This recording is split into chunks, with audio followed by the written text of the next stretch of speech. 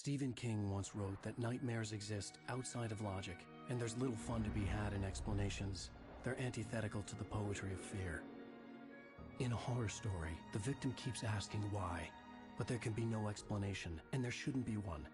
The unanswered mystery is what stays with us the longest, and it's what we'll remember in the end. My name is Alan Wake. I'm a writer.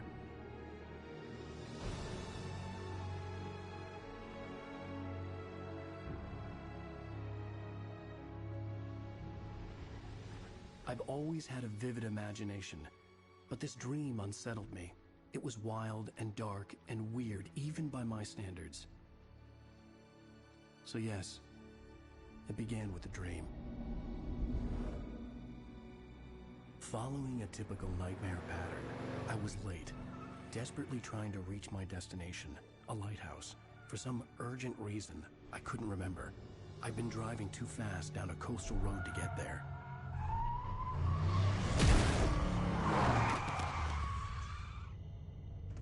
I'd seen the hitchhiker too late.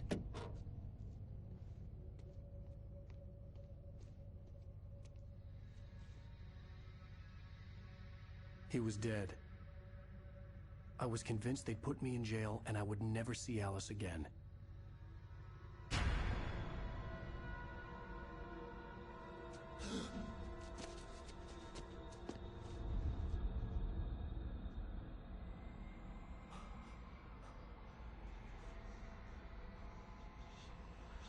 Suddenly, his body was gone. I was in shock from the crash. I could hardly stay on my feet. All right.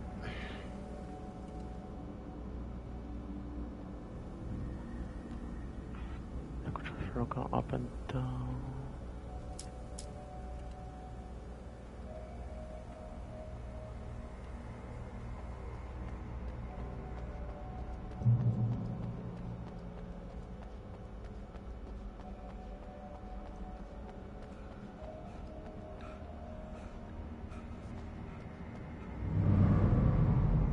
I had to go to the lighthouse. I knew there was something important waiting for me there.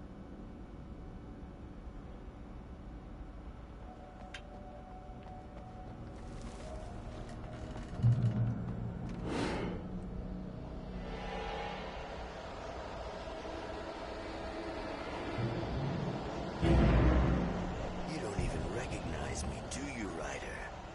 You think you're God? You think you can just make us stuff? I am God, bitch.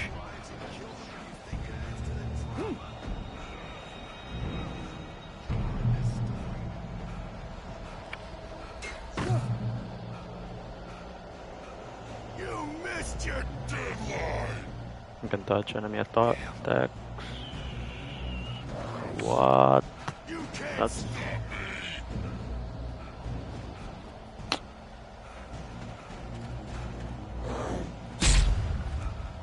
Yeah, alright. Oh. God damn.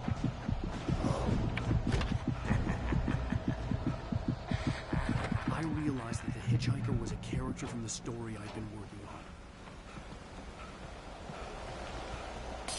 How does it feel to die by the hands of your own creation?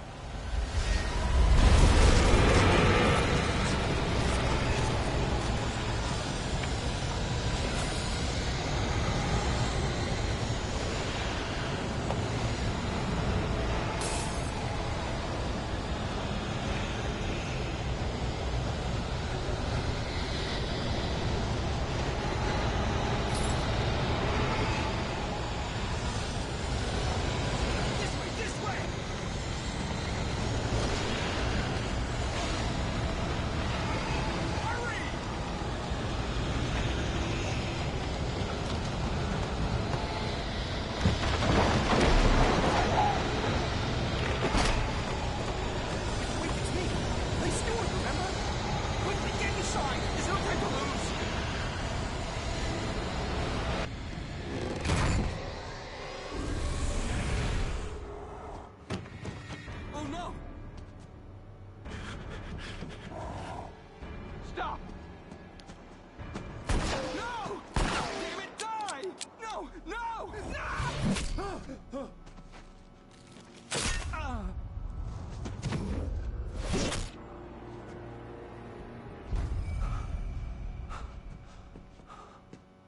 was trapped. There was no way out.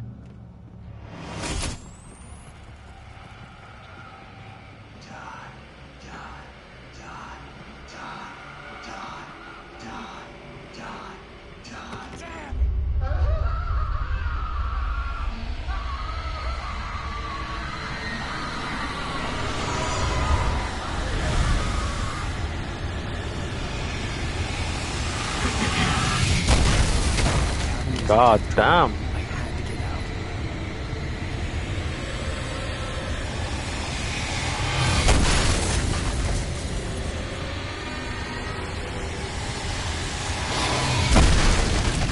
Oh, dude. Follow the light. Follow the light.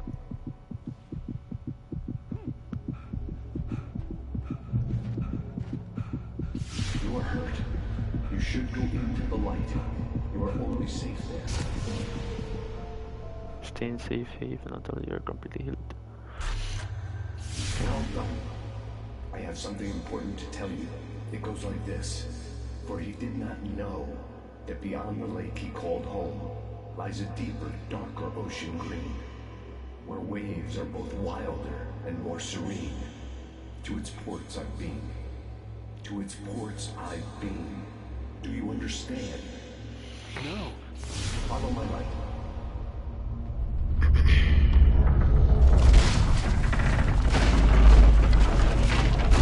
Oh god damn. He's a wizard. Fuck. It's sleeping now. When it feels you coming, it will wake up. There's no time. I can only show you the most.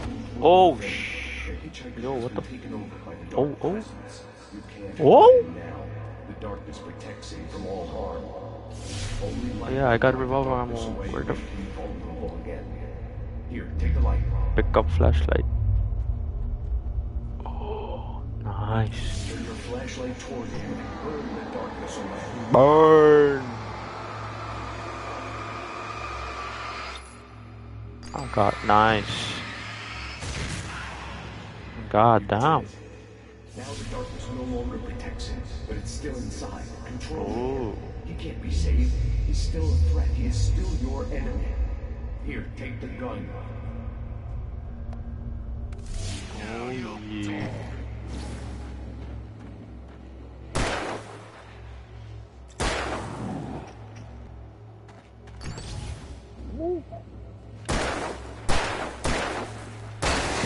God damn. Good. You've done well. Remember what I've taught you. That is all. I will give you back your dream now.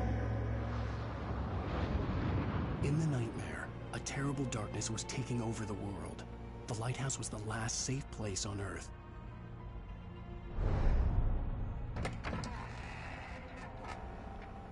Okay, wait. Okay.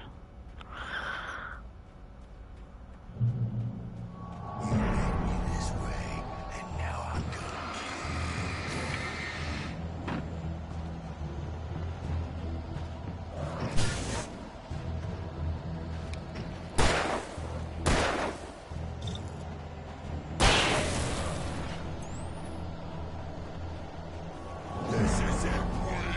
Oh, whoa. Wait. Well, I'm running. Ooh.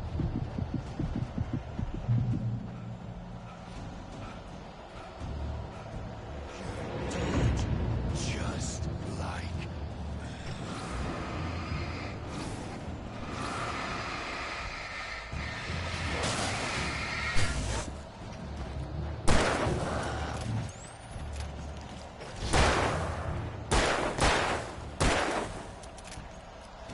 Damn, y'all eating bullets for days, bro. Alright, bet. Alright.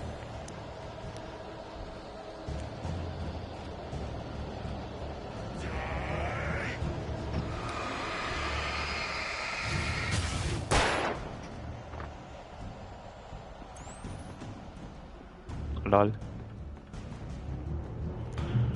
Alright.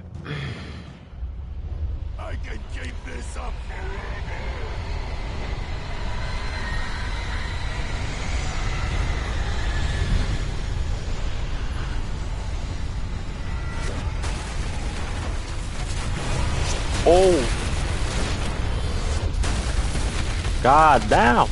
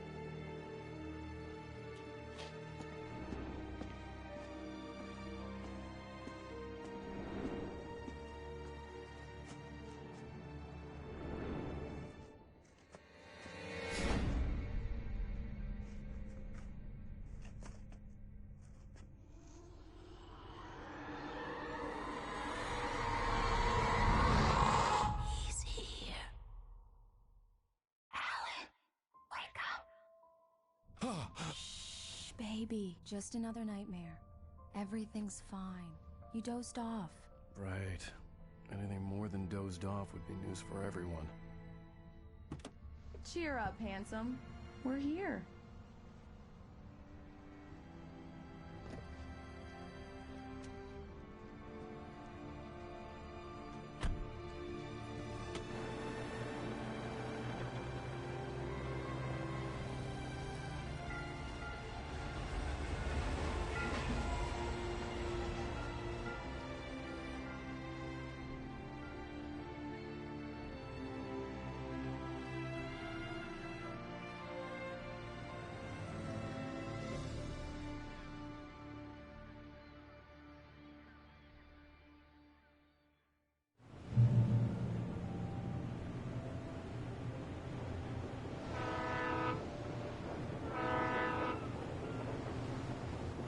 Let's act like we're on vacation. Go stand next to that old gentleman there. I want a shot of you with the town in the background. Sure. I'll even give you a title for the shot. A city boy, moments before he got eaten by a bear. Hi. Hello there. You picked a good time to visit our town. Deerfest is just 2 weeks away. Deerfest, huh? Did you hear that, honey? You have a lovely wife, if you don't mind me saying. I'm Pat Maine, by the way. Nice to meet you. Yeah, I'm Alan Wake. I won't pretend I don't recognize a famous writer such as yourself, Mr. Wake. A pleasure. I'm an avid reader myself. I hope this isn't too presumptuous of me, but I'm the night host at the local radio station. Any chance I could get an interview? Look, Mr. Maine, I'm on vacation. In fact, I'd appreciate it if we could keep my being here just between the two of us. I'm sure you understand. Fair enough. You can trust me to be discreet. Not a hard man to track down if you change your mind, though. I hope you two have a lovely holiday.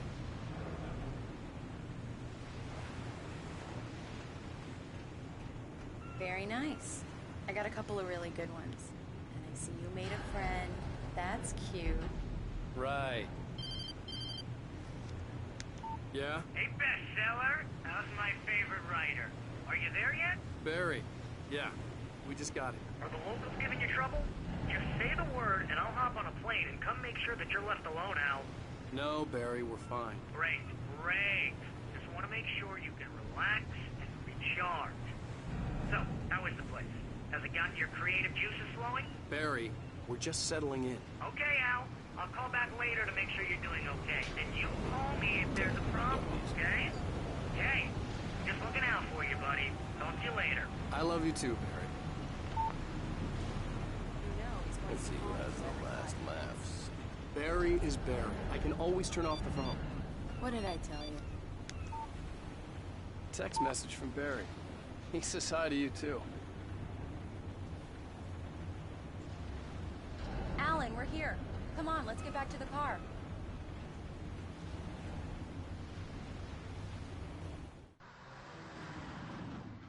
We need to stop at the local diner to get the cabin key from the landlord, a Mr. Carl Stuckey. He's waiting for us. I'll go fill her up while you get the key. I'll pick you up here in, say, 15 minutes? Sure. Alan, thank you for coming here with me. I love you too. Go on. I'll promise to behave.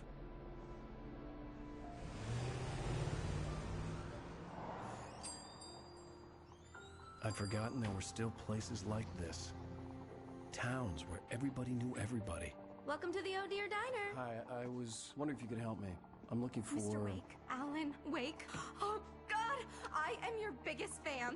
I know people say that all the time, but I really am. I'm glad to hear that. Rose. Rose. I'm looking for Mr. Stuckey. Carl Stuckey? Carl? Oh, of course, Mr. Wake. He must have gone to visit the restroom. He'll be back in a moment. I can't believe it. I've got all of your books. I got the cutout from the bookstore when they took it out of the window. And you keep it here. Well, okay. Good for you.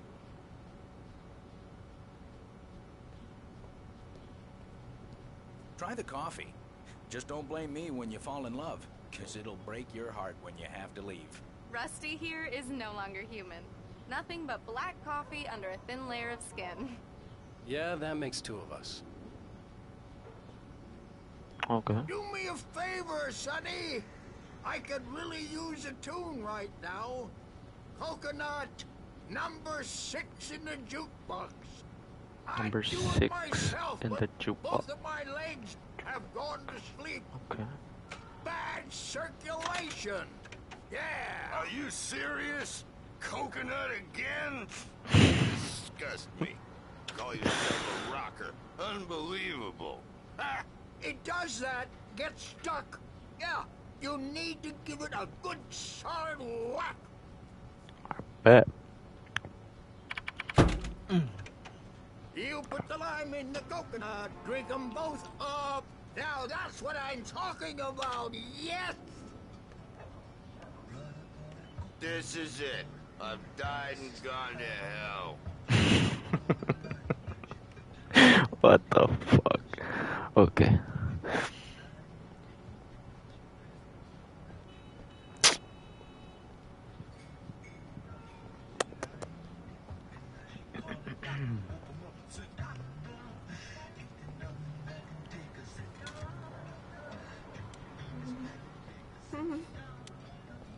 Hello. Don't go in there, young man. You can hurt yourself in the dark. I think I can handle it, ma'am. I didn't want to wait. I wanted to find You don't Stuckey, wanna die, to get the do key you? and get out as soon as possible. Yes, I wanna The waitress die. was giving me a headache. Overeager fans always did.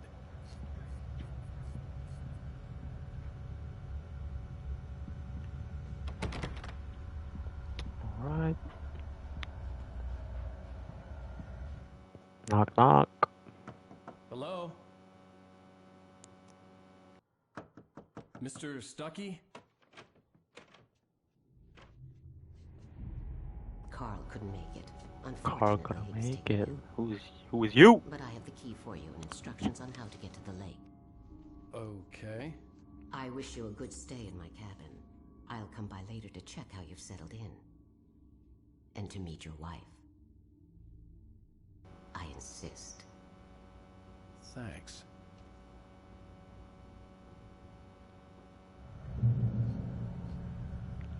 What the actual fuck? Alright. Cauldron Lake is a special place. How does she even know that I have a wife? What?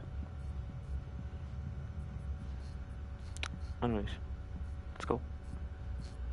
Leave the diner. You got lucky this time, young man. You can hurt yourself in the dark. This really ought to be fixed. And then I must remind Sarah to change the lights at the station. It's been too long already.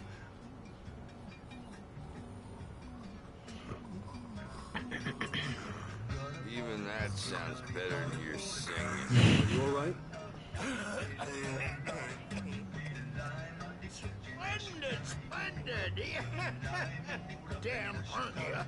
It swells up like a balloon if I lift anything heavier than a spoon. Yeah. Splendid, splendid. It's been a long time gone. Good to see you. Hey, you wouldn't happen to have a bottle on you, would you, Tom? I wish. The Andersons, they're, local musicians. We're waiting for Dr. Hartman to come pick them up. They wandered off from his clinic at the Cauldron Lake Lodge. Alright, I'll have to go. My wife is here. Mr. Wake. Mission accomplished. The key and the directions. My hero. I got some flashlights, just in case. Hey, wait! Mrs. Wake! Your keys!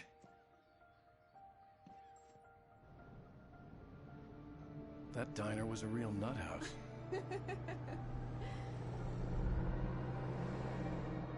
Can you believe this place?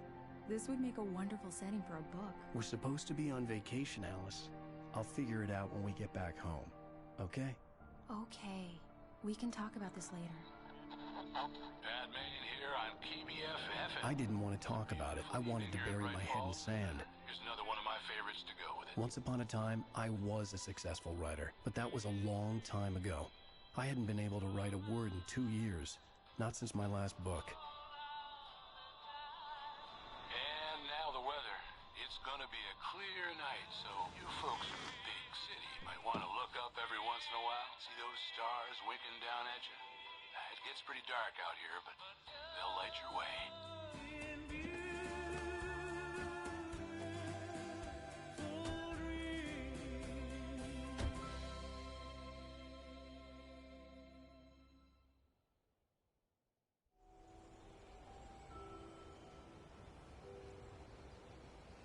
Wow. It's gorgeous, Alan. It's something, all right. Don't worry, honey. I'll get you inside safe and sound before it gets dark. And I've got the flashlight. I know. I'm okay. Alice had a phobia. The fear of darkness.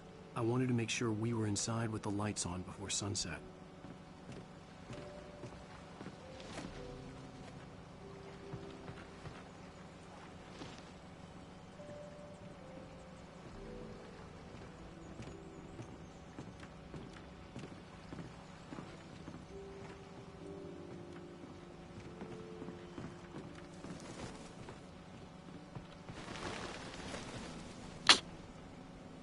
Yep. That's a bad sign already, bro. Crows. What the fuck is happening? Anyways. Hello? Man, Ellie. Oh, anyways. Okay. You're not a man, Alan. You should help with that bag, bro. What are you doing? Alright, let's go. The Here we lock. go. Let's take a look inside. It's dark in there. We need lights. Can you figure out how to get the power on, honey? Get the power on. Hello? Anyone here? It's in the basement. No? Okay, down.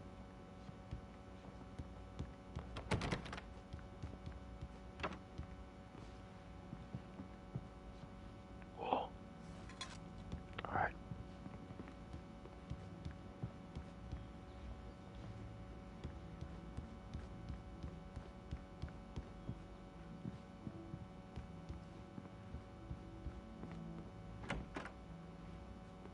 For a moment, the oppressive feel of the nightmare I had seen on the ferry returned.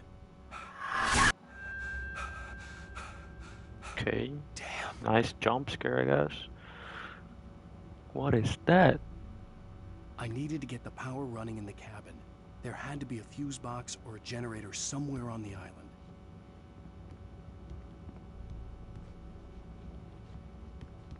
Fuse box or generator somewhere on the island. The cabin looked like a time capsule from the 60s, or even earlier. Where's the generator, bro?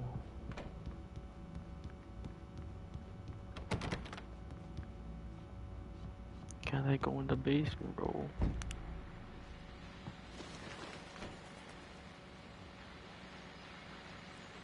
What is this? The Deerfest guests have already started to arrive. Just ran into one on the ferry. Famous artist, no less than... Wait, is the generator in there? Wait. The power cable goes to that shed over there.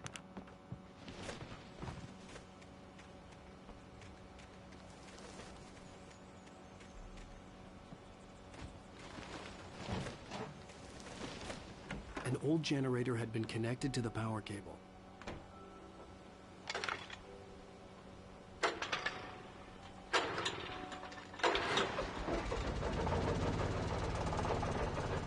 Let there be light. The lights are on! Good work, honey. I'll freshen up a bit and start settling in. Thank you. I'll look around a bit. Yo, wait, what? Sure thing! Have fun! The island had once been the site for... What? It was Okay. a beautiful place. I told myself I could rest here, sleep here, and forget about my work.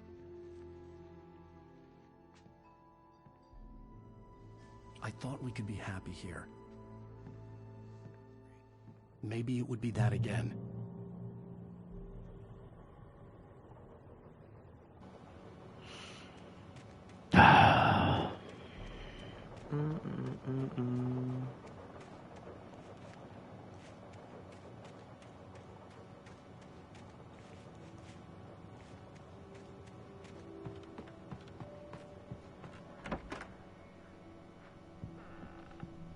Alice?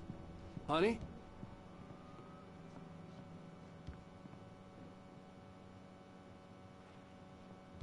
Alan, I'm upstairs. I have a surprise for you. I wanna go to the basement, bro.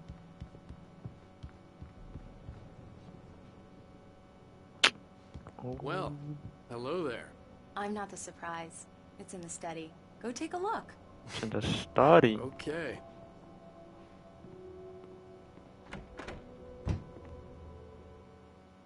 Surprise! Alice, what is this? I guess I have a small confession to make. I thought maybe you could write here that a change of scenery would get you past... Damn it, Alice, everyone keeps... Hey, just hear me out. There's a local doctor, Dr. Hartman. I read a book of his. He has a private clinic here. He specializes in helping artists. Maybe So now you want to get me committed? No, it's not like that. That's not... Alan? Nice. Nice. Don't! Just don't! I don't want to hear it! God damn it, Alice! God damn it! I knew she wouldn't follow me in the dark. I needed some time alone to think things through.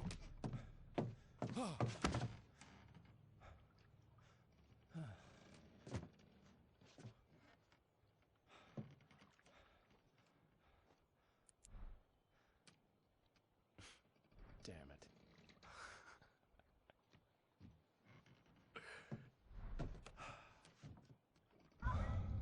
Alice? Alice? Alice! The cabin had gone dark. Run, All bro. the lights were out. What the actual fuck? What the hell?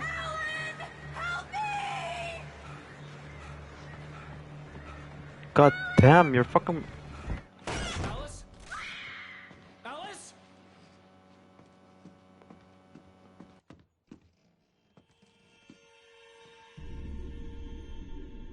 Oh no!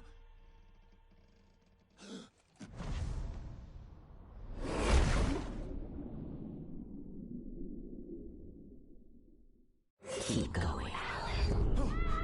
Wake up. Alice?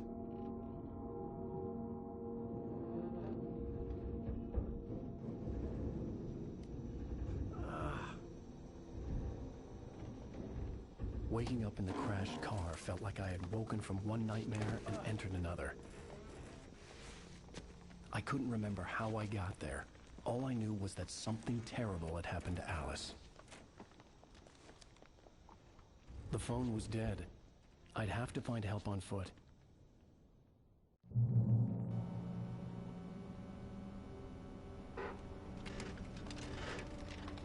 Among Alice's things was a book, The Creator's Dilemma, by a Dr. Emil Hartman.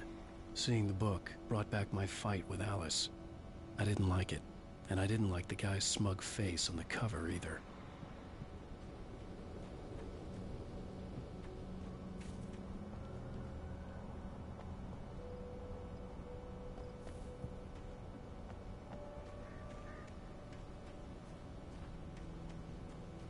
The gas station was my best bet. They'd have a phone I could use. It looked like a long hike through the forest to get there.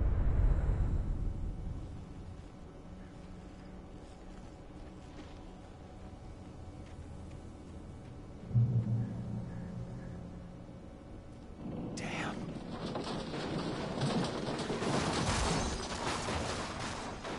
Oh, nice.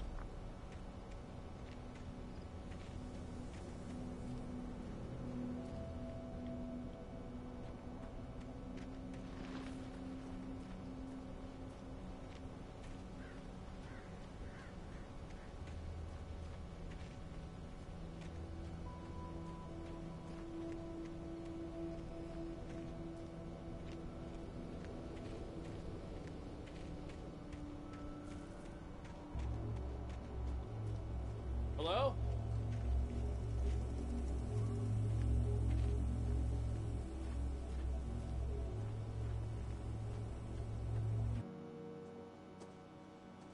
Hello? Someone there?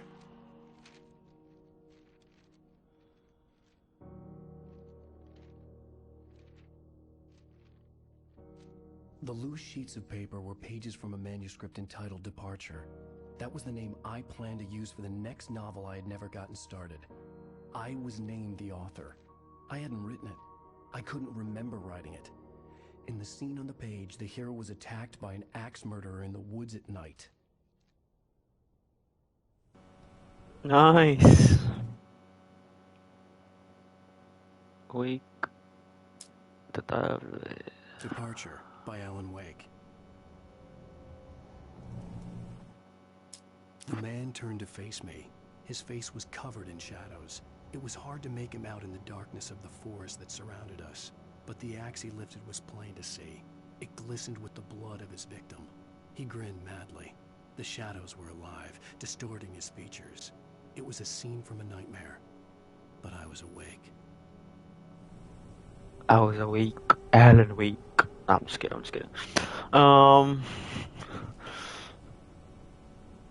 We gonna go. Oh yes, I can.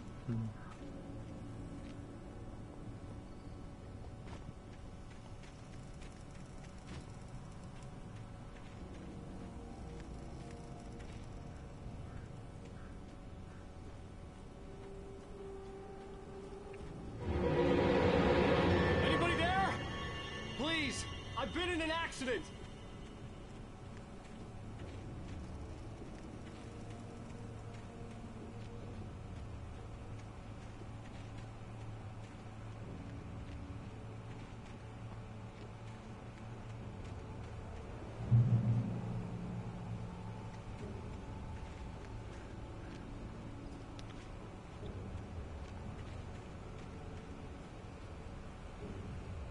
The lights up ahead were a good sign. Maybe I wouldn't have to hike all the way down to the gas station to find a phone.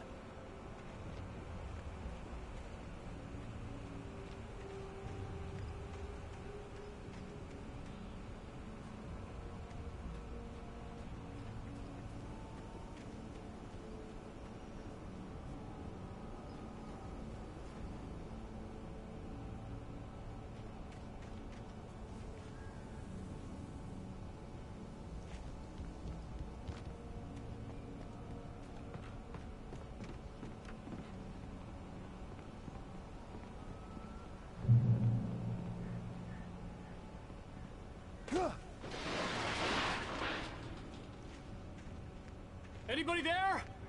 Please, I've been in an accident. Hey! Hey, you! Phil! There's been an accident. I need help. Listen, Deposit. I need to... Premium cabins for rent in Oh, hell. Carl Stuckey. Pleased to meet you. Non-refundable reservation deposit required. Fair and square. Fair and square.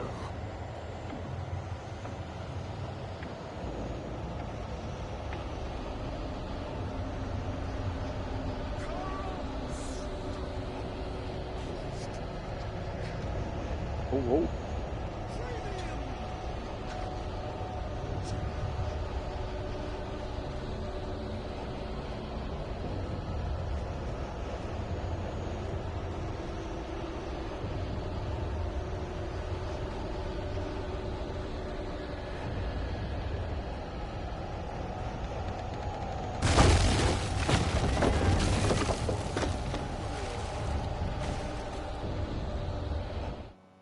The Taken stood before me. It was impossible to focus on it, as if it stood in a blind spot caused by a brain tumor and eye disease. It was bleeding shadows like ink underwater, like a cloud of blood from a shark bite. I was terrified. I squeezed the flashlight like my life depended on it, willing it to stop coming any closer. Suddenly something gave, and the light seemed to shine brighter.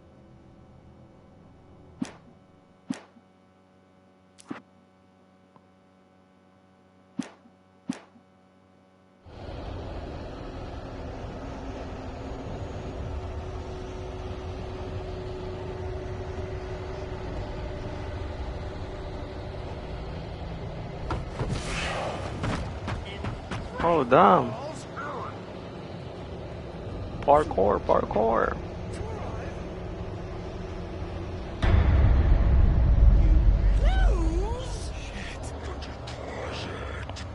Oh. Shit.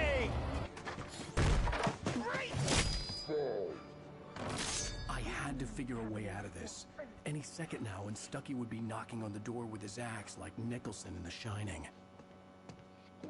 Oh, alright. Alright. Switch the weapons and throwables. Capture more ammo. It's the latest thing. Incontestably proven. Great Falls Sheriff Station. Hello? Hello? Nice. You can see the sights and keep those cholesterol. The spot.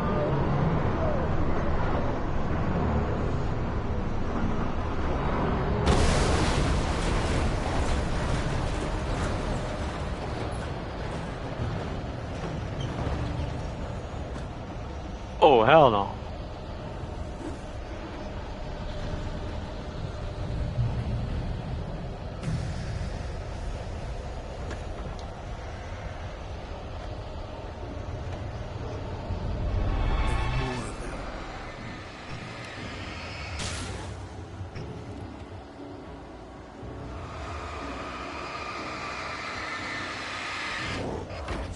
Whoa, nice.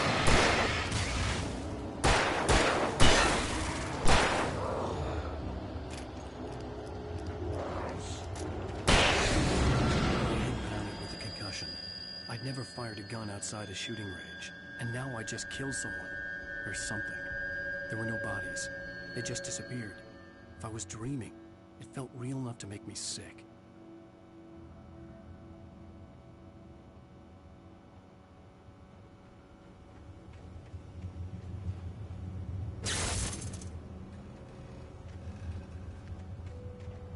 The dark forest was the last place I wanted to go, but I had no choice. I had to get to the gas station.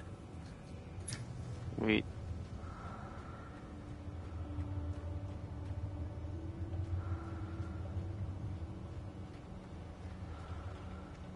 Eerie hand-painted graffiti was revealed by my flashlight. Someone had hidden a chest of supplies near it. Ooh.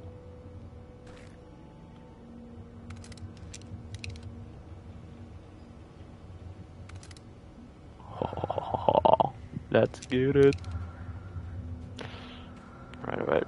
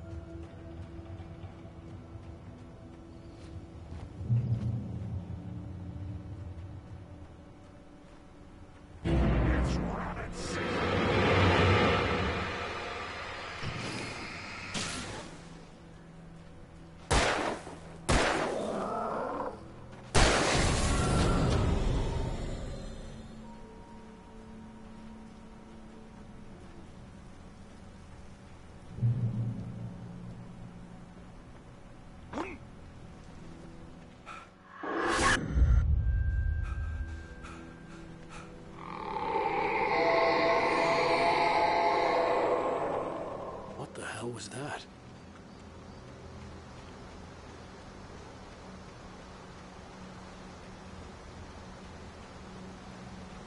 When I saw the river below, something uncoiled itself inside my head. I realized that I'd have to find a way across. I didn't even want to look at the water.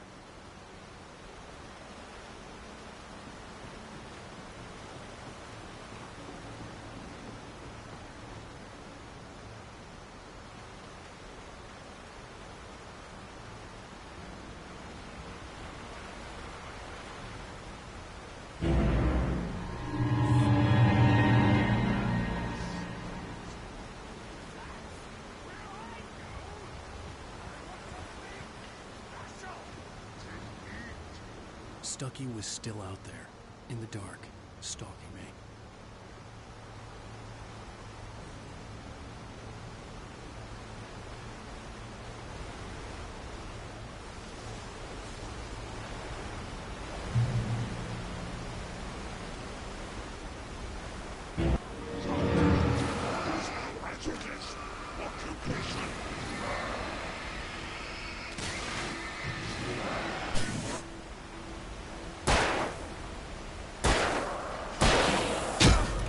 Whoa! Alright, bet. Whoa, what? Nice.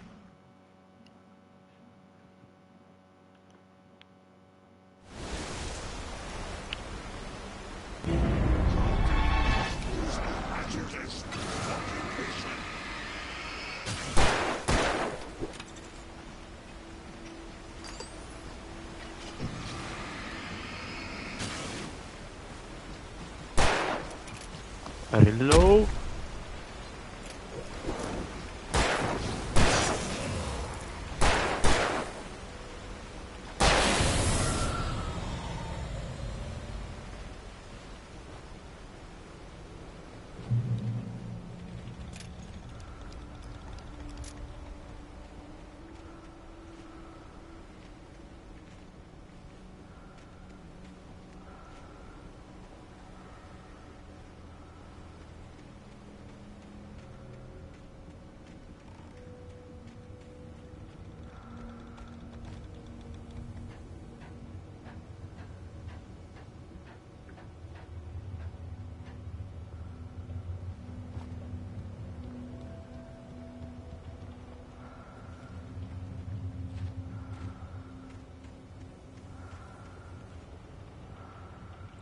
Taken. They're taken. Are filled with darkness. Okay, the Taken are filled with darkness. Oh!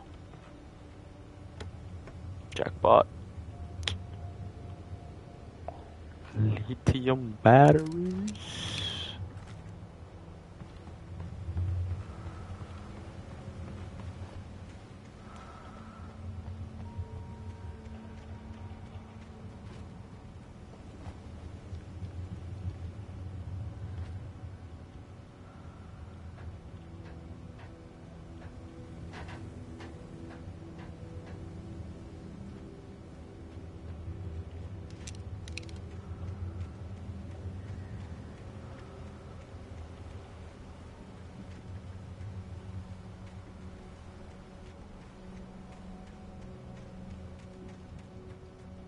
The staircase was broken.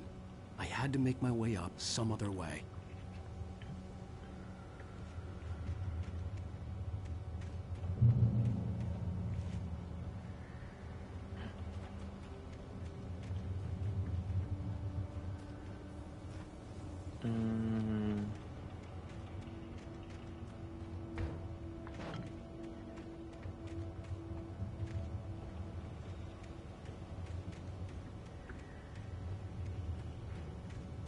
Oh.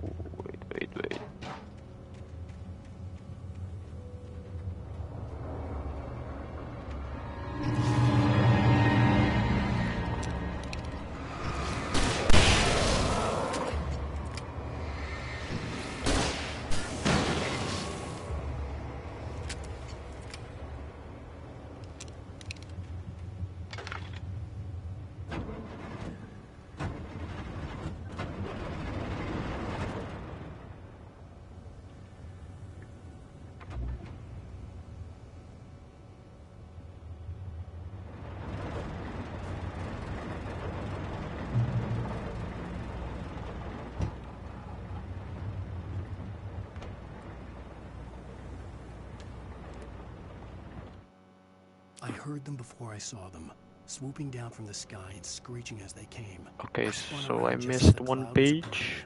For an instant, I stared into 100 dead eyes, black pearls glittering in the darkness. I raised the flashlight and the swarm exploded like fireworks. Feathers burned, turned into ash. I couldn't hear my scream above theirs.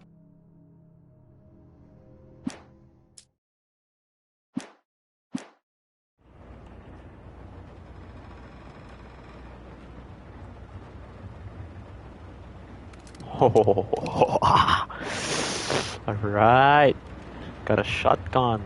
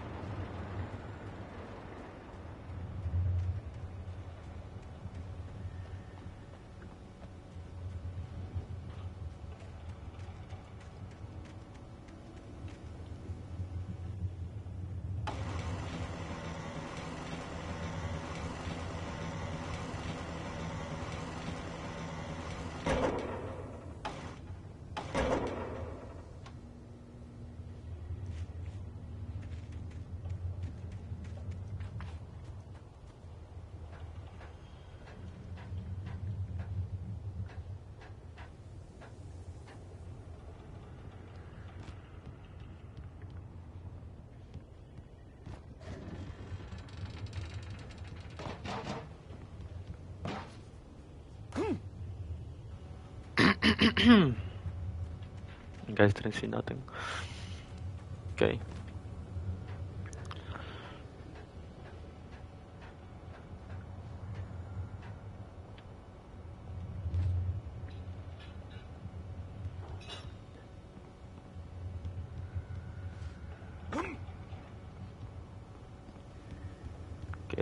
Okay.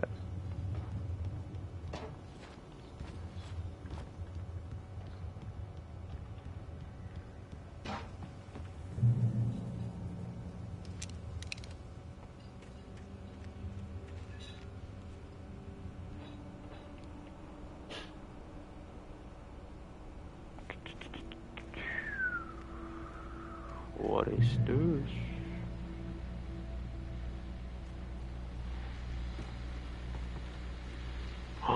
Shotgun ammo, sailors. Well, I was just outside for a breath of fresh air, and what a night. I know most of you are probably in your beds by now, but if you're still up and around, take a moment. Step outside for a spell and breathe in deep.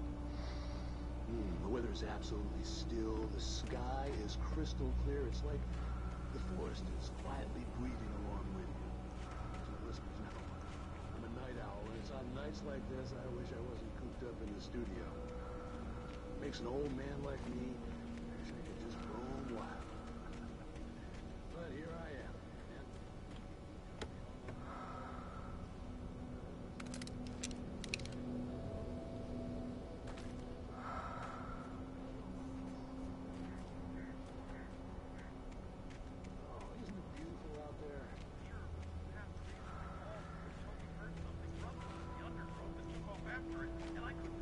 Probably a rabbit.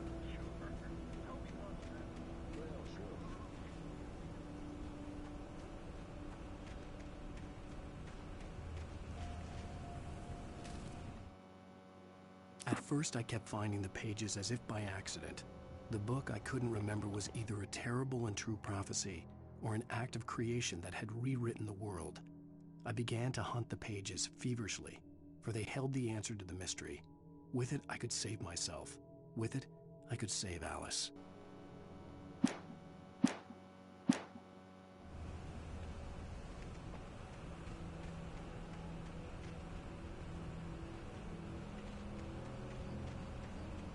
The gas station was closer now, its light welcoming in the darkness. Paul makes the best calls in the state. Belly Burster is the best with no calls. Monster Dog is second best. The famous dog is...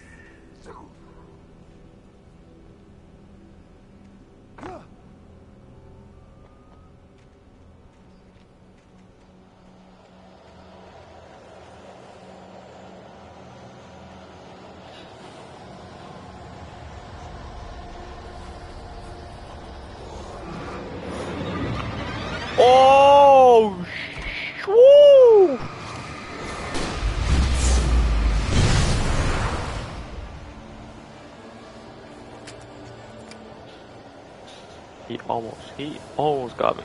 Safe haven, okay.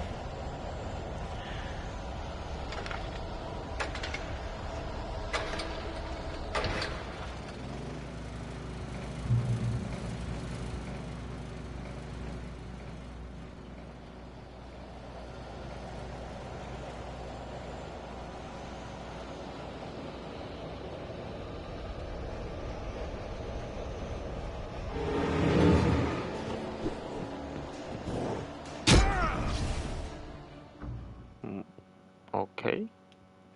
Fell off the cliff. Okay, so I have to go.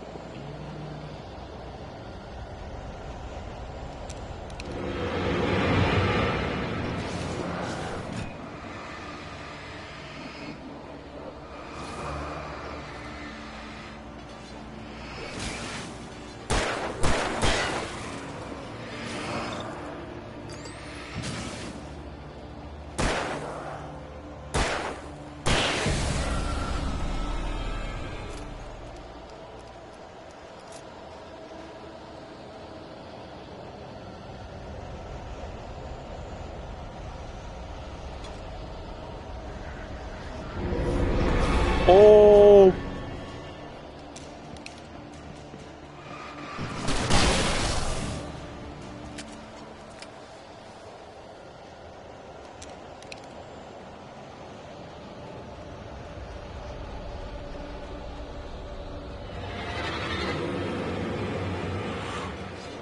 Oh!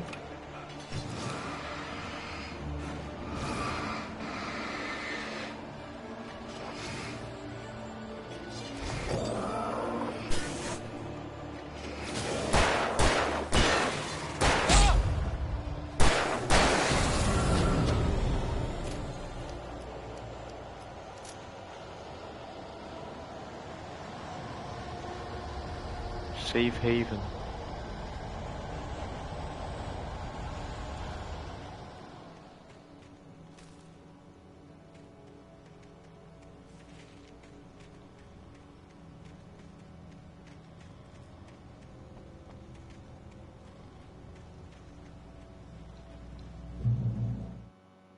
I stepped into the gas station's garage. It was dark and quiet. The place was a mess. It looked like someone trashed the place or that there'd been some kind of fight. Light spilled into the room through an open door at the back, and I made my way toward it. Without any warning, I was blinded by a bright light. An old portable TV on the shelf had come alive by itself. Impossibly, I could see myself on the screen, talking like a madman. Because you are a madman, bro. What is this? Oh! Nice, nice, nice, nice. Okay.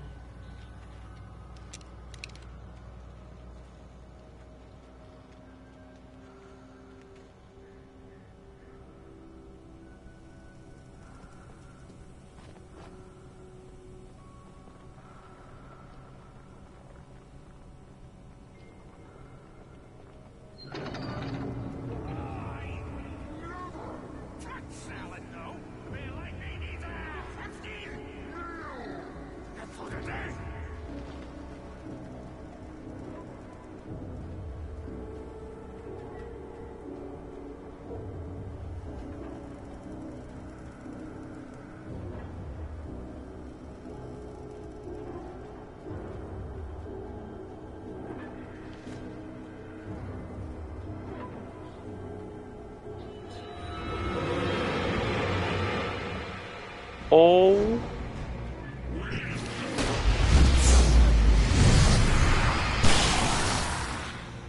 Nice. Triple kill. Triple kill. Let's go. Alright. Shit.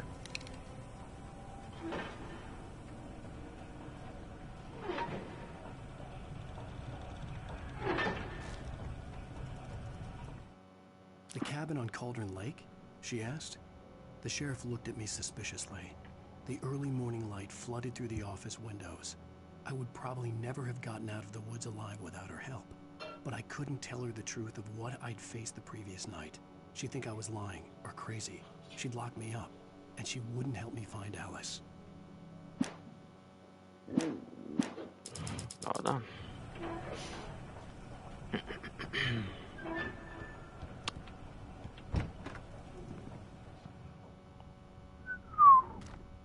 What? Got more batteries. Okay. Shotgun ammo. Science. It bestows immortality on those who advance it to elevate all of mankind. Newton, Einstein, Sagan, princes among men. But the price for such a legacy is steep indeed. In Night Springs. Tonight's episode, Quantum Suicide.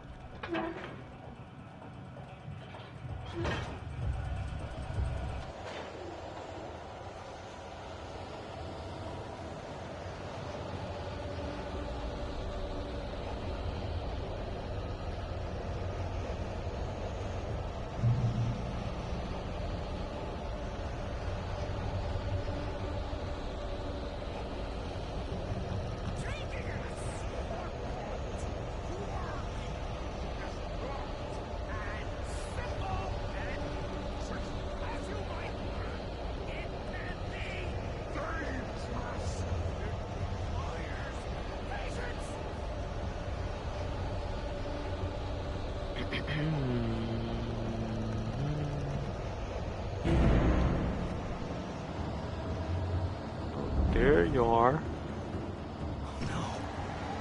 Even with the ancient takes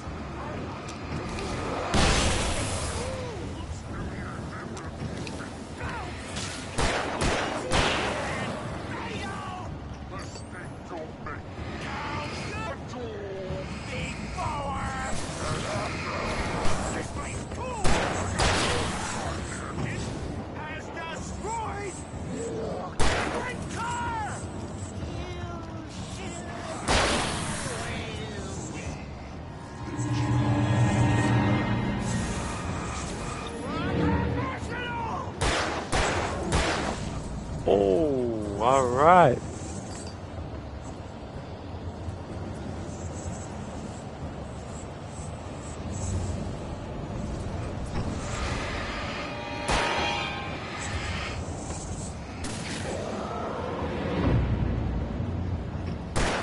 Come here, boy.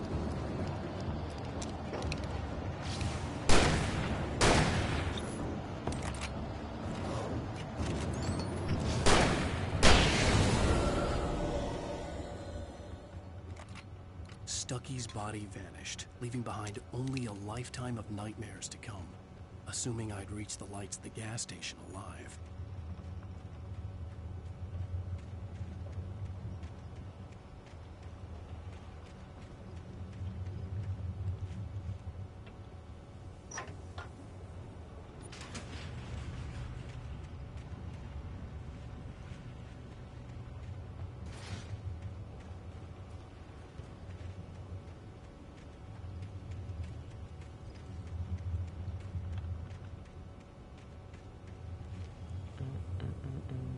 Okay. No.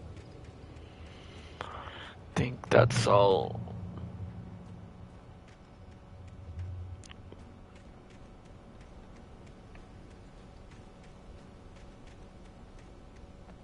I recognized the parade float I had seen in Bright Falls when I first arrived with Alice.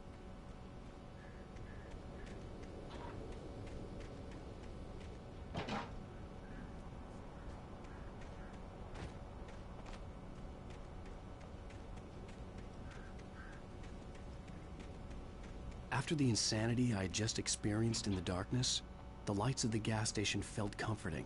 At least for a moment, the sane world reasserted itself. Checkpoint reached.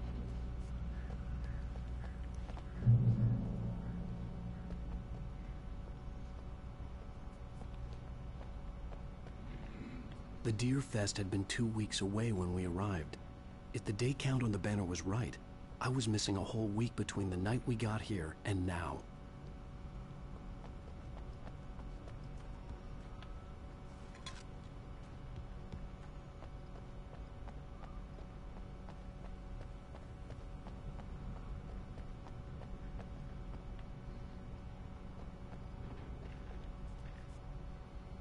The garage was a mess.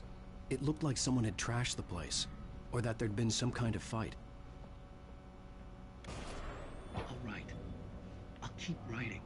Outside, there's only darkness. Outside the cabin, outside the story, there's only darkness. I can feel her presence in the dark. Just now, I could smell her perfume in the room. I'll reach her. I'll fix it up. I'll bring her back. The story will come true. If I stop, she's lost. I don't believe this. It'd been me on the TV, talking crazy. Was I losing my mind? Yes, you are losing your mind, bro. No, I'm just playing. Special offer with coupon. Oh. Read. 68 annual Deer Fest, September 15 to 18th. Games and activities.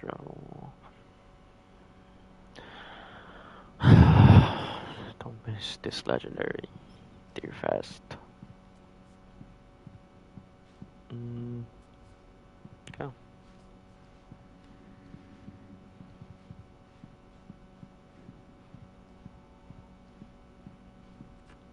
Just the phone. Great Falls Sheriff Station.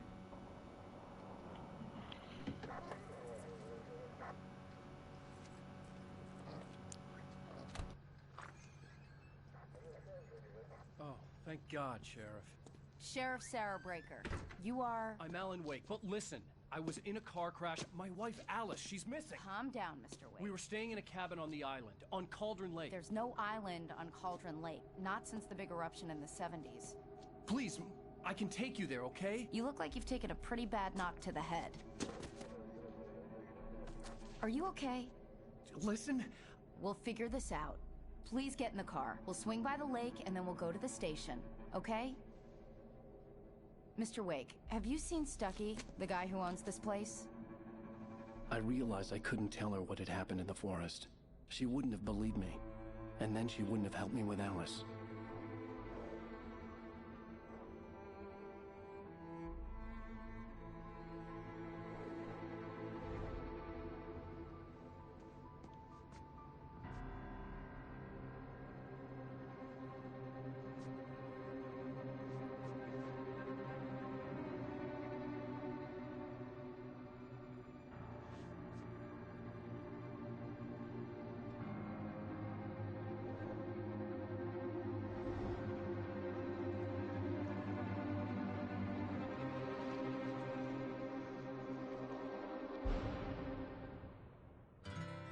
Candy-colored clown they call the Sandman tiptoes to my room every night, and just to sprinkle stardust and to whisper, go to sleep, everything is all right. I close my eyes, then I drift away into Previously on Alan Wake. I came to Bright Falls with my wife, Alice. Thank you for coming here with me. I thought maybe you could write here. I don't want to hear it! God damn it, Alice! Now, she's missing. Alice? Alice? I woke up behind the wheel of a crashed car. I'm missing a week. I was attacked by shadowy men straight from a nightmare. The sheriff took me to the lake Alice and I had stayed at. But the cabin had disappeared.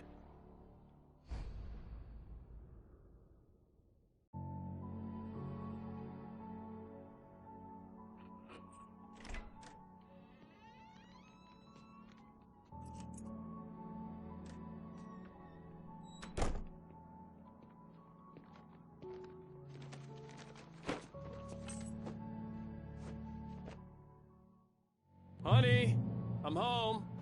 Honey, I'm home, I'm home. Worst weather I've ever seen. You should put some coffee on. It'll warm you up. Switch on the coffee maker.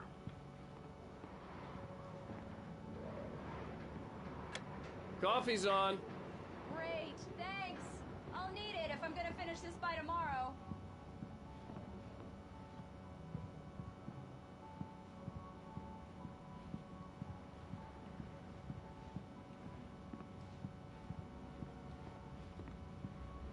Oh, hey, I just finished those cover mock-ups. They're on your desk.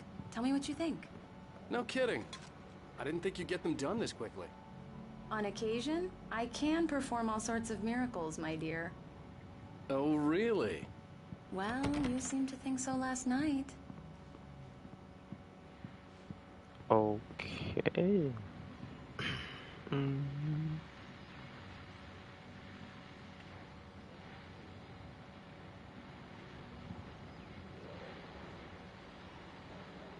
These look really good. Oh, sure, until Barry gets his hands on them. Which, by the way, will happen over my dead body. The last time was the last time. Oh, and speaking of Barry, he called. Alan! Damn. Alan, please check the fuse box. I'm right here. I'm on it, honey. Please hurry.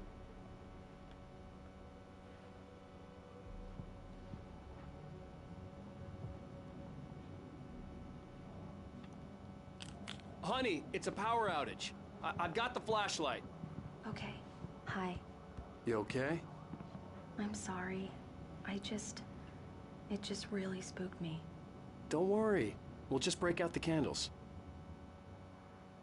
I know it's stupid, but it's just... especially when I'm not prepared for it, you know? It gets to me. I love you. Tell me a story, writer. Okay. I used to have these nightmares when I was a kid. The dark really spooked me, too. When it got really bad, my mom gave me this old light switch. She called it the clicker. The clicker, huh? Yeah. If I ever got scared of the dark, I could just flip the switch and a magic light would scare the monsters away. Oh, sure. Here it is. Alan. Maybe it'll help you, too. Yeah, nice story, writer boy. You made that up right now, didn't you? No. Seriously. I love you, even if you are a liar. Thanks for this.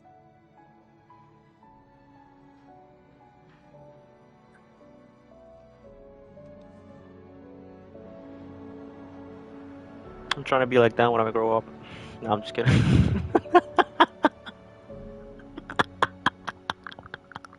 I can't take anything serious, bro.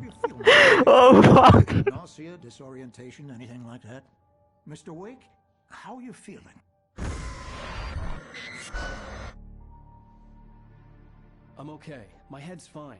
I had to lie about my headache and memory loss. He'd send me to a hospital for tests. I couldn't leave without Alice. Very well. I don't think you have a concussion, but you've obviously been through quite a shock. You should take it easy for a couple of days. Thanks. Well then, Mr. Wake, we're done here. If the pain gets any worse or you experience any other symptoms, you should come see me. I'll let you get on with it then. Sarah, Sheriff Breaker, is waiting for you. She's very good at her job. I'm sure she can locate your wife in no time. Doc Nelson was the image of a small-town doctor. Sheriff Breaker had called him to the station to take a look at the cut in my head. I'm sorry I had to cut your morning fishing short for this, Doc. Oh, she's a beauty, ain't she? Not the biggest I ever caught, if you can believe that coming from an old fisherman like me, but she's right up there. Now, she's a largemouth bass, which is what you're after if you prefer a lure. Now, if you want either trout or salmon, on the other hand, then it's fly fishing for you. You a fishing man, Mr. Wake? Oh, doesn't really matter, I suppose. But it can be very relaxing out there. You can't get me off the water this time of year. Closest thing to heaven. I'll take your word for it, Doc.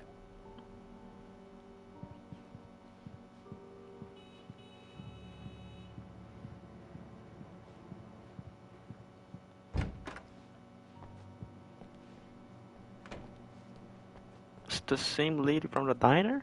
Thank you for testing the lights, Miss Weaver. Everything seems to be fine. I don't have the luxury of being complacent, Deputy Grant. The bulbs will need changing soon. You can't change them in the dark. I'll be sure to take care of it, Miss Weaver. Have a nice day now. Very good. I'll come back later on. Leave Miss Weaver alone, bro. Alright. Let's go to set. Wait. Oh, read. Missing. Have you seen this man? Okay. Oh.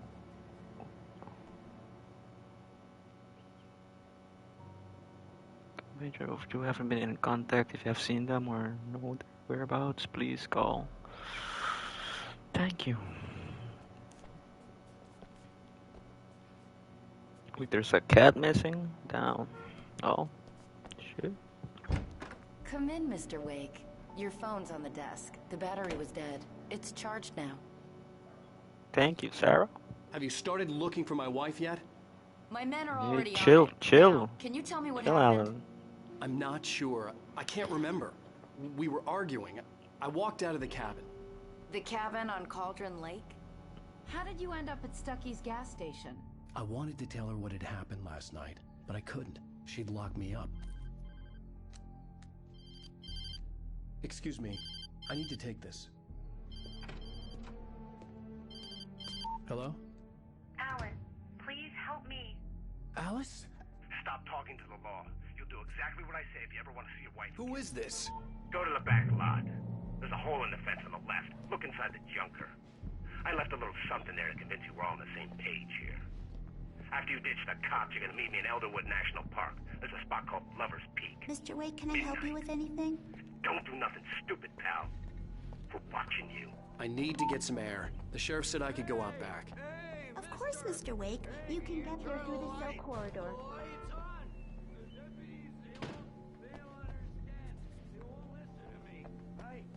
Hey, you! Can you help me? Can you turn the lights on?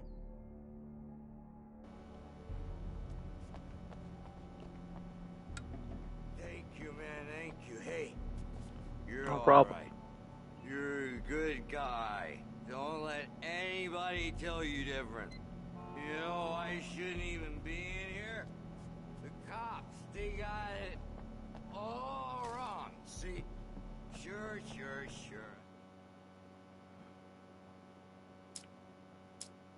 It's true what they say about the fall and the sudden stop at the end.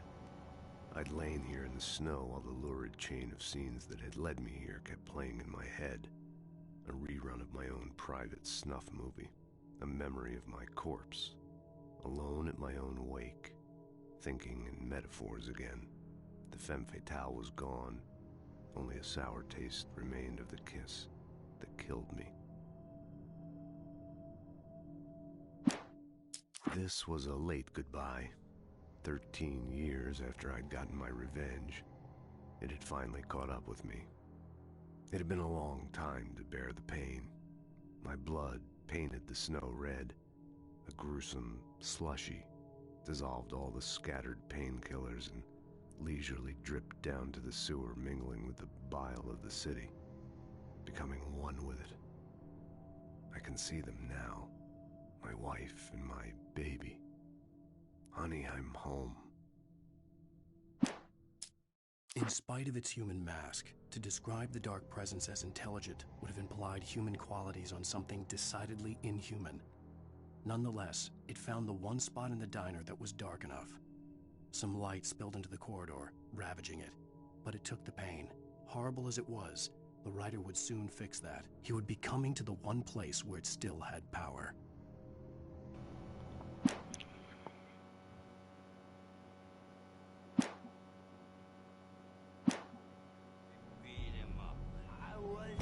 The early morning light hurt my eyes and made my head ache. The man on the phone had said, "Go through the fence on the left." Well, folks, it's been another long night, and it's about time.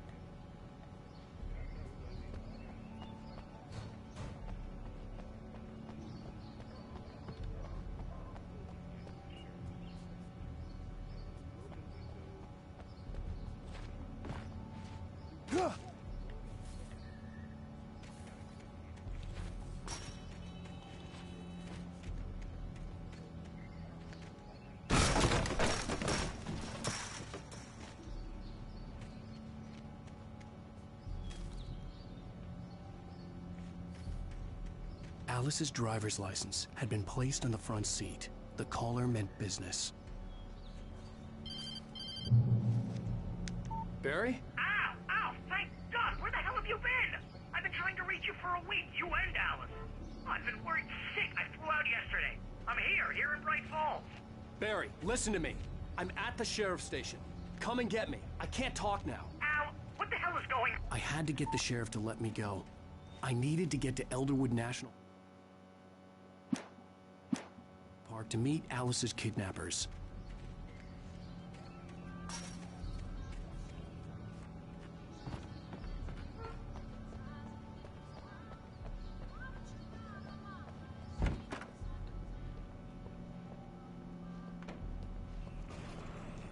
A writer is a light that reveals the world of his story from darkness, shapes it from nothingness. The way a sculptor carves a statue from a block of granite. If I stop, the world I'm making dies. Darkness will reclaim it. It's a long, hard journey into the dark. Alice's life is at stake, but I can't think about that, or I'll lose it. The dread lingers at the edge of perception. I'll push on. Anything is possible here. I'll write the story. I'll save her.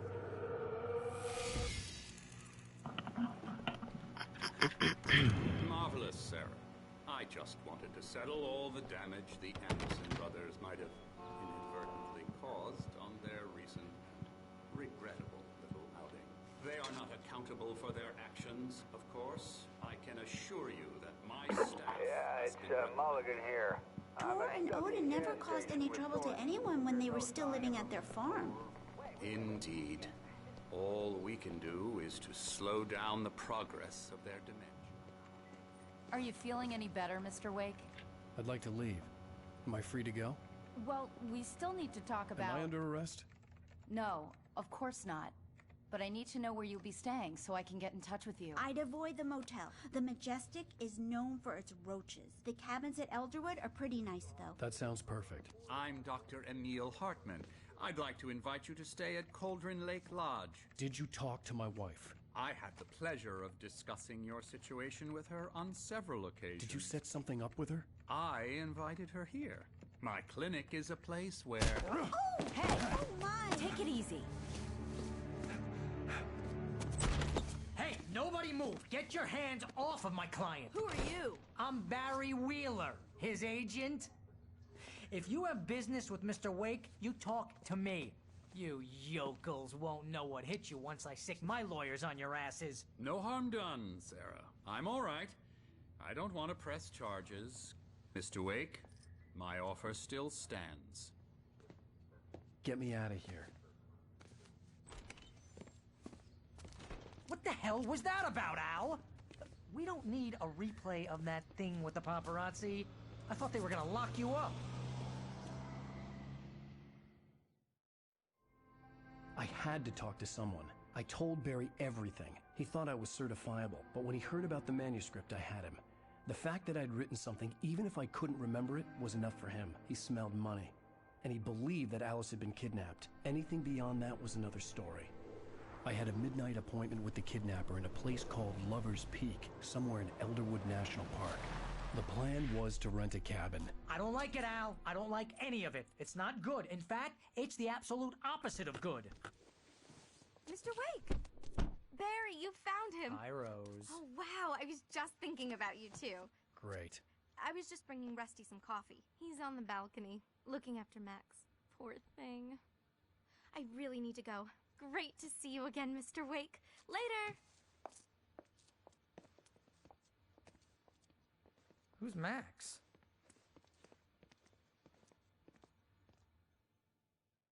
What an airhead. Jeez, Mr. Takes a swing at everybody. This is not her fault.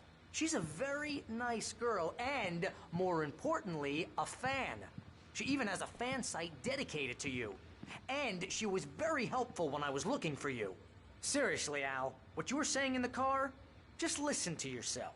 What, you shot a guy? and his body just disappeared? When was the last time you slept? Are you high? Have you been drinking? No! Look, Barry, I'm missing a week, and someone's got Alice. Do you and understand everything's just... what it sounds like when you say stuff like that? Don't get me wrong, it's a good story, could be a bestseller. But when you start confusing fiction with reality, you're buying yourself a ticket to the funny farm. All right, wait here.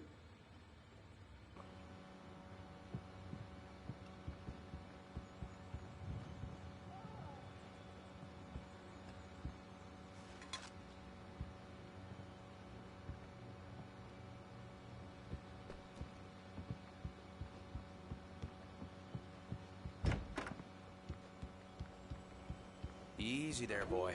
I'm almost done. Hey, Rusty, right? You rent cabins. Oh, Mr. Wake. I'd shake your hand, but mine are kind of full here. Actually, I'm sorry about this.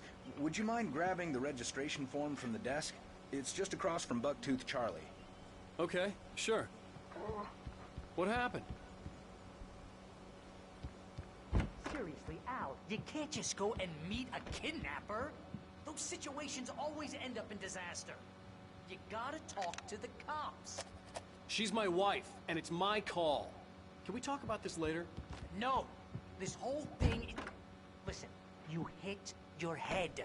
I mean, geez, Al, come on. You gotta understand how crazy all this sounds. If you're trying to pull a joke on me, freak me out, it's working. Ha ha, let's have a laugh on Barry. Well, you had me going there real funny, Al. You can quit it now.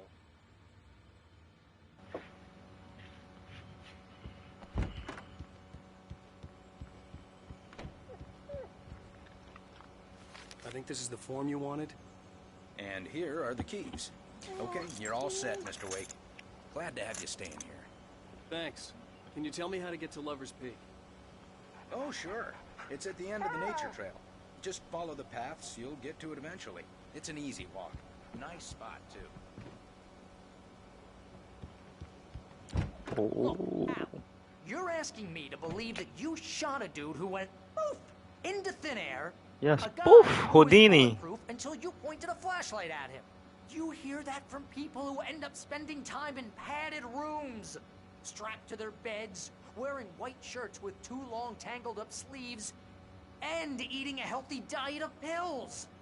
Al, you make cruel jokes about people who believe that kind of stuff. You're the skeptic. You gave me an hour-long lecture on homeopathy last month. What was it? If there's no proof, it's pure bullshit. Period. Guess the laugh's on me then. Al, come on! I mean, okay. Okay, maybe something weird happened to you, okay? Well, thanks for the heartfelt vote of confidence. All I'm saying is you gotta throw me a bone here, bestseller. What would you think if it was me? There's no way you should be going out at midnight with a gun. No one asked you to come here, Barry. Either work with me on this or go straight... Okay.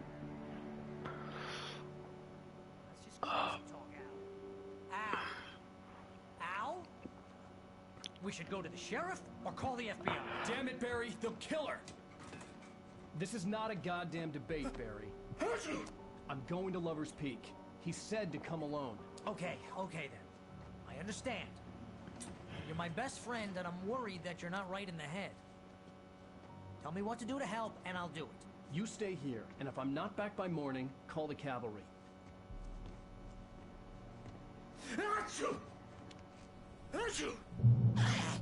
Just be careful with the natives, Al. These yokels are dangerous. Everybody hates a tourist, or it'll be deliverance all over again. Bless you. Oh, this place is trying to kill me. I'll bet there's mold in here, spores, poison ivy, God knows what. This is so not worth a 15% commission.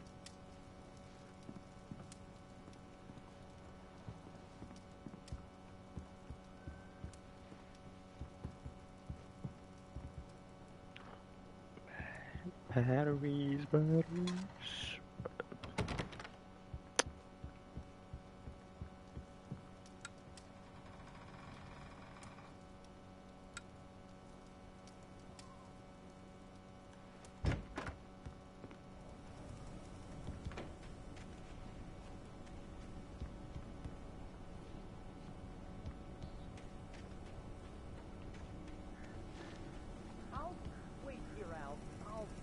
found the fort.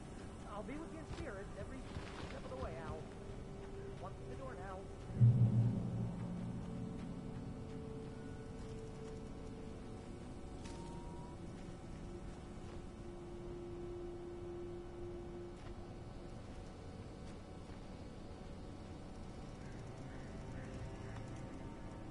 Barry had the keys to the car he rented.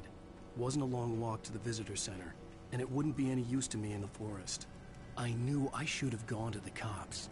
This wasn't the smartest thing I'd ever done, but I was still angry with Barry for trying to talk me out of it. These people had called me right in the sheriff's station.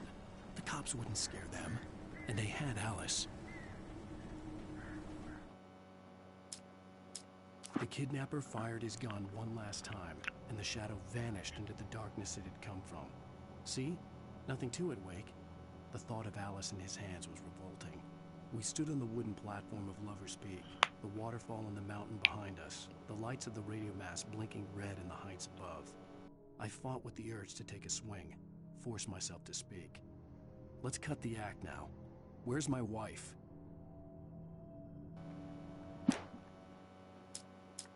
Barry had never gotten along with Alice, but he knew Alan loved her with an almost frightening intensity. And now something had happened to Alice. And here was Al armed with a gun and saying things people got put in padded cells for. It was as if his friend had experienced a massive psychotic episode and was now totally disconnected from reality. It scared the shit out of Barry.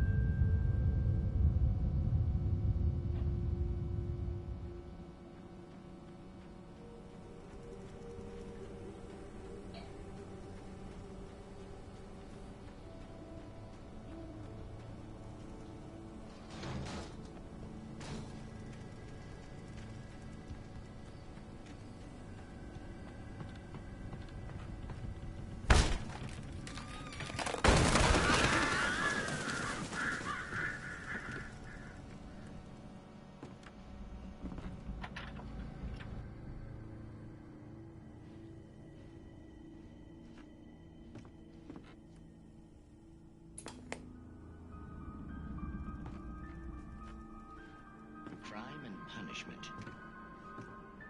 The cancer and cure of civilization. But some crimes are impossible to punish, especially in Night Springs.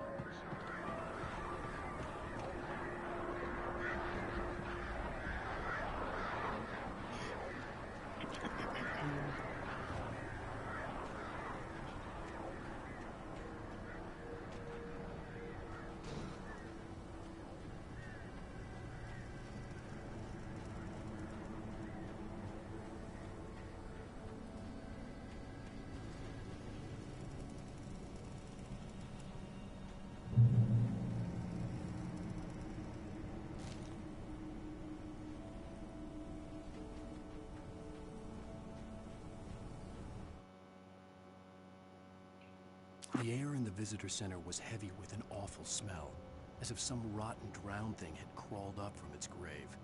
Rusty kept coughing blood. My eyes were drawn to the twisted shape of his broken leg. The attack had been vicious. Max whined in his cage. Rusty's eyes were wild with fear and terror. He gasped.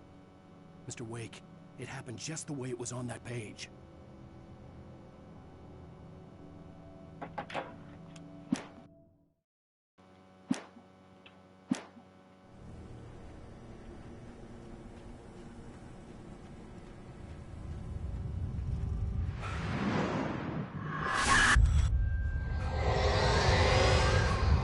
Vision left me weak.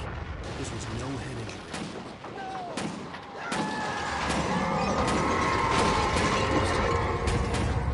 Rusty, hang on! I'm coming! Please, help me! Rusty! Anybody? Help me! Help! Help me! You're out of breath, bro. Yeah, bro. I'm back here. Hey. Mr. Wake? Oh, hell. It happened just the way it was on that page. I found. Came true. It knew. So dark. It'll come back for me. You must... The lights. In the office. I have the key. Okay, Rusty. Hang on. I'll be right back. Whatever did this couldn't be far. Rusty had found a page from the manuscript. It would help me understand what had happened.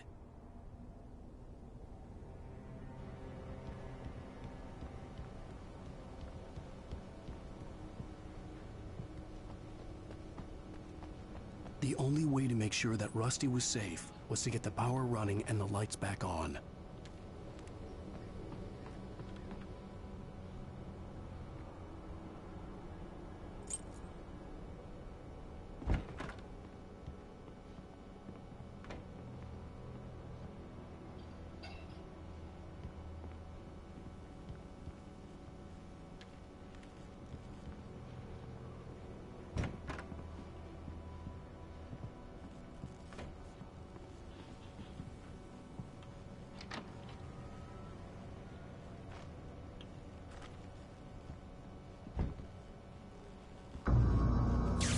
Too late. Someone had destroyed the circuit breaker. There was no way to get the lights back on. Shit. Rusty! The ground was covered with oily patches that looked like liquid darkness.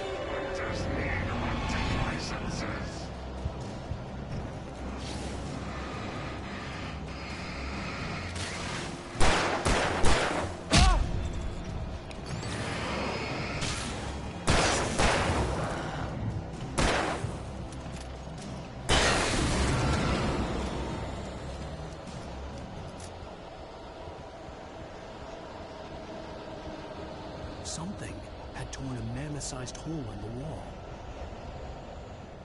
Please! Don't feed the animals!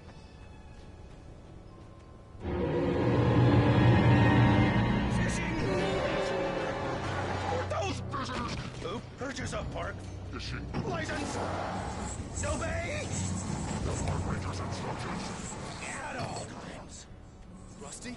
Rusty, no! Never. Oh! Never approach any other closer than pets must be leashed.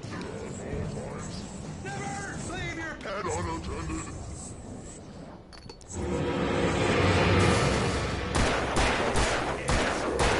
Sorry, Rusty. I'm sorry, bro. God damn, you know how to eat bullets, bro. Oh, well, here's Johnny.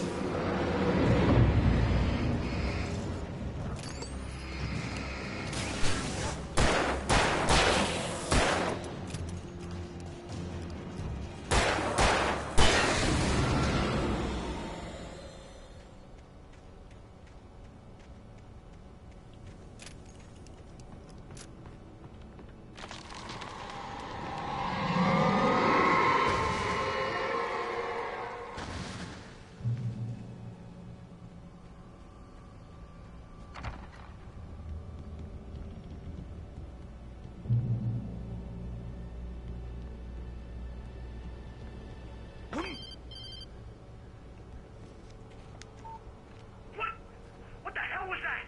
I saw it from the window. I saw something. Forget about it, Barry. It's just me going crazy. Oh, jeez. Oh, jeez. You're not crazy. I wish you were crazy, but you're not crazy. Ow, be careful. Stay in the cabin. Don't open the door for anyone. I mean it.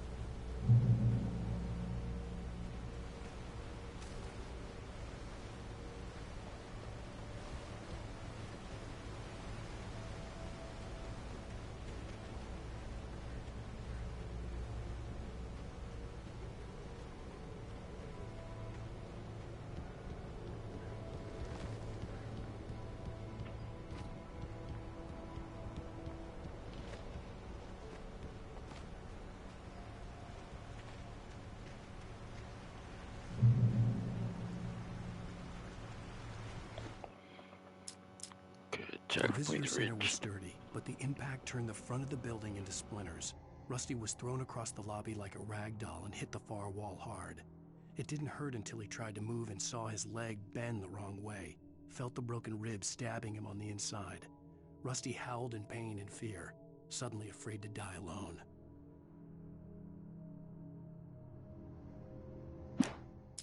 At the last instant, I changed direction and threw myself down. The axe splintered the trunk of a tree. I stumbled into the pool of bright light. My lungs burned. I was too exhausted to move. I tensed as I waited for the killing blow, but it never came. I raised my head. Nothing moved in the darkness beyond. For the moment, bathed in the cold light, I was safe.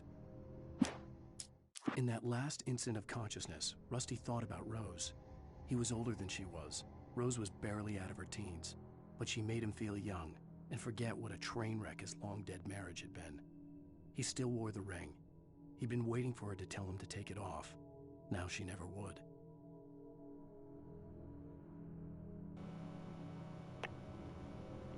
Okay, so Rusty and Rose had a... Okay. Lover's Peak was at the far end of the nature trail. Hold on.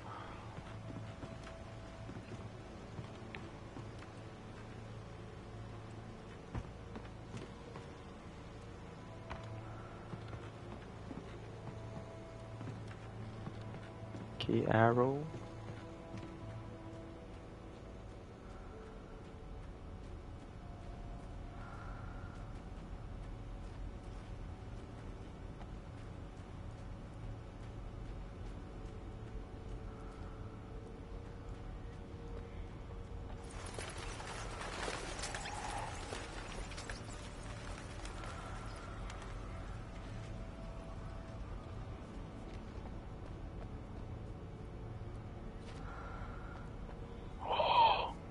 Shotgun.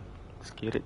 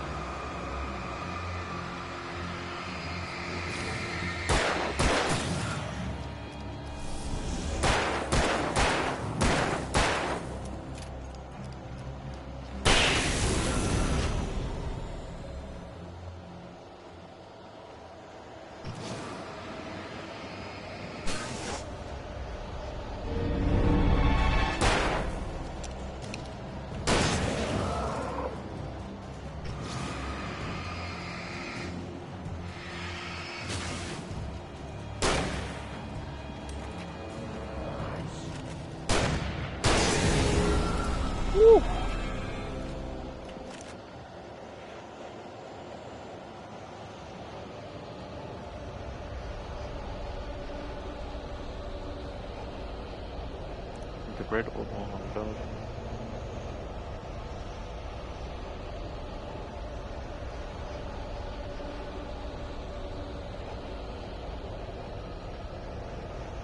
Okay.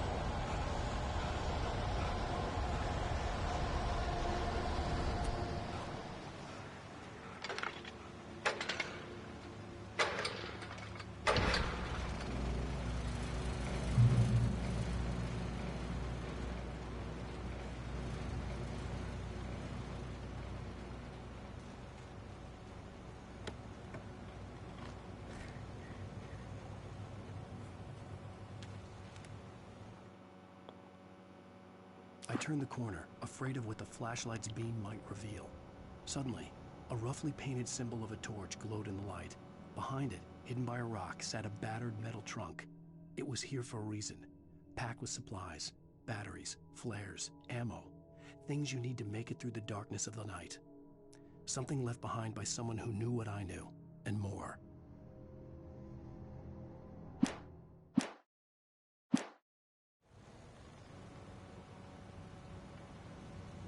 Okay.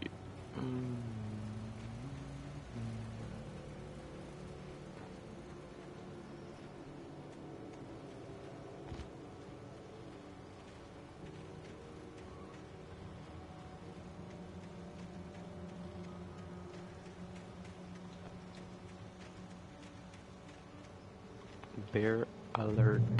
Nice.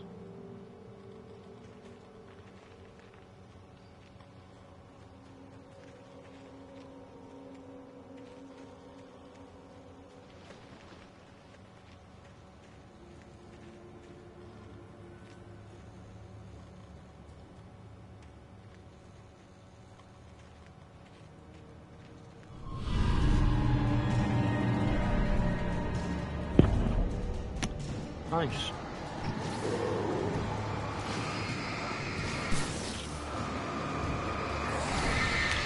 Oh! Oh! Oh god. Damn, I got jumped.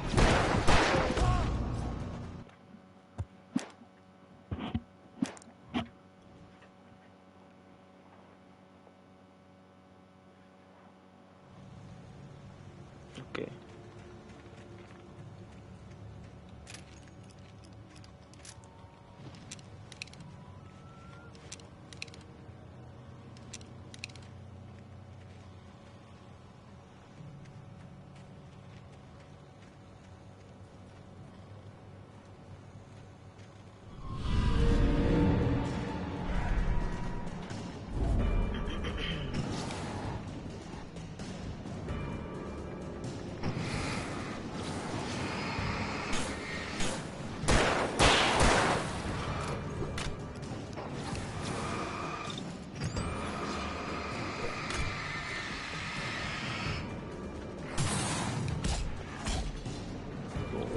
Chill out.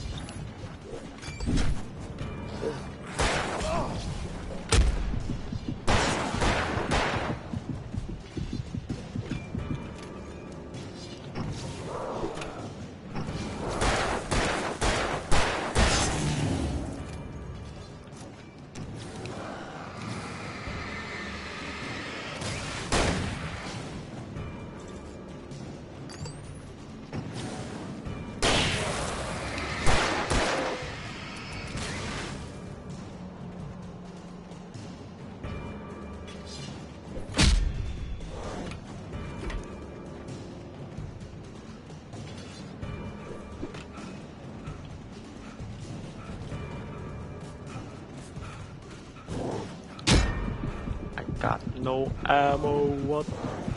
actual fuck?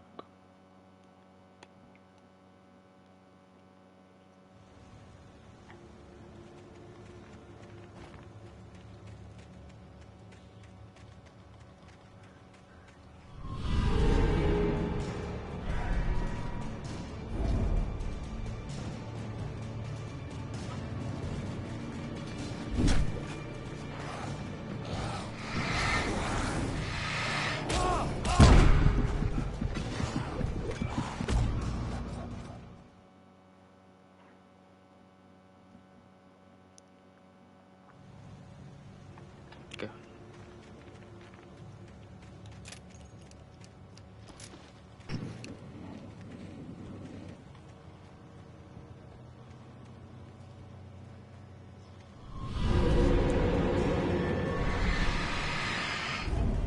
Okay, so there's a light switch there though.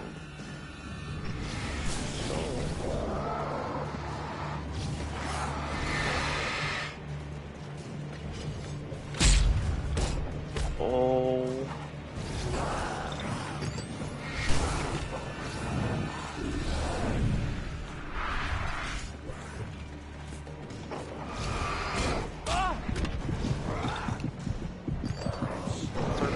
Battery. Shit.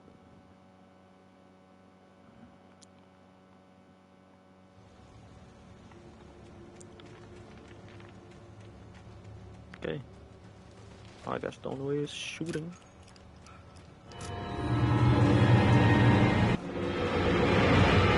Yo, what? There wasn't a cutscene. What the? Okay.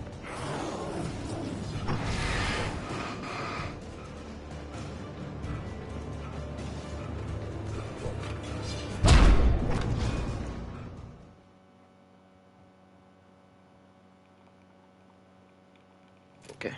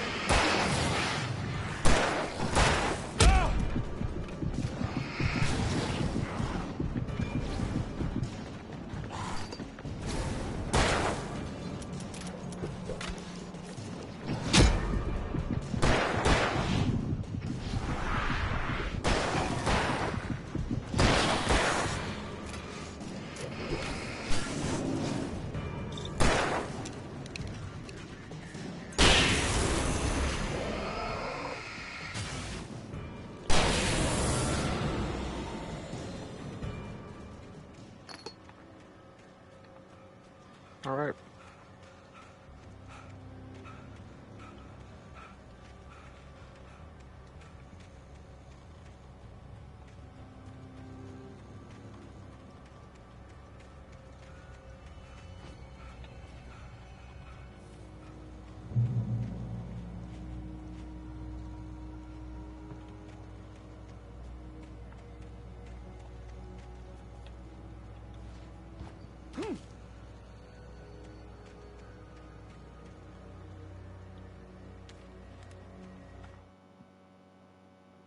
Agent Nightingale didn't want to be in Bright Falls. These little communities revolted him, and he didn't like the trees or the coffee. He now knew that impossible horrors lurked behind the storefronts and smiles. He desperately wanted to turn the car around and just drive until he passed out or ran out of road and booze. But he had a job to do, He had a rider to catch, at any cost.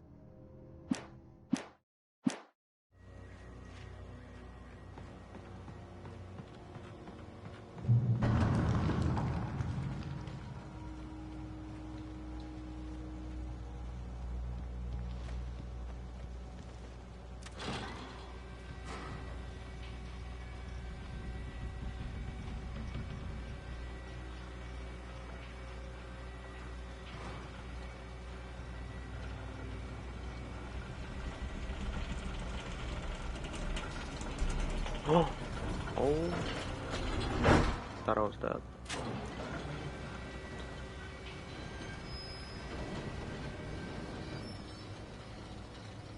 Shit.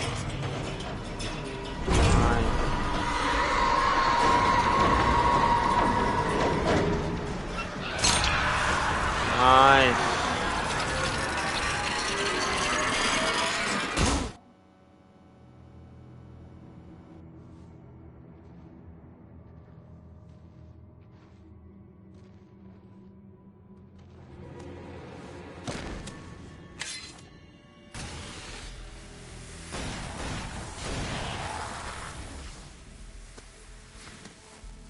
Come on, we gotta get moving. More of them coming.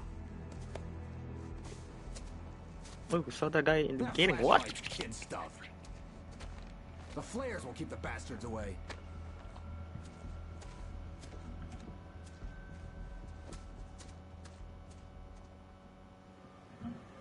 You can see them too?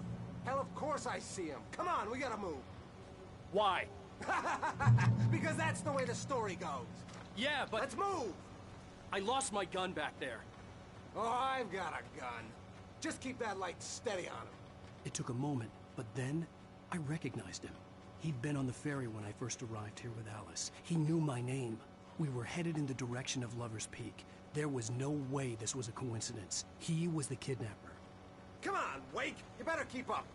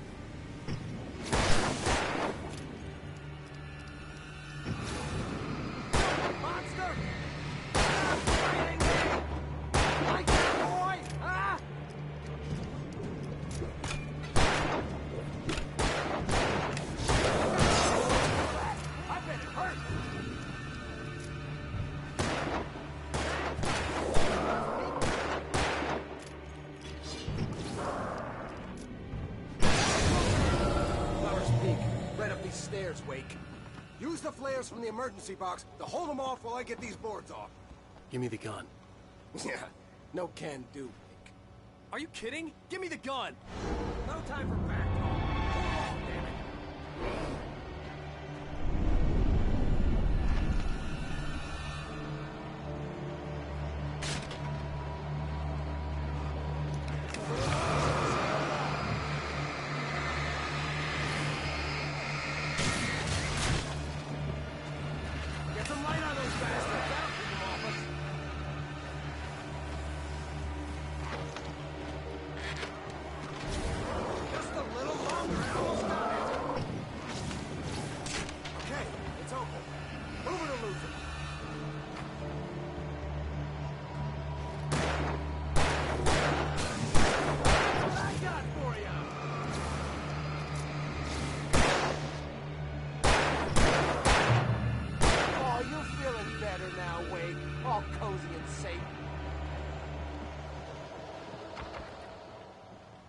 Better get ready.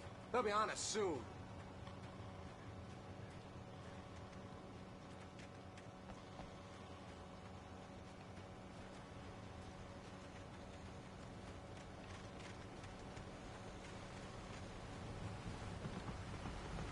This is it, Wake. The last stand. There's more players here. Get ready. We fight them as long as they keep coming. Give me the goddamn gun! They're coming! That's not how this goes. Get with the program, Wake.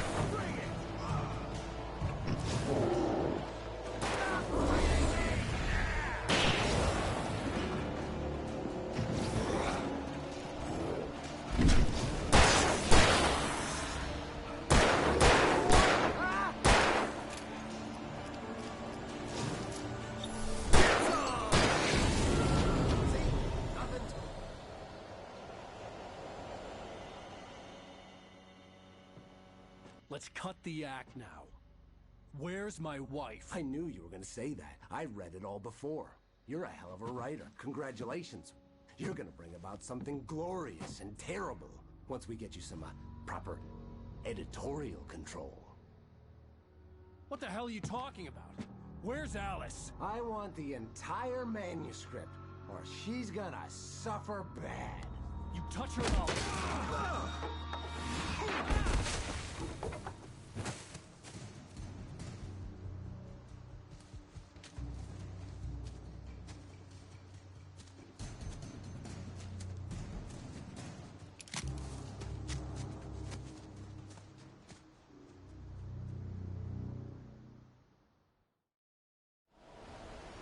You're gonna give me the manuscript, or you'll be sorry.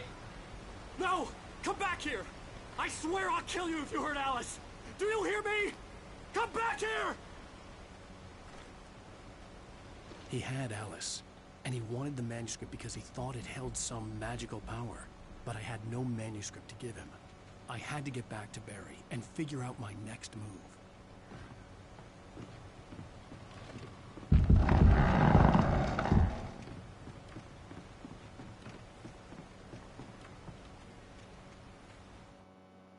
On more than one occasion, Alice had tried to explain to me how it felt to be afraid of the dark. To her, darkness wasn't simply the absence of light, but something more tangible than that. It was something you could touch and feel. Worse than that, it was something with a mind of its own, something malicious and malign. For her, things changed when they were wrapped in darkness. They turned into something else, something foreign, and nothing was safe or innocent anymore. I'd never really understood what she meant, until now.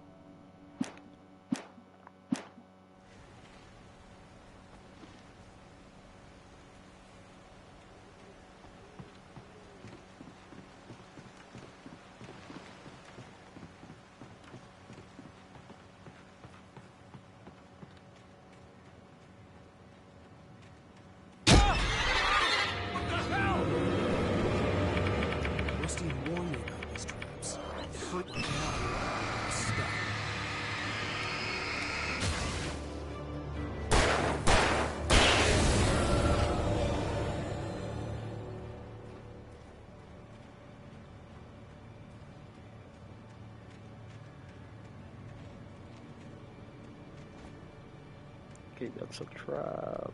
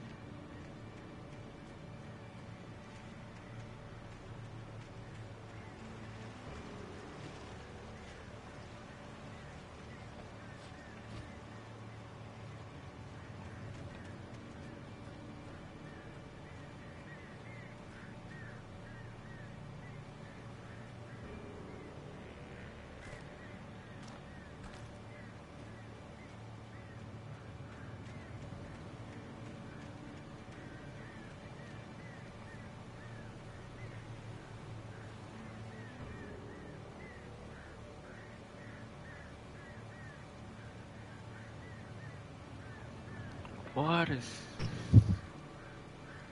What? Okay.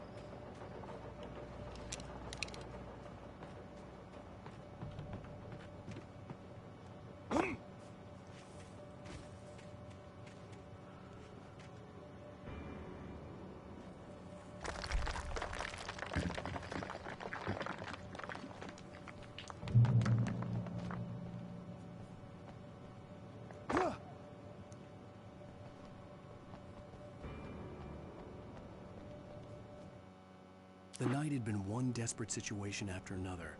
I was exhausted, and my body felt as though it had been chewed up and spat out. The flashlight was heavy in my hand, and each pull of the trigger sent a painful shock up my arm. But I was finally out of the woods, and things were looking up. That's when I heard the chainsaw.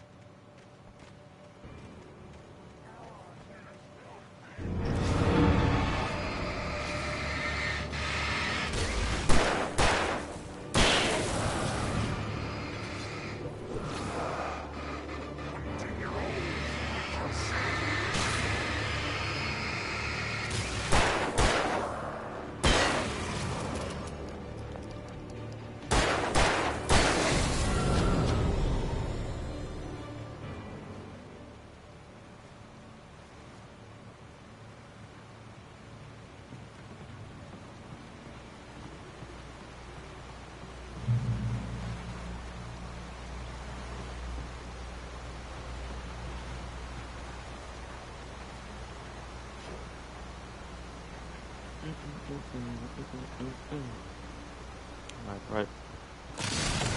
Oh.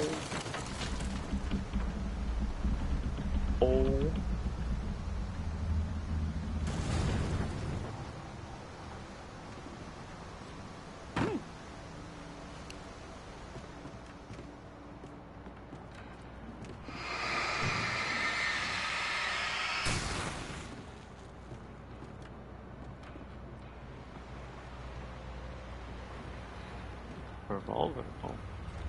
Revolver ammo. Reload.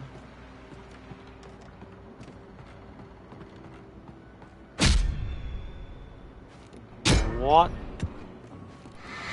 Oh. Check that out.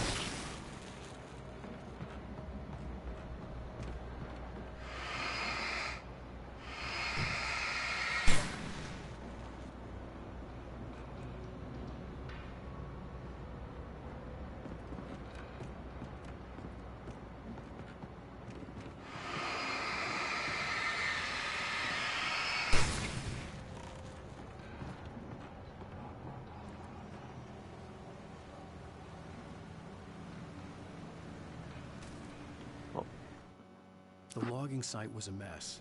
The modular office had been pushed off the cliff. Deputy Thornton climbed up from the wreckage excited, breathing hard from the exertion. Nobody there. It's weird. Don't you think that's weird? Bored, Mulligan let out a mighty snort.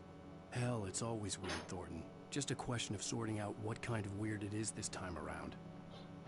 Wait, holy... Damn. Alright.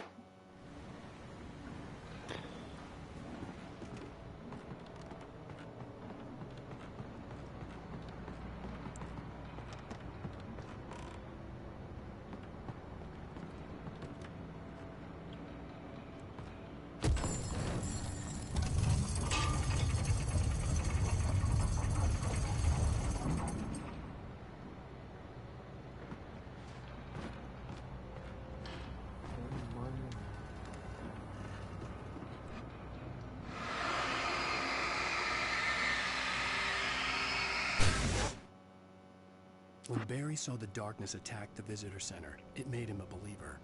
The men Al said he'd shot, they hadn't been just locals on crank. Somehow the world had changed, like the channel had been switched without warning. You think you're watching a sitcom, and you're really watching a horror show.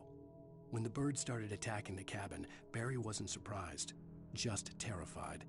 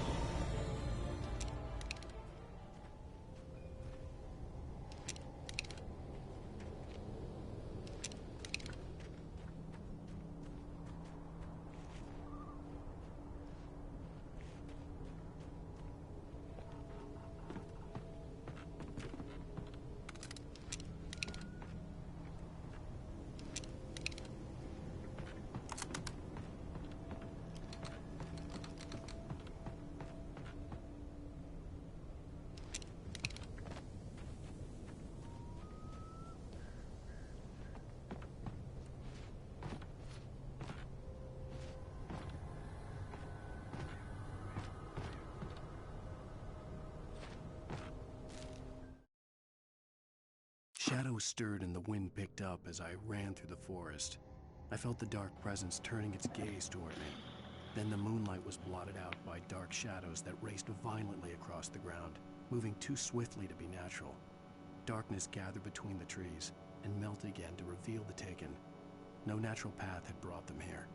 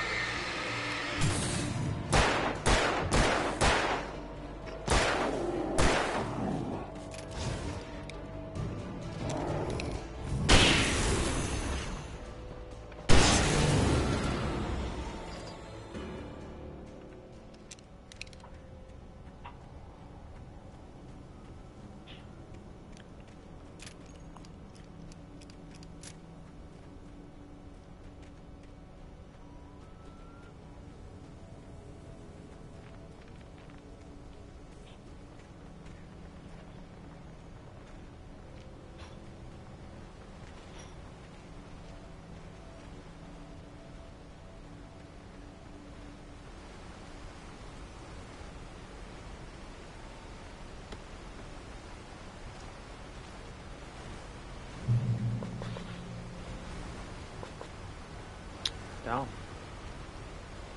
Full ammo.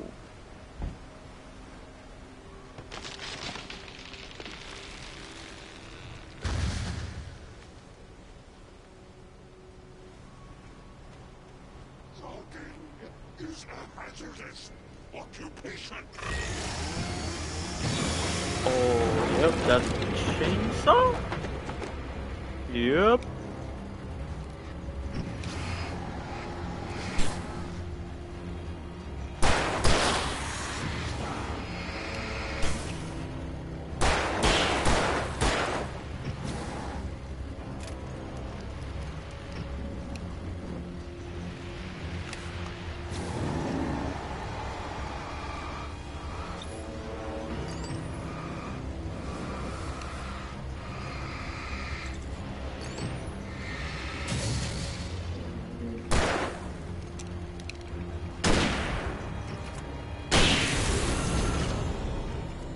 Go to sleep.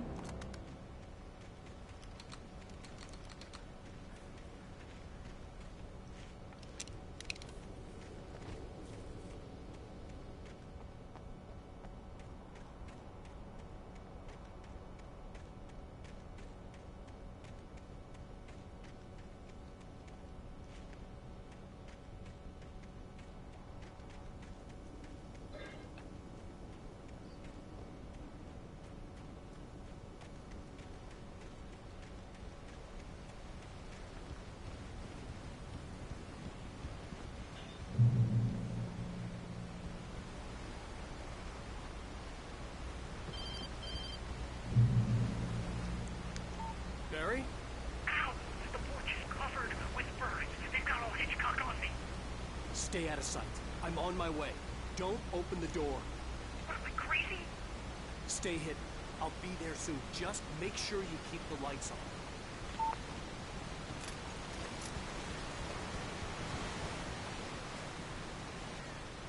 I still had to reach Barry at the cabin, but at least I was out of the woods.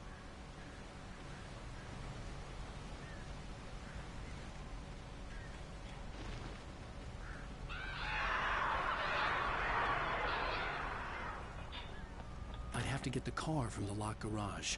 It would get me back to Barry faster, and the headlights were a welcome bonus.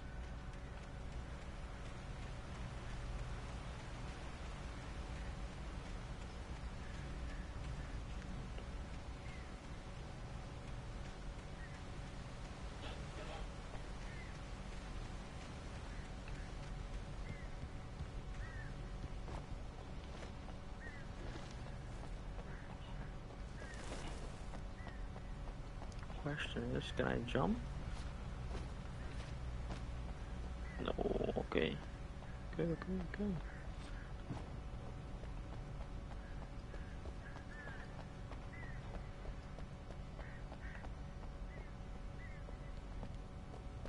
I had to find the key to the garage.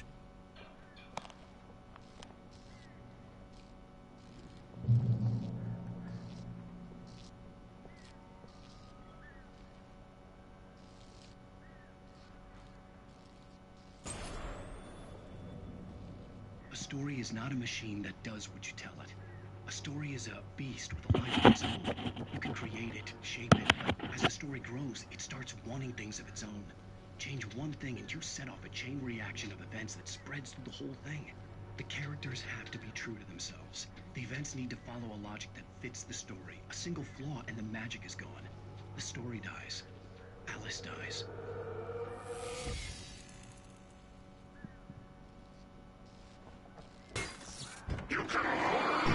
Nice.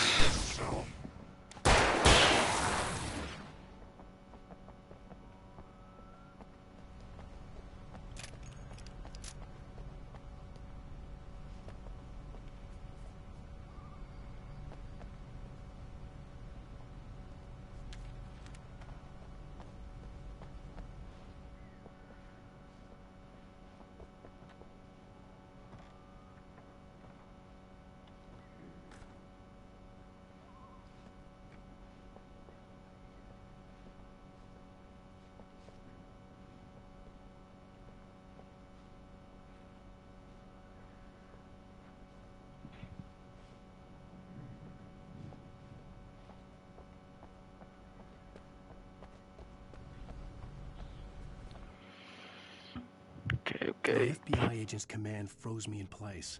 I considered surrender. It was all falling apart anyway. I could give in, let someone else deal with it, but it felt all wrong. Call it instinct, his posture, the way he held the gun. He was no friend. Shots ringing in my ears, I leaped for the hole in the fence and stumbled into the darkness beyond.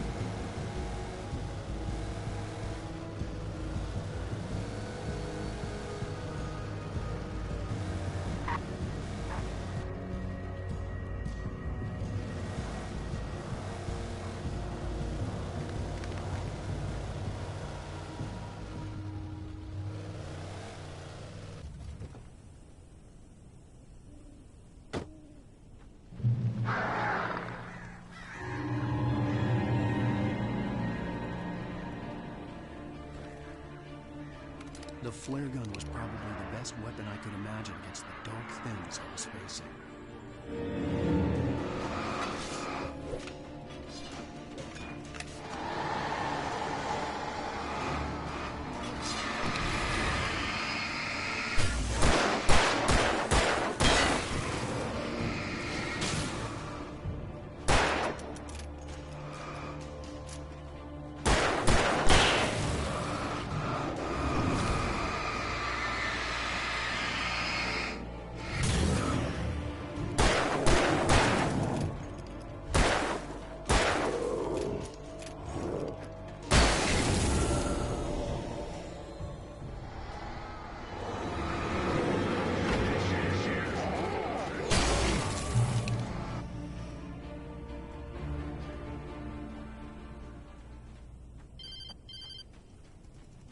It was the kidnapper.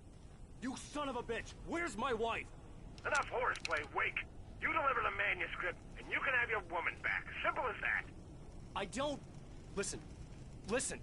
I'm gonna need time to finish it. I still need to write the ending. I need... a week. It's not done? I need a week. 2 days. The old Bright Falls coal mine is nearby. You can find it easy, city boy. The main building, there at noon. You bring the manuscript, you'll get your wife. If not, well, get me. Yes, I get you.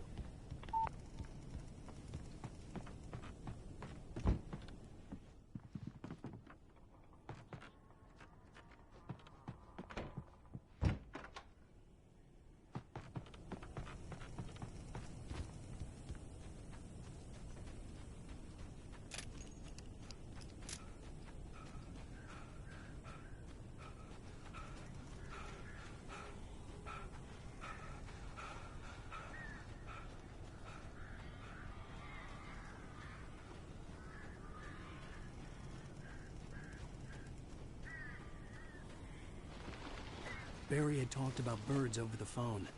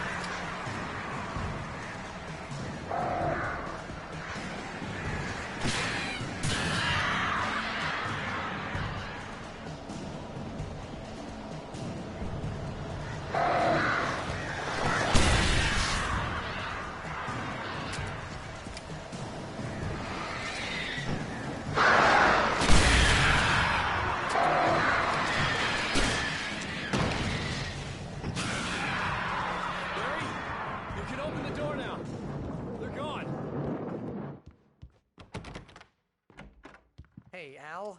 I'm sorry for thinking you were having a psychotic episode, man. I sent Barry to the town to ask around about a man fitting the kidnapper's description. He'd go through the archives of the local paper. Perhaps he could learn something. Anything about the island and the cabin that had disappeared. The man wanted a manuscript. I had to try to write him one to get Alice back. In 2 days, gotta.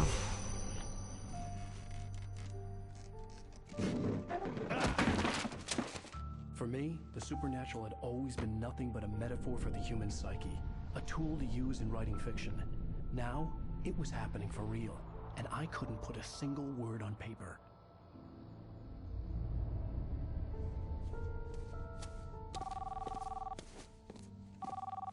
Barry Wheeler speaking. This is Rose. Rose? I found Mr. Wake's pages. Oh, you sweet, brilliant girl. Could you and Mr. Wake come get them? I live in the trailer park outside the town. We'll be there in less than an hour. I know. See you soon. Have a great day. Hope you come back soon.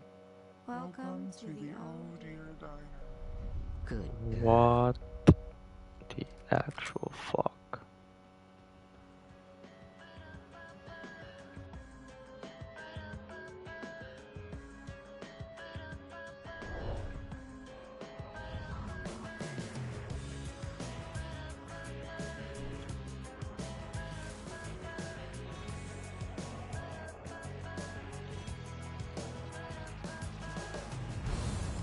Come here.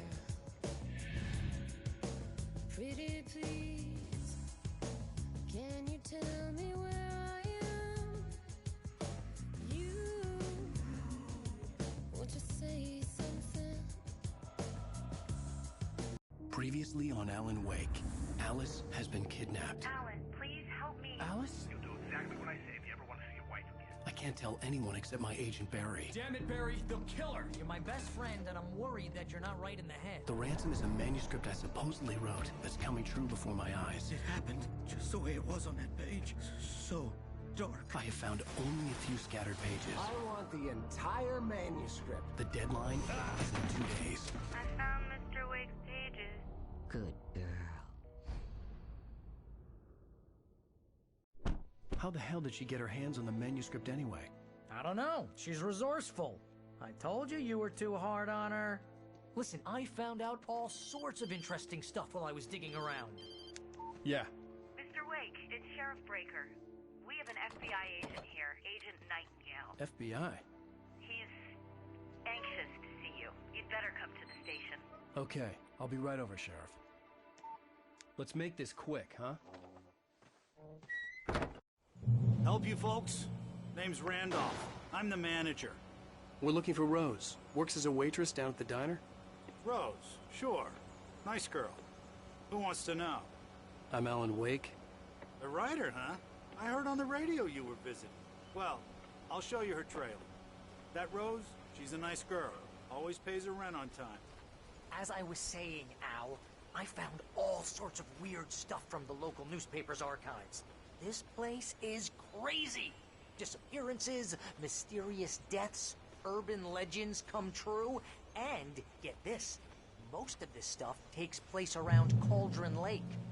Well, you ain't wrong, mister. The Indians thought the lake was a doorway to the underworld. I'm the God-fearing type myself. I don't hold with that sort of thing. Yeah, okay. Anyway, there was an island there owned by a guy called Thomas Zane. Now, some of the articles I found about him make him out to be a famous writer, but I ran a bunch of searches, couldn't find a single thing he wrote. Zane was heavily into diving, so much so that the place came to be called Diver's Isle. But the volcano under the lake erupted in 1970, and Zane went down with the island.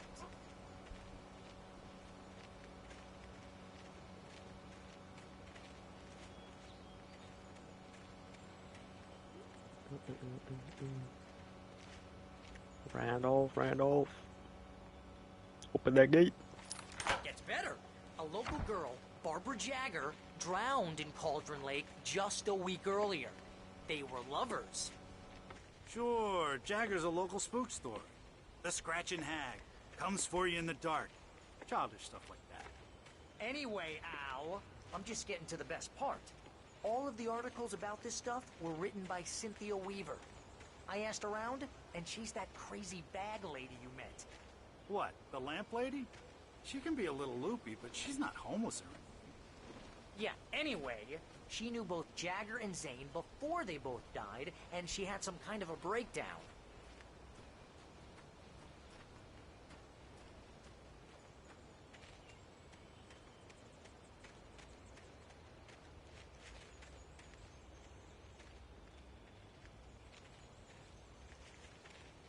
Well, mister, this here's Rose's trailer. You mind me asking what you want with her? We're just here to talk to her, pal. Or kill her, I don't know.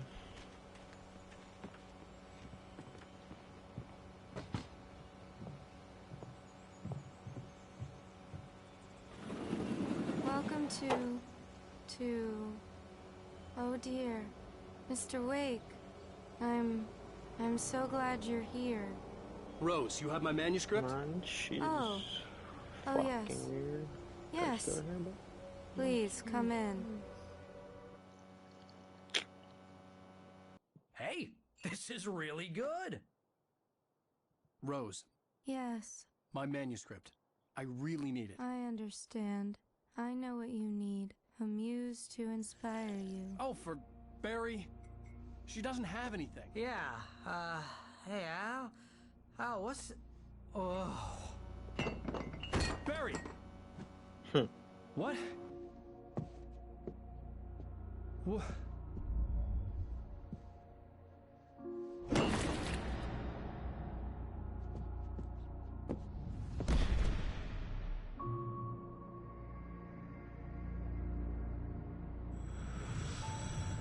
It's coming for you, hiding in my barber's skin. I'm too weak to stop it. You must turn the lights on. I promised I'd come visit you and your lovely wife. You must finish what you started. I insist. You must turn the lights on. Turn the light on. Back to work, boy.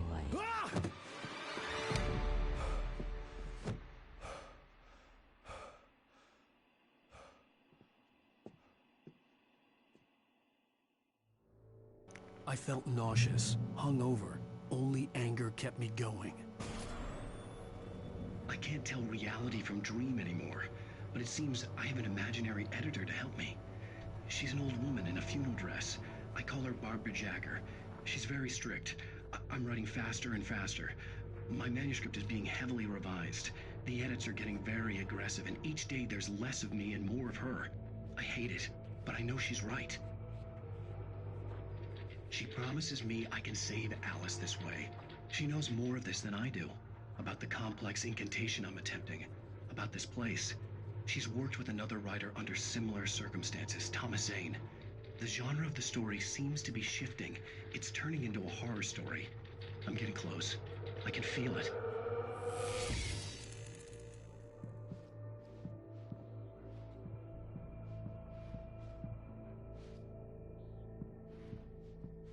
Rose took a day from me. I had less than 12 hours left to meet the kidnapper.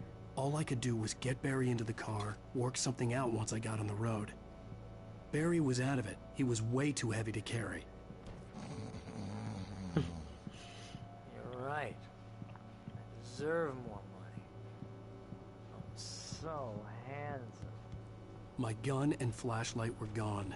I'd have to find a way to get Barry into the car as quickly as possible. Mr. Randolph liked Rose. That little smile she had. How she was still sweet when life had tried so hard to make her bitter. It wasn't any of his business what she did in her trailer. But those strangers, the writer and his smart-ass sidekick, looked like trouble. And they'd been in there for hours, way past her normal bedtime. He reached for the phone and called the sheriff's station. There was no time to waste.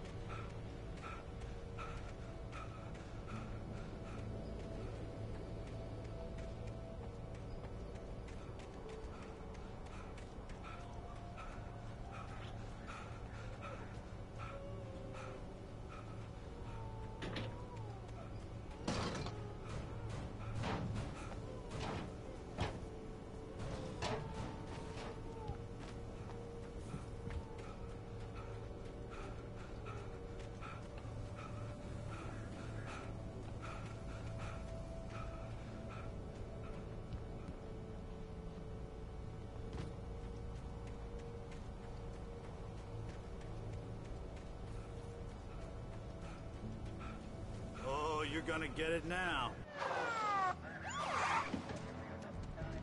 God knows what you've done to that poor girl. This is Agent Nightingale, FBI! Get him up, Hemingway! You're under arrest! You move a muscle, I'll unload right in your goddamn face! Stay right where you are, Spillane!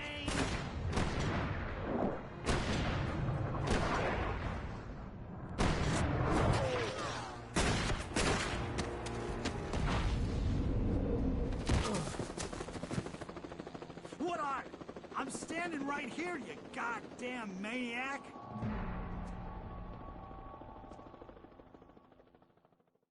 I hated to leave Barry behind, but there was no way I'd miss my appointment with the kidnapper. Give it up, Mr. Wake! Come on! Skip the police.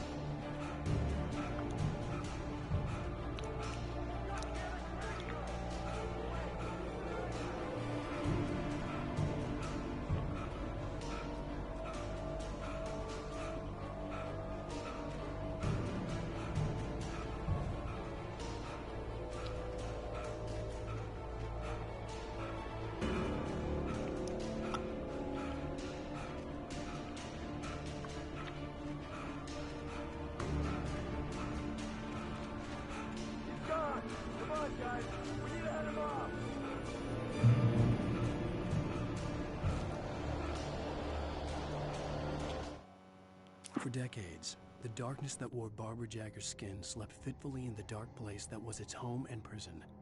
It was hungry and in pain. It dreamed of its nights of glory when the poet's writing had called it from the depths and given it a brief, terrible taste of power and freedom. The rock stars had stirred it from the deep sleep the poet had sunk it back to in the end. When it sensed the writer on the ferry, it opened its eyes.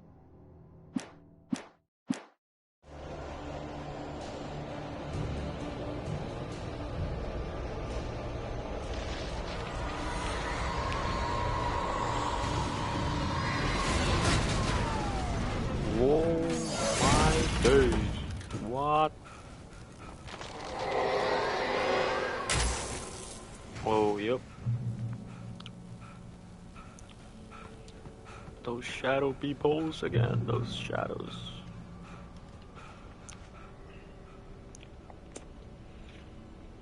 Okay, okay, okay.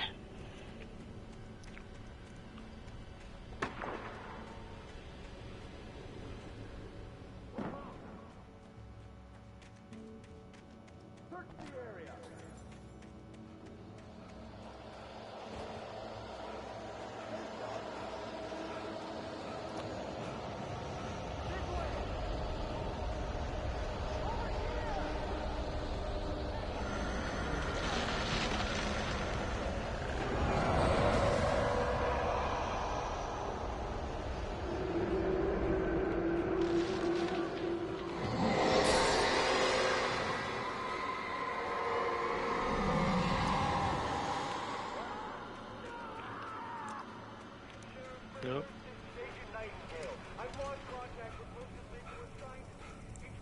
This horror was everywhere I went, circling me. The cops didn't stand a chance. They were after a writer, not a monster.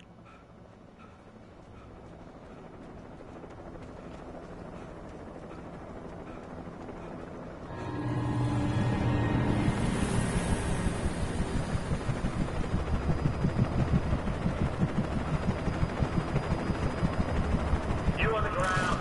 Hold it right there. There's nowhere to run.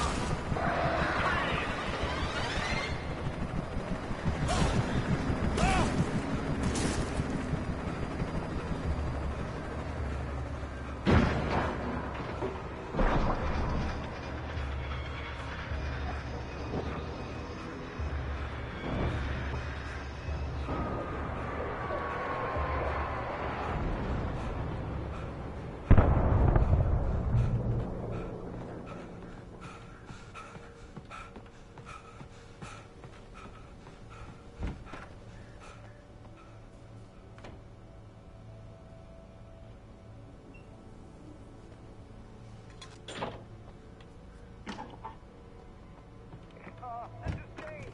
Mulligan, Thornton, come in. Over. Thornton here. James, we got both Wheeler and Rose in custody. They put up a lighter and I imagined that the broadcast tower in the distance was part of the local radio station. Maine seemed like a decent guy. Perhaps he could give me directions to the coal mine.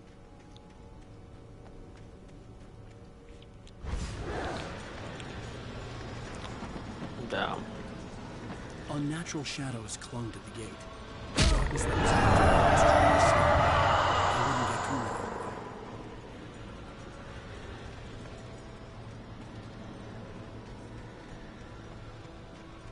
There was no power to the searchlight. No powers.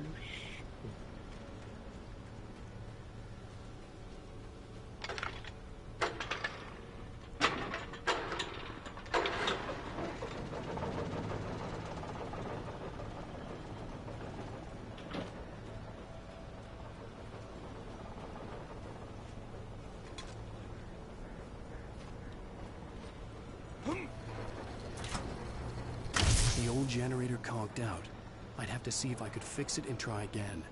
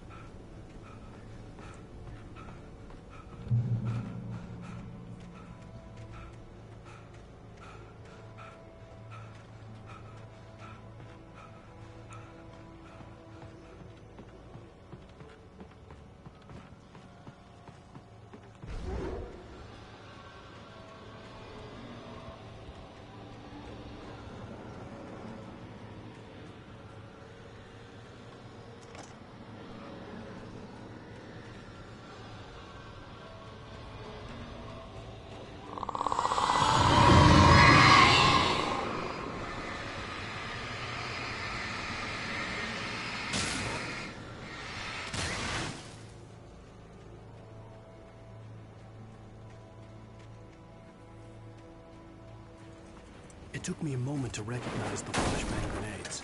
They were an ideal weapon for my situation. Got flashbang.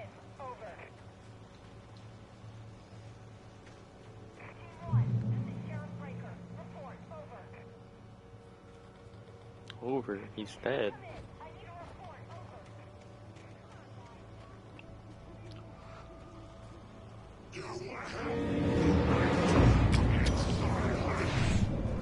Oh. Okay, I was about to say.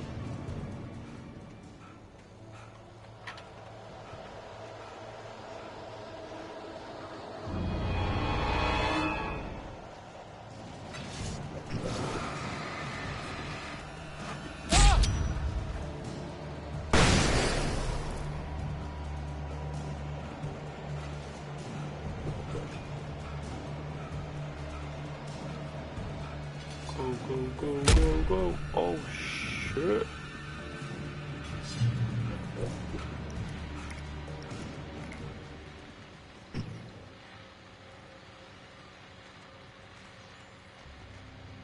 And here's another call. You're on KBFFM with Batman.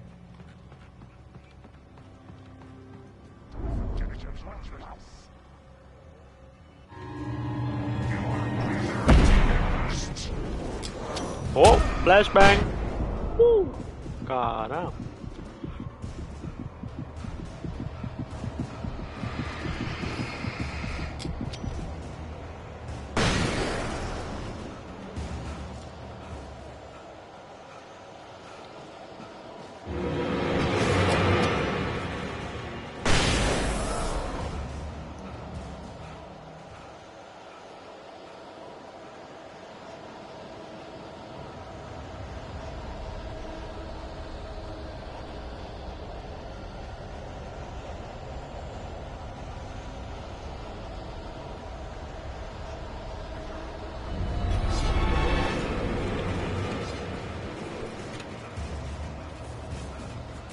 Run, Alan, run! Woo! God damn!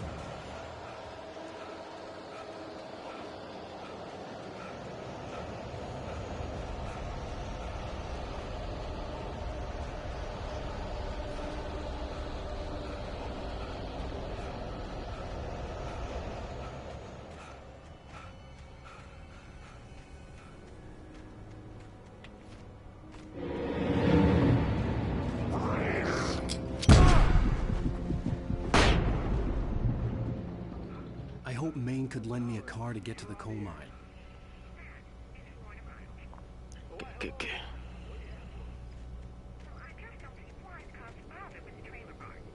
What do you mean?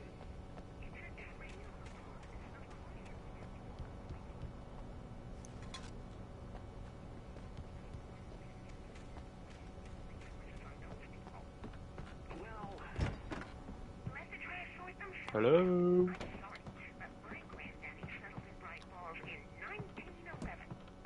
Well, thank you very much for that. Hello? Passionate Hey. point, Lorna. Open the door, bro. A little surprise. The famous writer Alan Wake just walked in. Folks, I'm going to see if I can talk him into an interview. Come on in, Mr. Wake. Oh, I'm so glad you could find the time to do this, Mr. Wake. Nowhere to run now, Dan Brown. You back away from me. Don't hurt.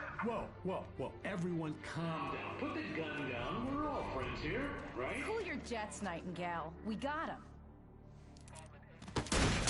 Judas Priest! What the hell's the matter with you? There's a civilian in there.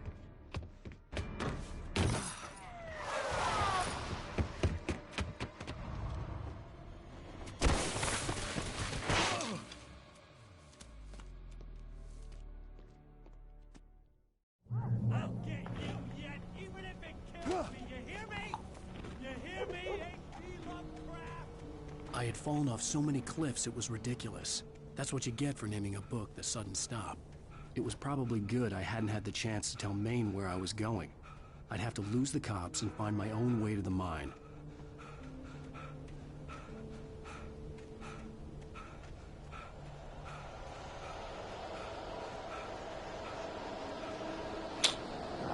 It's them shadow peoples again, bro. Flashbang. Okay. Generator. Start that shit.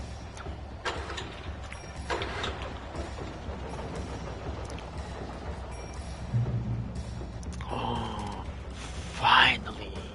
Jesus. Okay.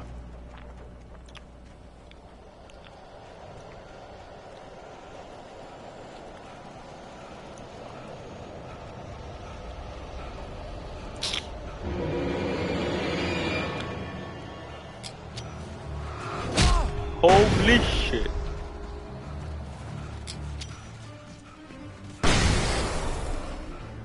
There was no sensible reason for the power company work lights to be here. It was almost as if they'd been left for someone like me to use. The darkness.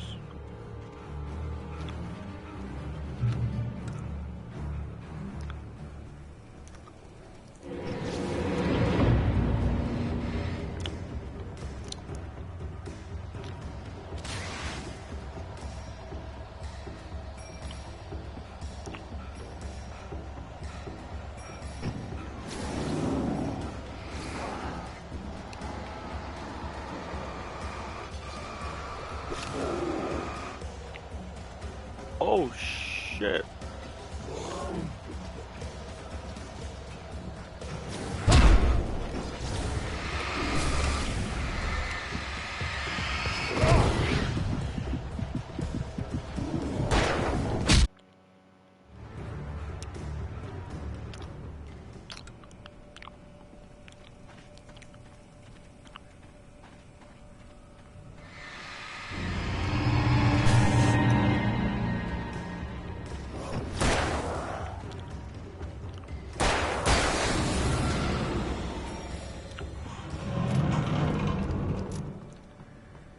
So let's see. Alright. I got a shotgun. Man. Holy shit. Turn this shit on. Hey. Boop. Boop. Reload.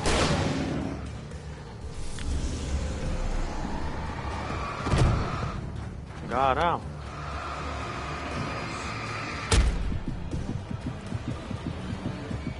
Man, this flashlight is ass, boy. Oh my.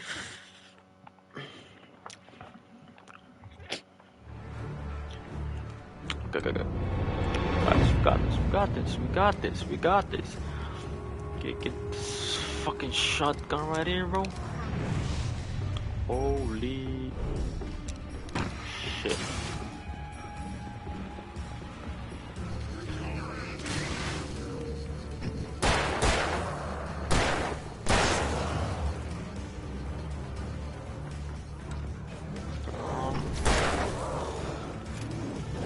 Turn on. Damn.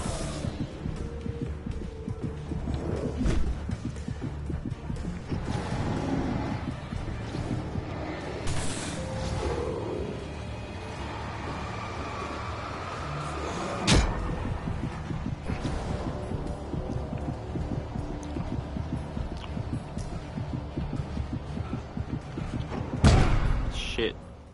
Okay.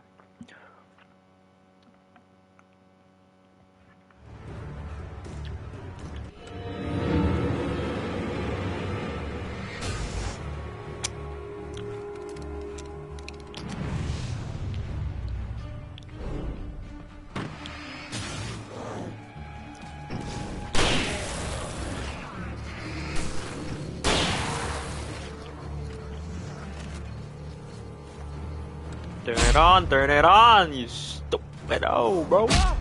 Holy shit.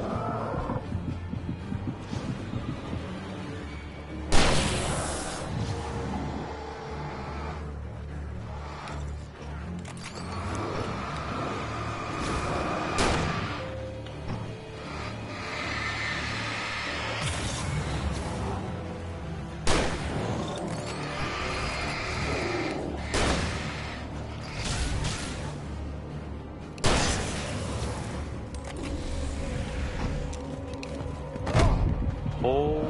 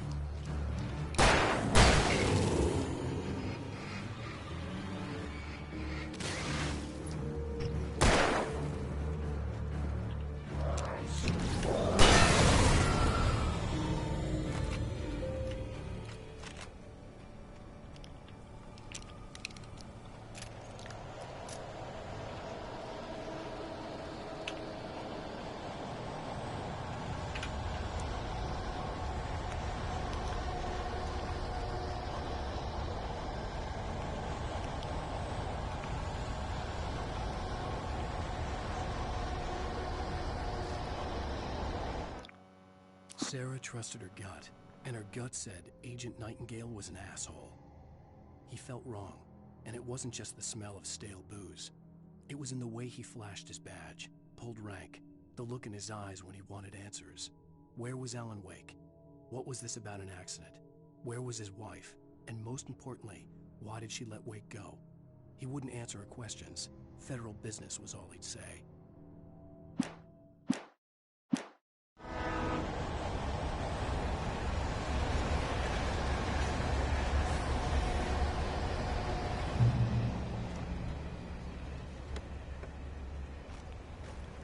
Okay.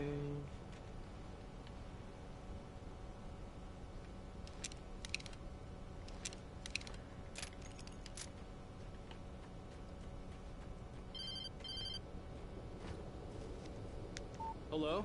The most stubborn man I've ever met. Alice? Alice? Alan. Alan. I'm so afraid. Keeps me in the dark. Please help me. I look at you, Alan, and it's not you. Something else. Looking out from behind your eyes. Alice, I'm here. I'm so alone here. It's all gonna go to hell. You need to be careful. Cooperate. The connection had been terrible, but that wasn't the only thing that hadn't been right with the call. She sounded wrong somehow, but she had called me. I could see a railway bridge up ahead, and a warehouse of some sort on the opposite shore. I hoped I could find a car from there. The pipe wrenched itself loose from the bridge's steel framework. Wrapped in darkness, it floated in midair, twitching. For a moment, I didn't understand what I was looking at. The heavy object lurched at me with impossible force. I threw myself out of the way, but just barely. When I turned my flashlight on it, it shook in a dark rage before it flew at me again.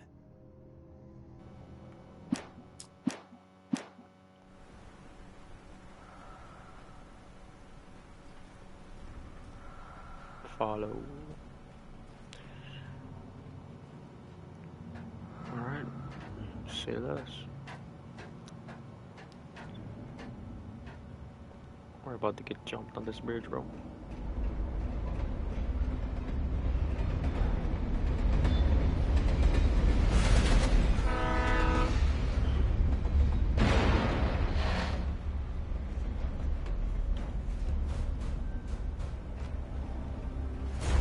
That was pursuing me was growing stronger, and it was taking over everything in its path.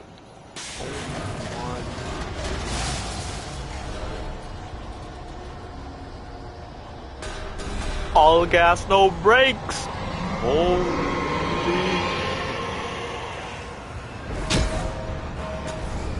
Oh my... Oh, what the...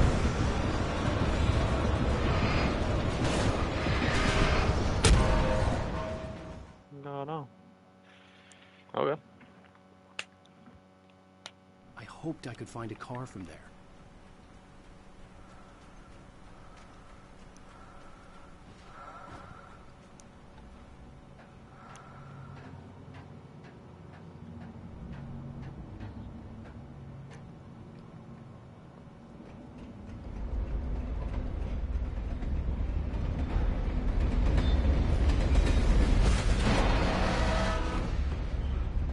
so The gotta go darkness that was right. pursuing me was growing stronger, and it was taking over everything in its path.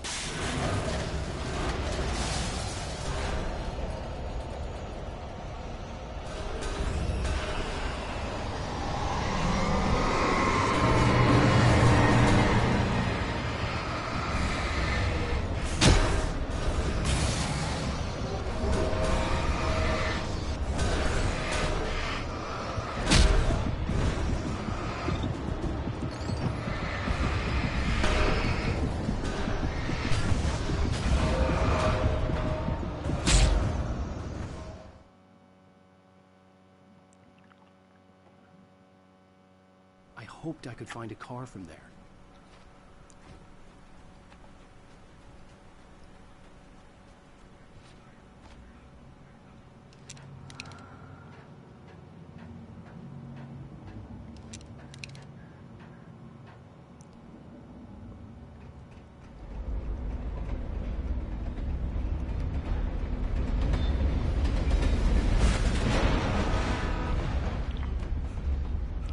The darkness that was pursuing me was growing stronger, and it was taking over everything in its path.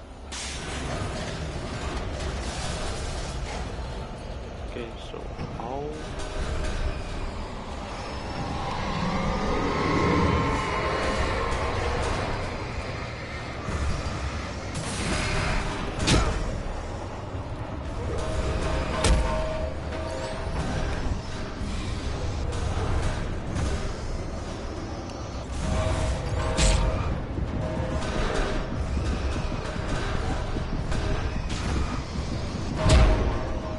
Oh, I jumped in that. I hoped I could find a car from there.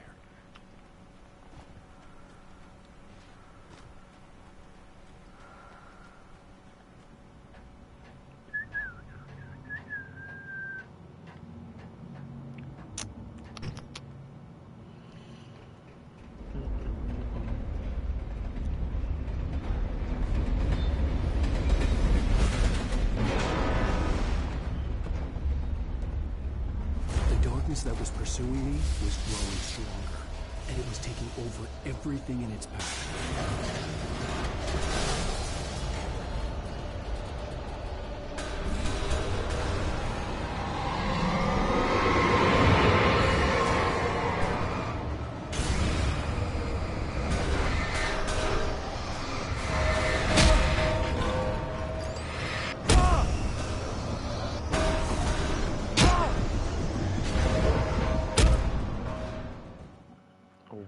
What?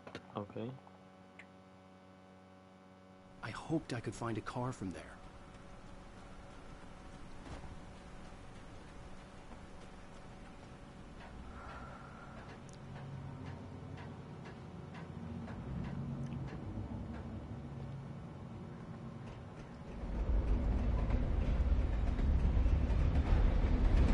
Gotta go.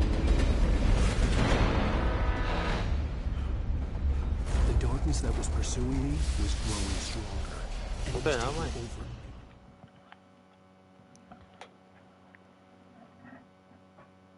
I hoped I could find a car from there.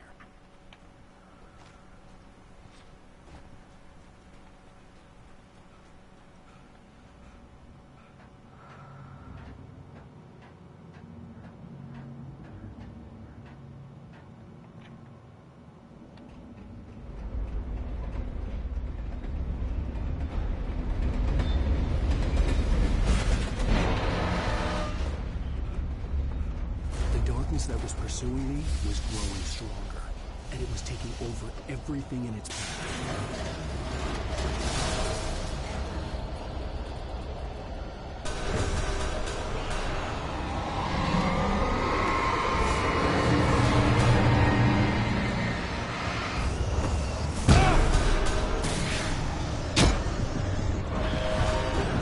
The battery.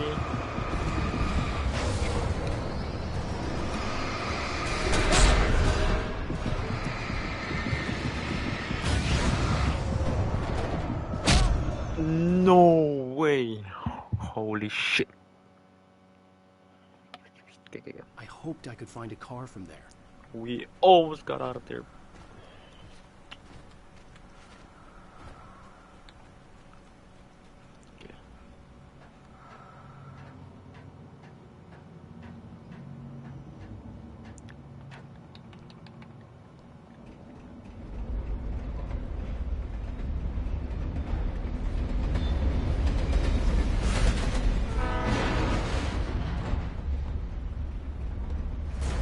That was pursuing me was growing stronger, and it was taking over everything in its path.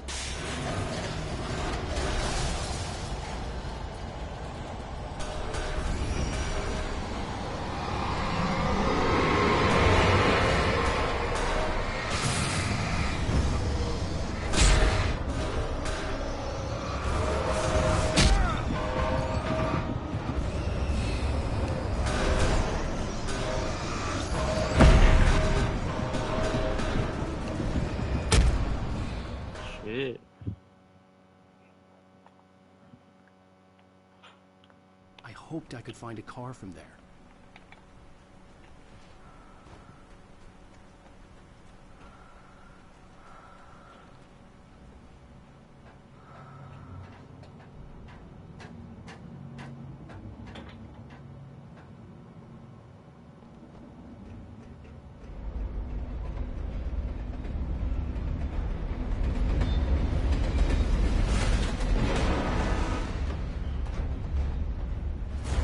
That was pursuing me was growing stronger, and it was taking over everything in its path.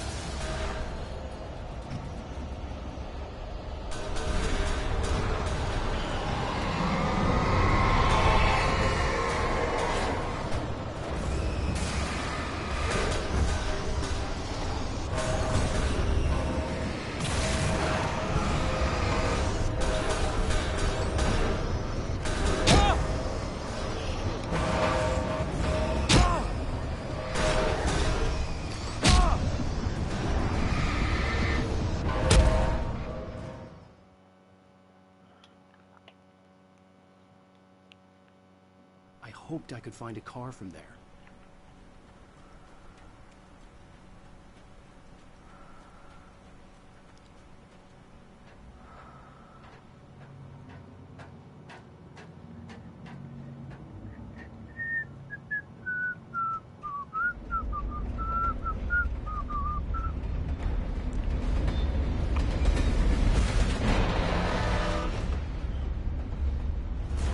That was pursuing me was growing stronger, and it was taking over everything in its path.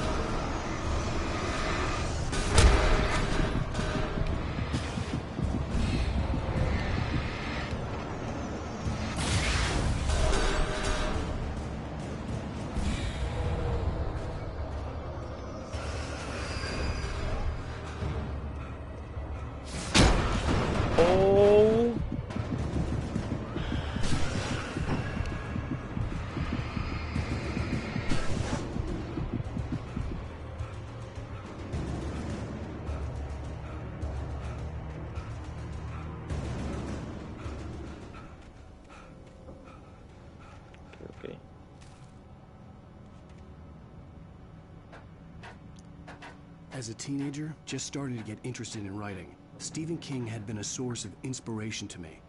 I thought about all the inanimate objects that had come to life in his books. I slammed the door shut right in his smug face. He pleaded for me to open the door. True to form, the asshole actually thought I would obey. I had no sympathy left, no guilt either, not for him. I took a moment to savor the scream. I bet I had a smile on my face. It was all that I had time for. The dark presence was inside the lodge with me.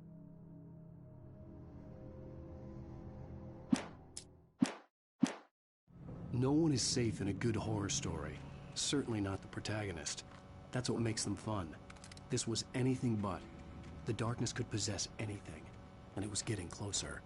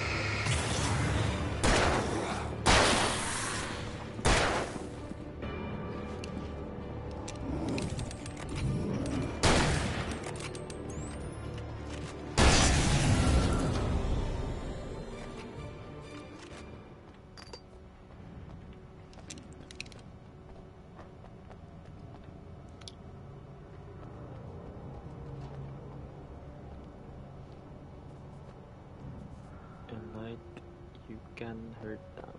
Yeah, no shit.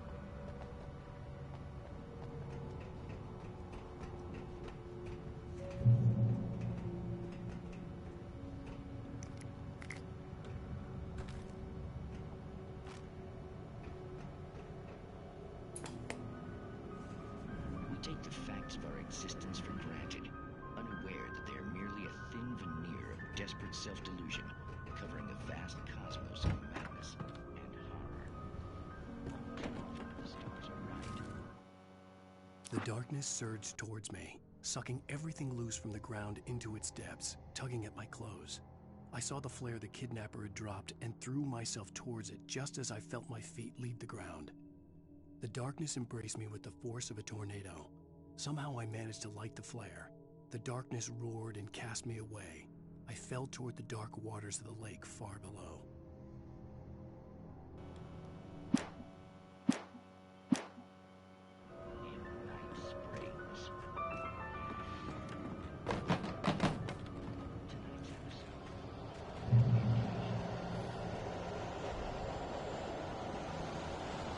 I'm about to get jumped.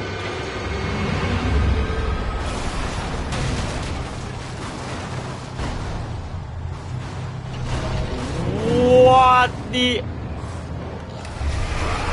Up there, right there. Nice. Nice. Open this shit. Open this shit. Oh, I'm gonna get it. I'm a flare. Flare. No, throw down there. Fuck, bro.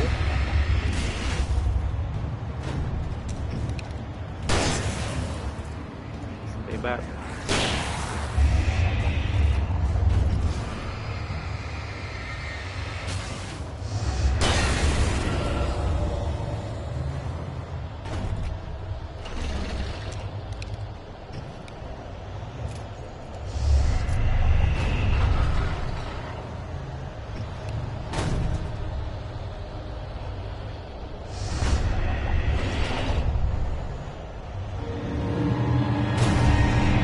Guess I can't stop.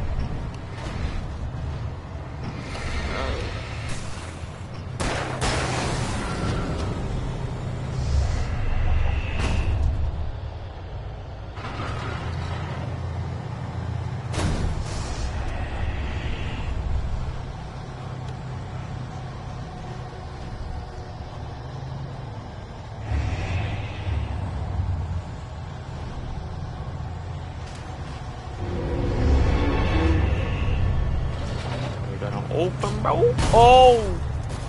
Yes, thank you for the save.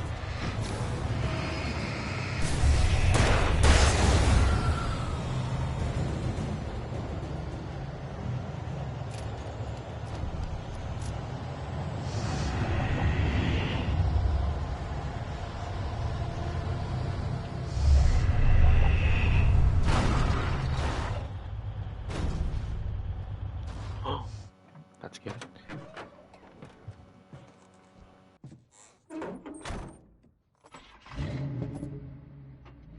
I had never been this glad to see the sunrise. I had a couple of hours to get to the coal mine.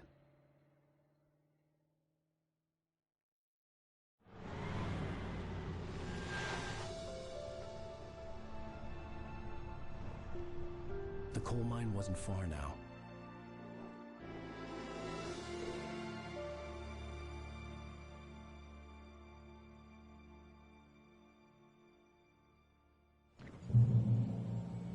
Today, I would meet the kidnapper, and he would give me Alice. I wouldn't give him any other choice. A drowning man will clutch at a straw.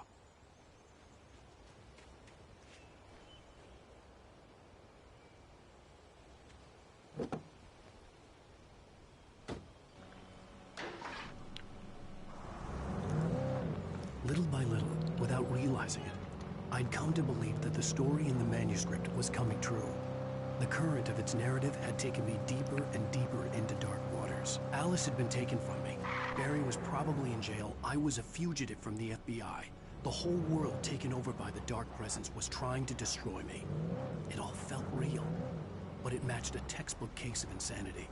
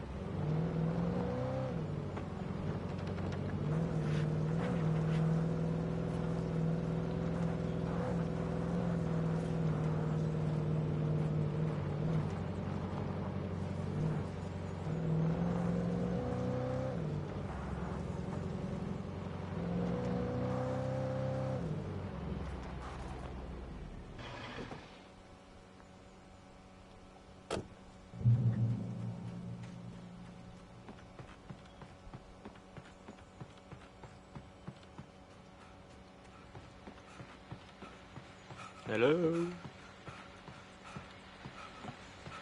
All right, come on.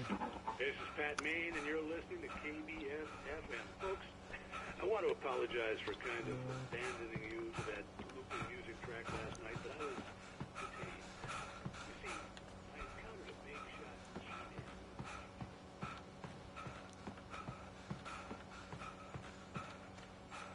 Can we get in this Bugatti? Oh, yes, sir.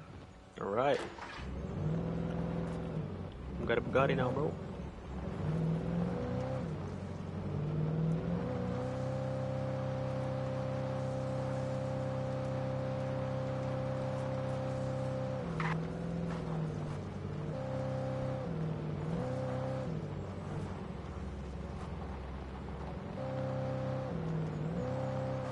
I was early. I was supposed to meet the kidnapper at noon in the main building. The coal mine was quiet. It was a museum now.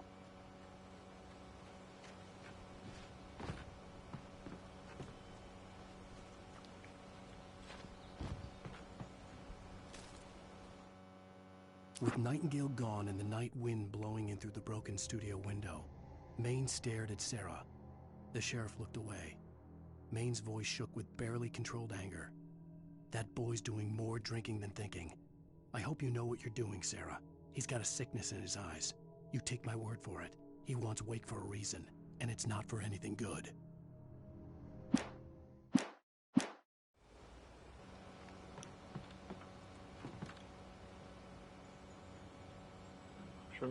Cauldron Lake, while relatively minor, caused most of the deep mining tunnels to collapse or flood. 32 miners lost their lives in the calamity, and all mining along Bright Falls came to the final stop. Now many of the remaining buildings are protected as historical landmarks.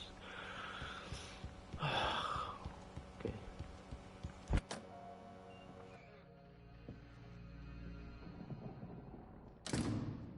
I didn't want to go outside.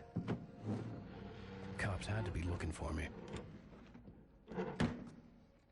The noon sun turned the place into a sauna. The day dragged on.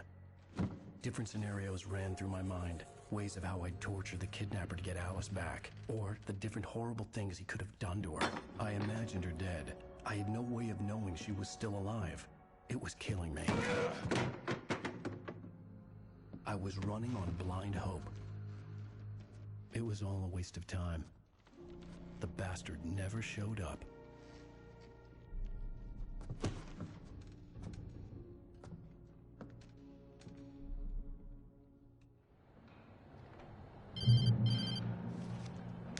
Wake. Where the hell are you? Change of plans. You know where Mirror Peak is? It's a big mountain north of where you are. You follow the path from the mine, you can't miss it. There's a lookout point there. I'll be waiting. I'm through being jerked around You by want you. to see your wife alive? Because if you do, you better watch what you say to me. Do we understand each other? I want to talk to Alice. Yeah, and I want the manuscript. Don't keep me waiting, Wake. Hello? Hello? Ah! I'm gonna kill him. Well, you better. I had to get to Mirror Peak.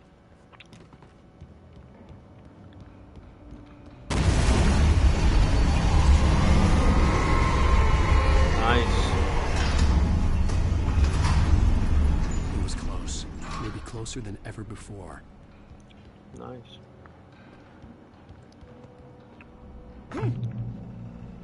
Oh.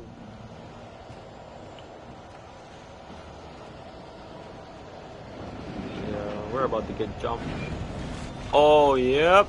Oh, wait.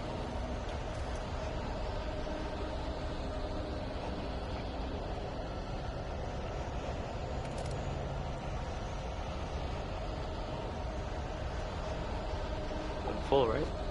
Oh, yep. Oh.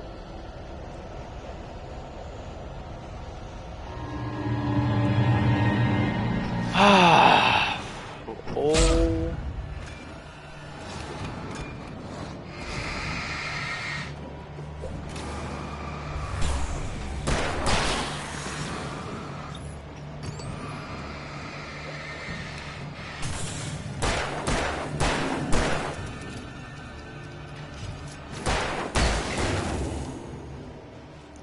Give me some ammo.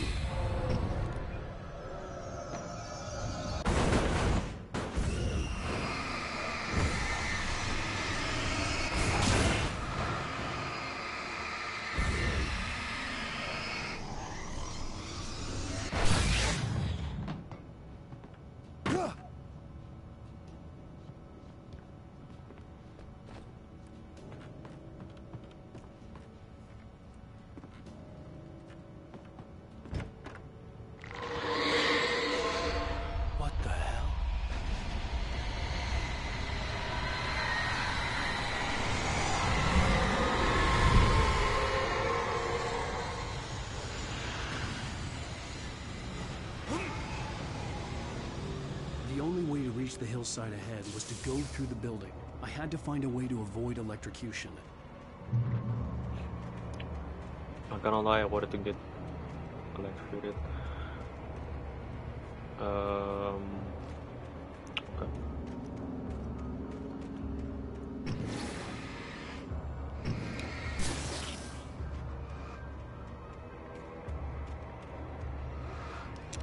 Nope.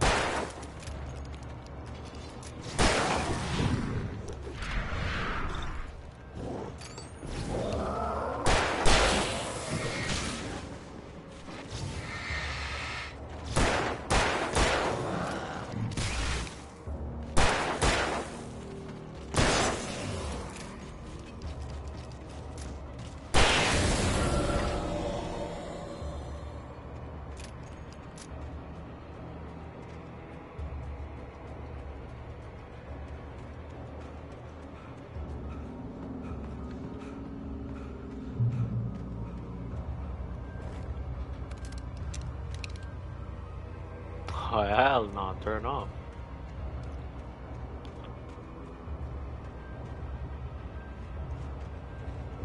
Oh man, this ass.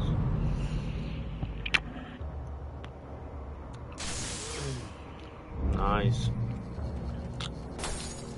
It's time to get jumped again.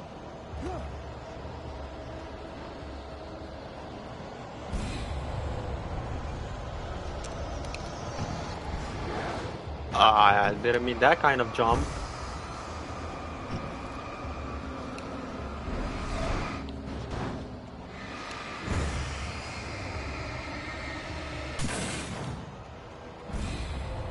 Oh, well. How are you? Holy shit. Reload that shit, reload that shit.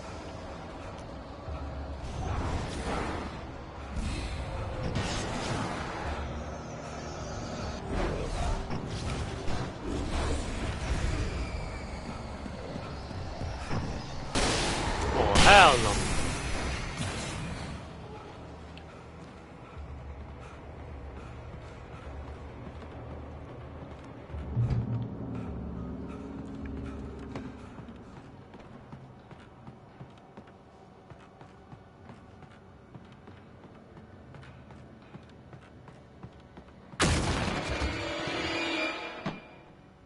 What?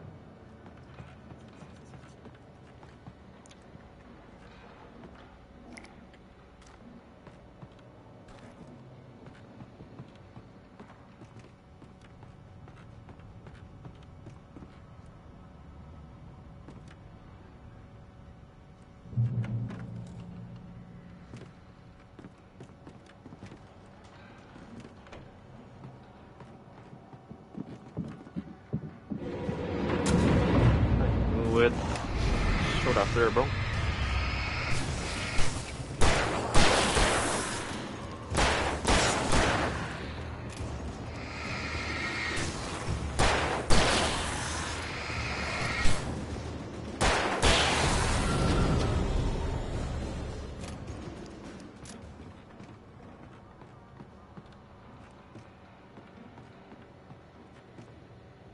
frost, no one in dark.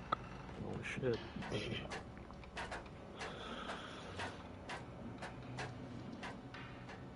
Even your shadow leaves you when it's dark, so why the fuck would I trust anybody in the dark? What the fuck?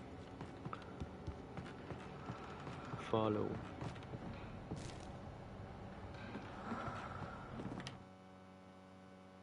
When Thomas Zane fell for Barbara Jagger, it happened fast. She was young, vibrant, and beautiful, full of life. He had never been a very happy man, and without any seeming effort, she had changed all that. Zane felt good for the first time in his life. Everything she did was another piece of a jigsaw puzzle he hadn't even known he'd been missing. And best of all, she made the words flow, strong and sharp. She was his muse. Some of the Taken retained echoes of their former selves, but these were just the nerve twitches of a dead thing. Nothing remained but a shell covered and filled with darkness. In most cases, these puppets were enough for the purposes of the dark presence. But for anything more elaborate, as with the writer, it was different. It needed his mind. And so rather than taking him over completely, it merely touched him.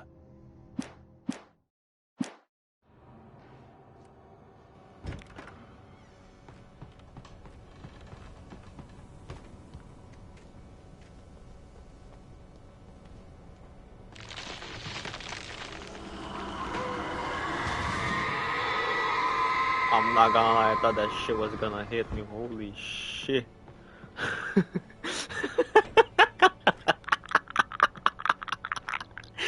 Oh, what the fuck?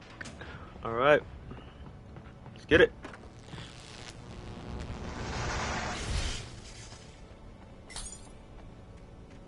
There was no way the flashbang grenades were standard power company equipment.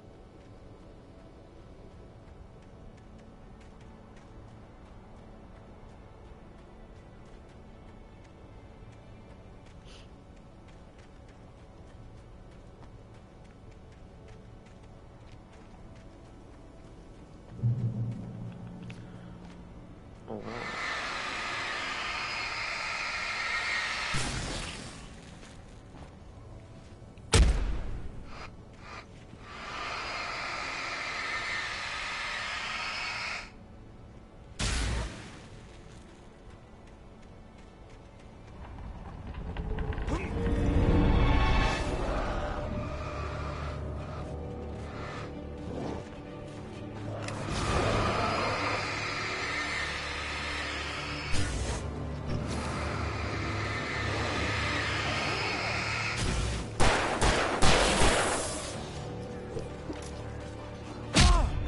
Oh.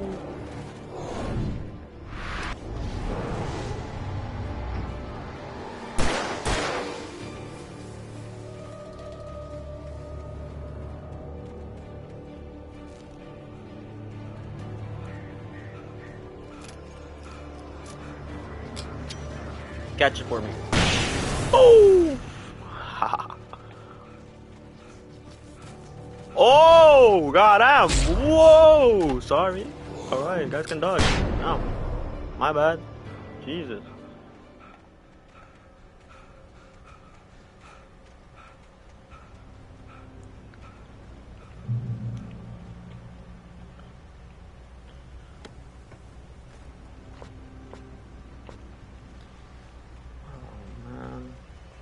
I had no real plan.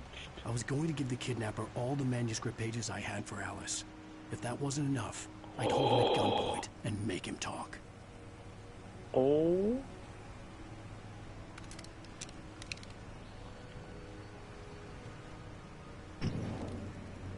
Oh.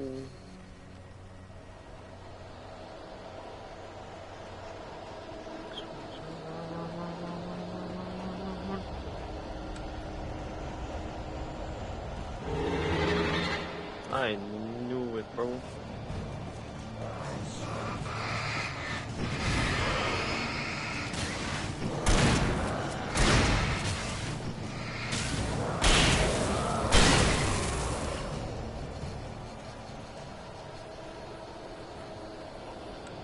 Just in case.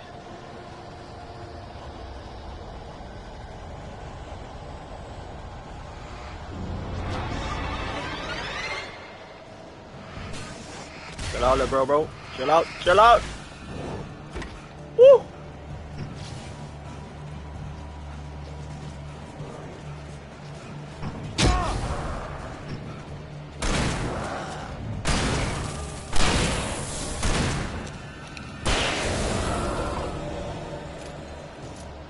I kind of want to go into that. Nah, I'm going into that shit. Come on, come on, come on, come on. Flare. Oh. This is a bad idea. This is a bad idea.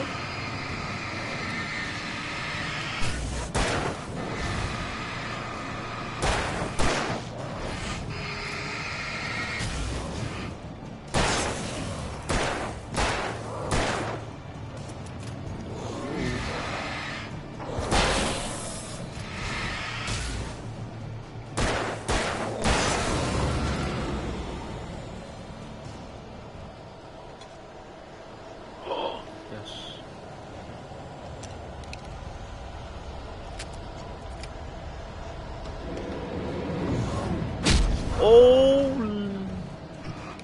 Chill out, chill out, chill out. Chill out! Chill out! Jesus!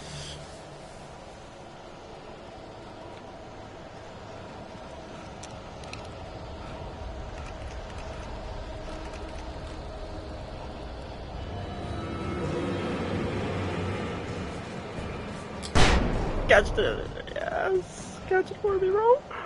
Okay, okay, okay.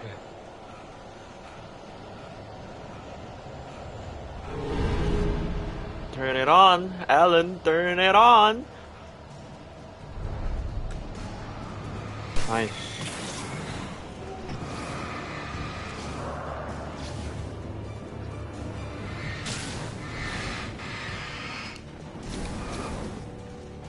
You know what? Catch that shit for me.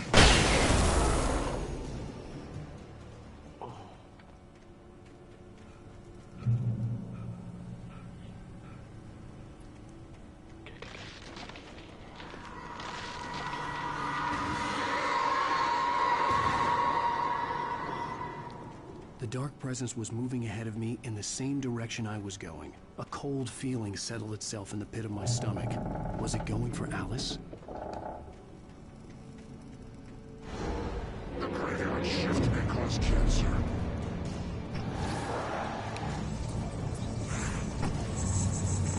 Oh, you guys are fast. Holy. Oh, I'm stuck. Oh, I'm stuck. Shut up, shut up, shut up, shut up.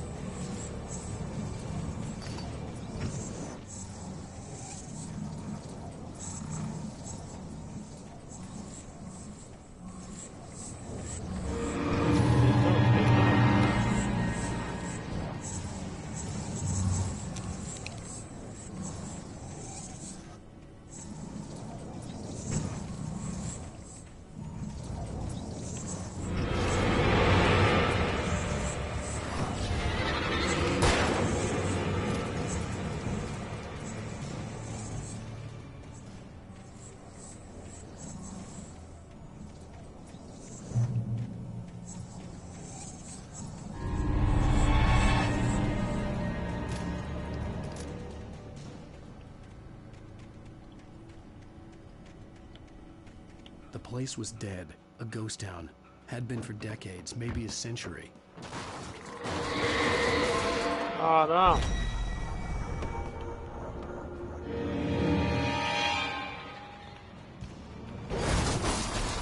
Oh, whoa, whoa. Chill out, bro.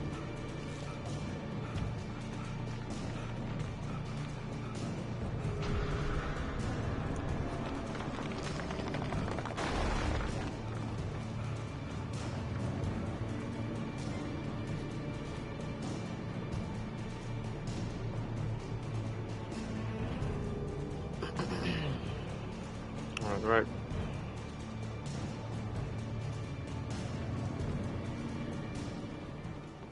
Anything in here? No.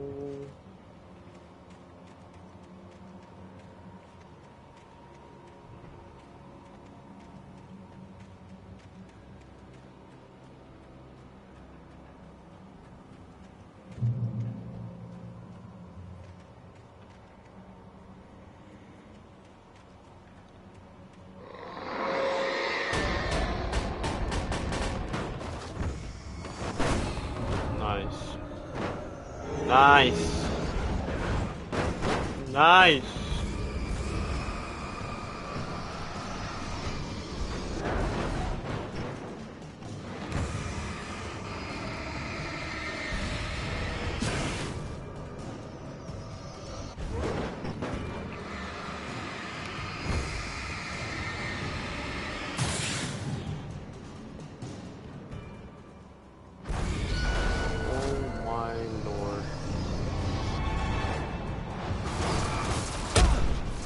Oh, well play, bro.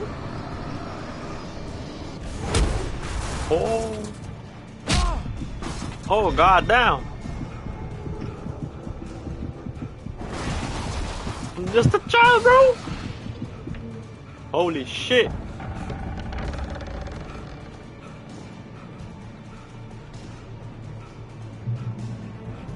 My lord, bro.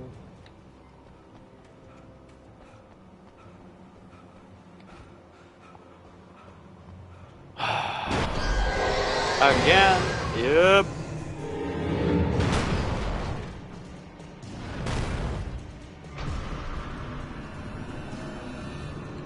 Open it. Examine. You need a key. Holy. Hey, chill out, bro.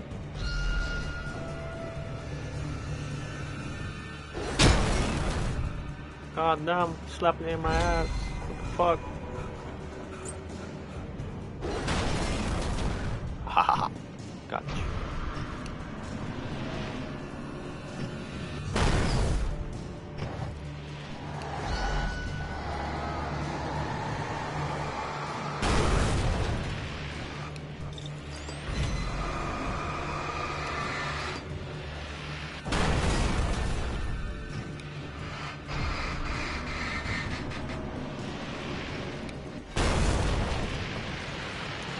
Down.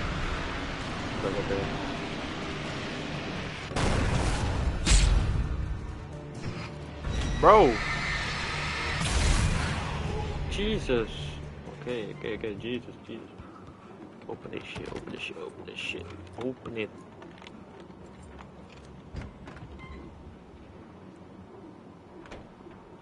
Okay.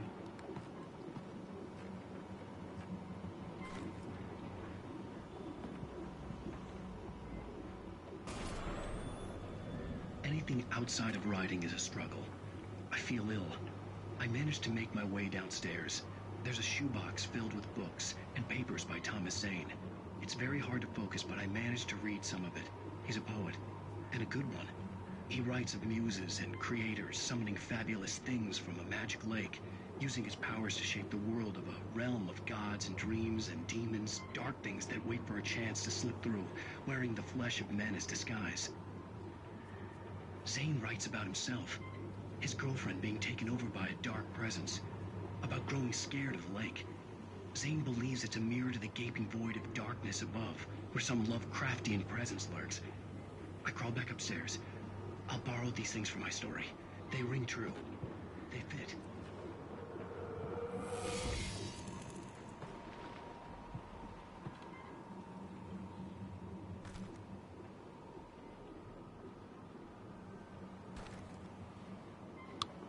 Okay, wait. Yes. Fuck it.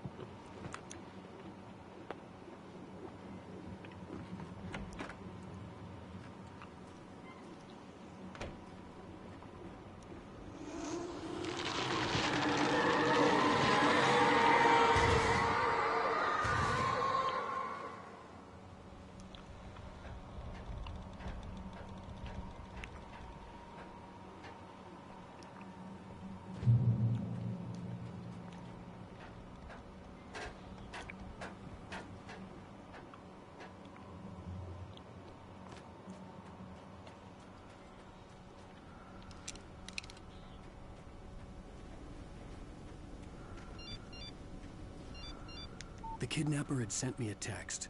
The message was full of spelling errors and insults. It was telling me to hurry up.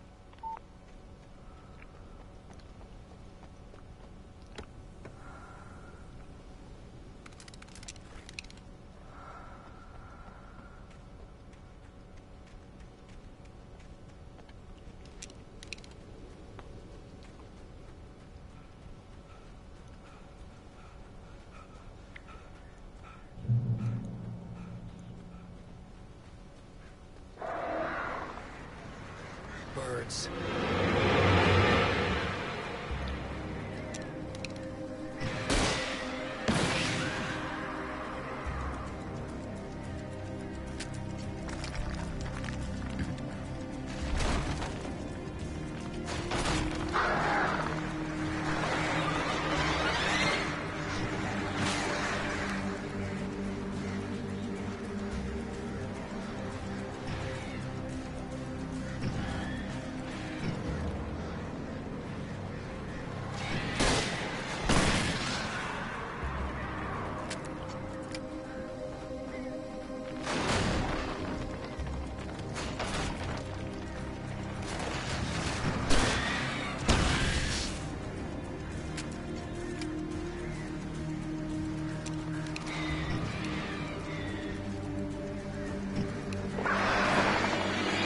Oh. Okay.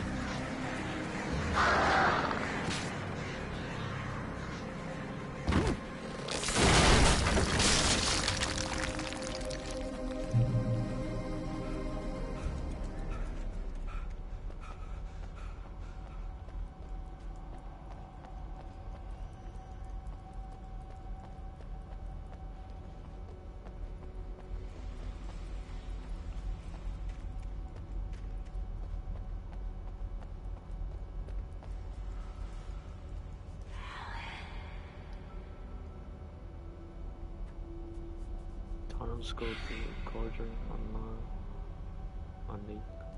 Yes. Where are you? Can you hear me?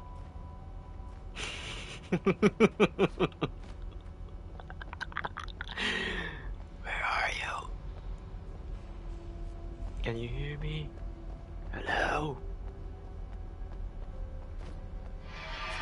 Without warning, the headache stabbed at my brain. Alice! Are you still there?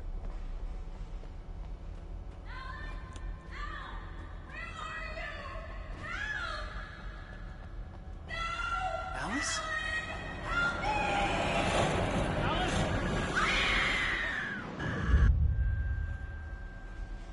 I'm losing it. I gotta get out of here. Oh wait, got a page. I know damn well we can't go in there though.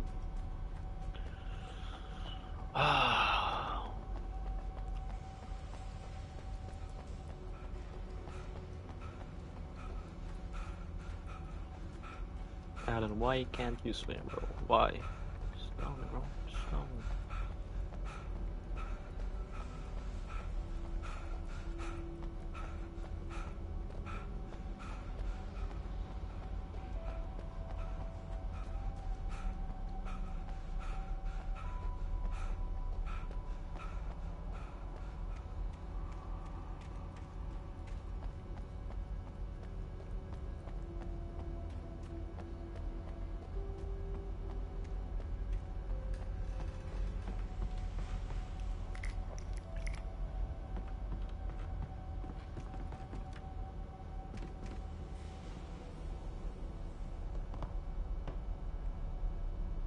Fuck it.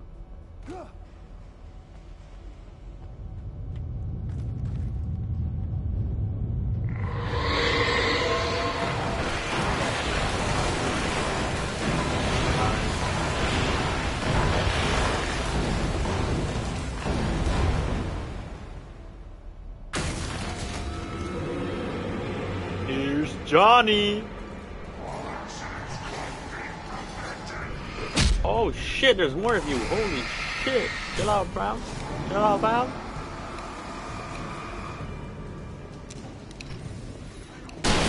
Bop. One shot.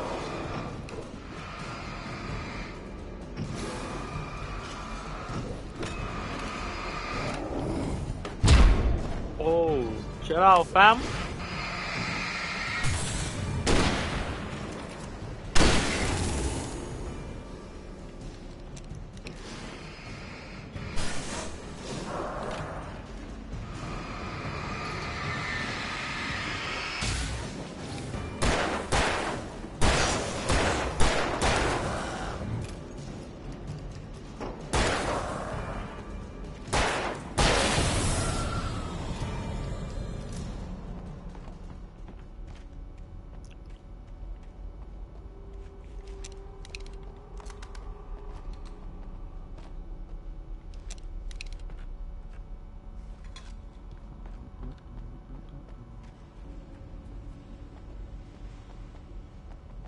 We gotta go. Wait. Oh, never mind. It is.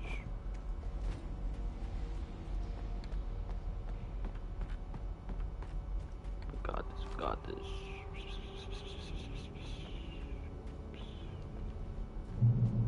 I'd have to make my way up this mine shaft in order to go on. Maybe the machinery could help me with that.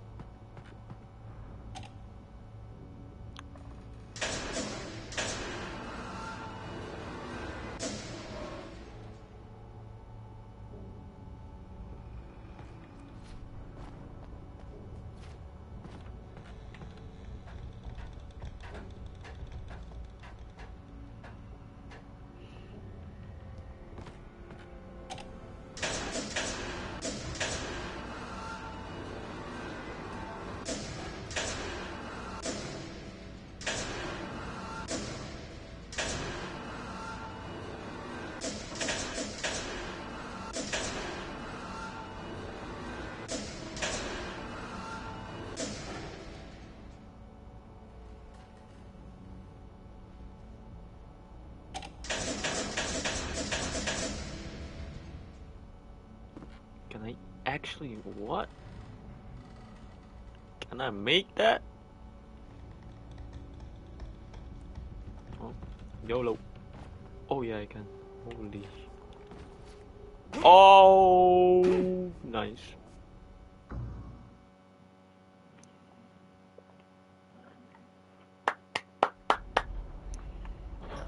I'd have to make my way up this mine shaft in order to go on. Maybe the machinery could help me with that.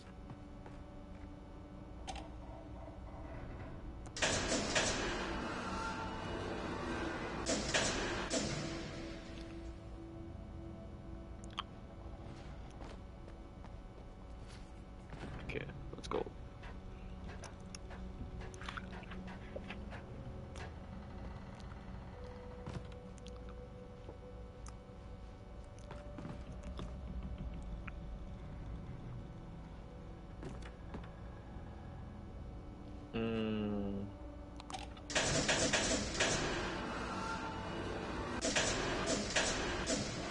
Makes sense, makes sense. Wait. Let down.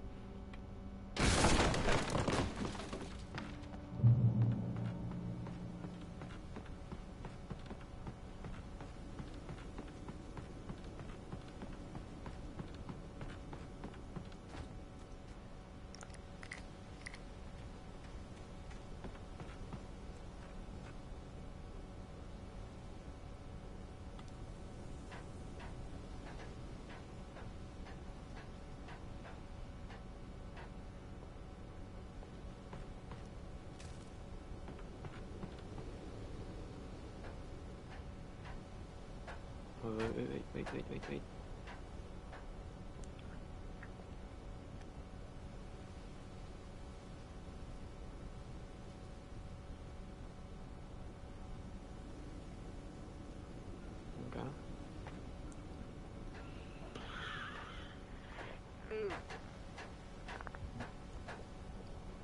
Okay.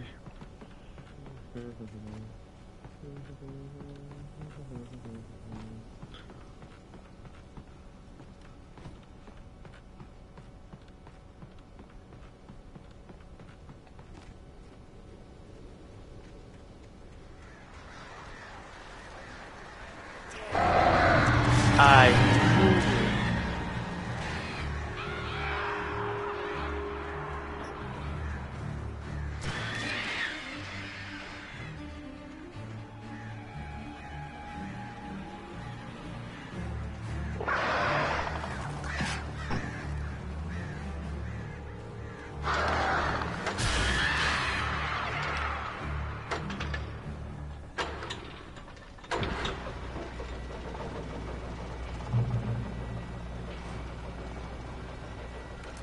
Oh, great. Another cable car. Just great.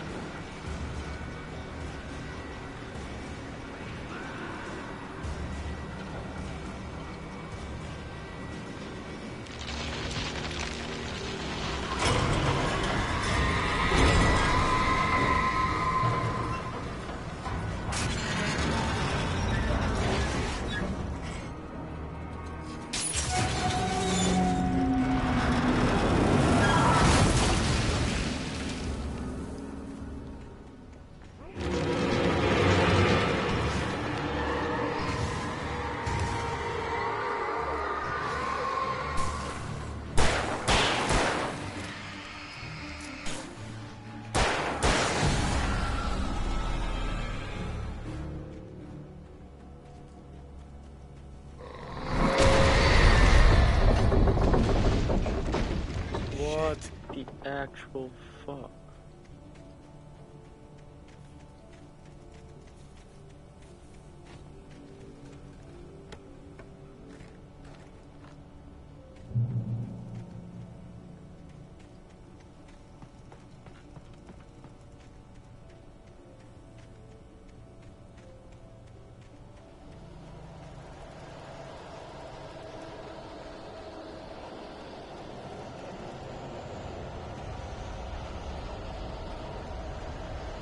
Yes, we're about to get jumped again.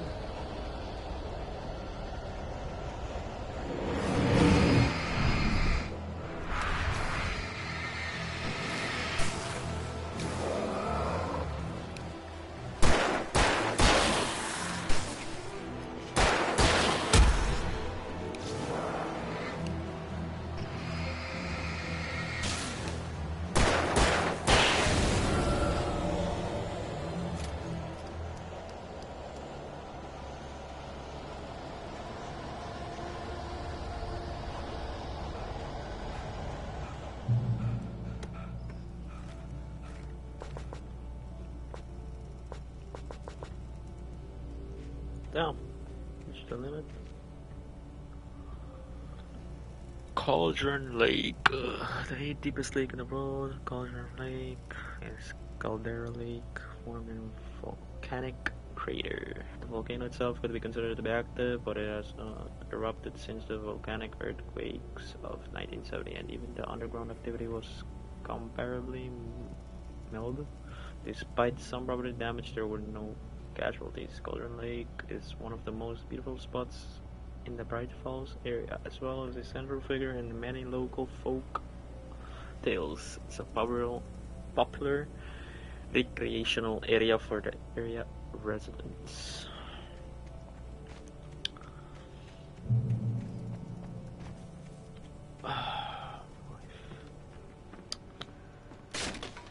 Nice, nice.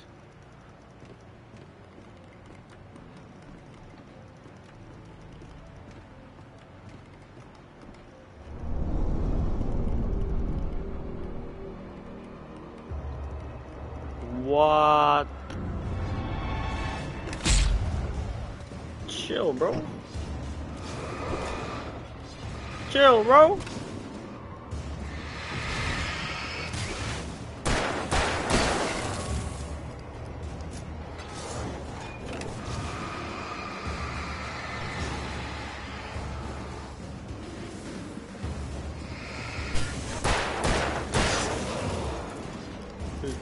Ooh.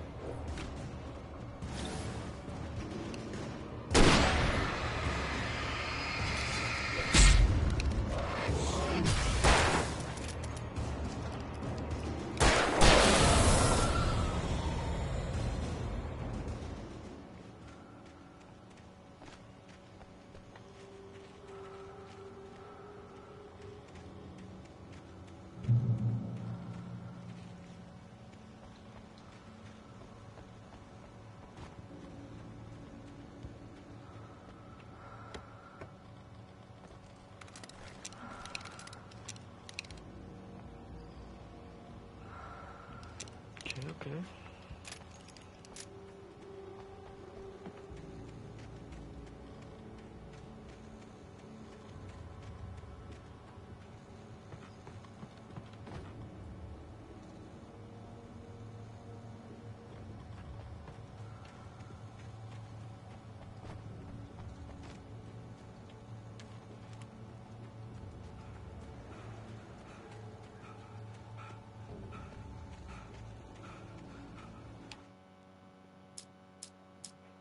I stared through the bars of the jail cell.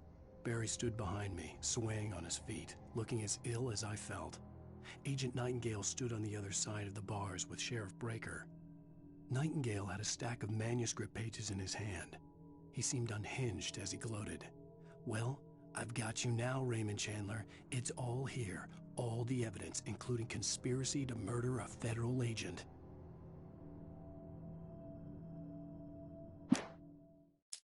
Things were never as simple in real life as in fiction. I had lost count of the times I had wished there'd be a clear reason for my writer's block. Something to fight, something to lash out on. There wasn't. I was filled with doubt. I was nothing like the hero in my books. Alex Casey had gone through his life with single-minded determination, never wavering from his goal. Even now, I was angry at myself, angry at Alice, angry at Barry. I was fumbling and I had no plan.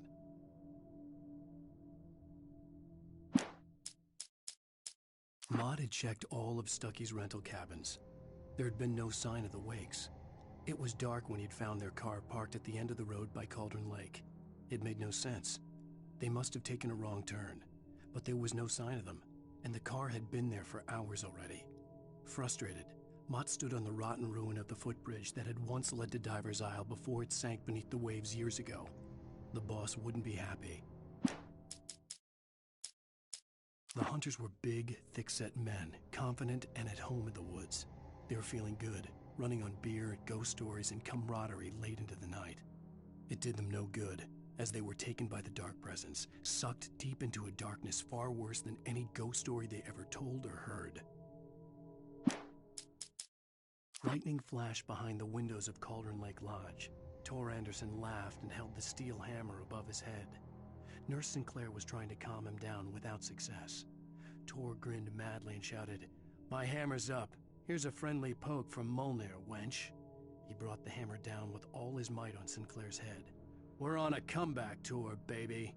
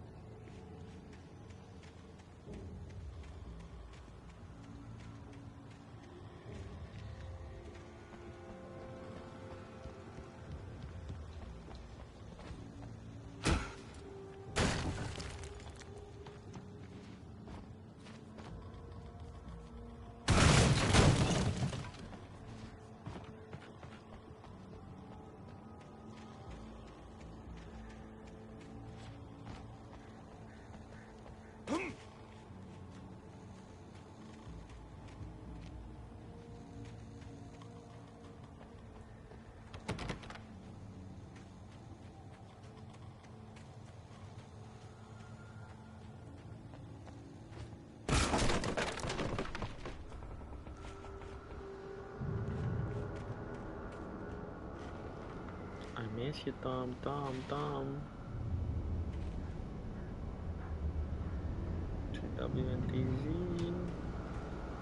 Tom, you talk to me on TV. Tom. Miss you, Tom. Did you write this? Tom. Okay.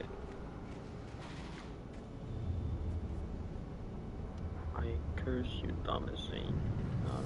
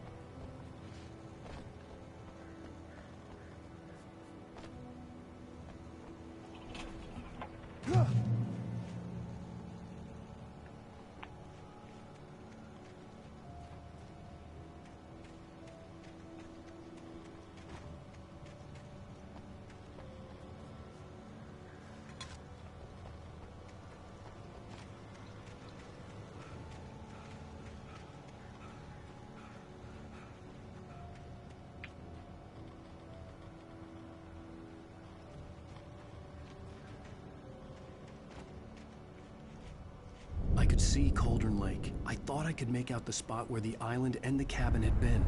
There was a light near it. It had to be a boat.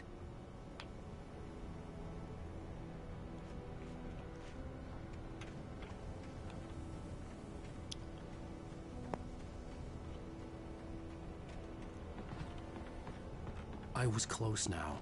I had to get there fast. I dreaded what I would find.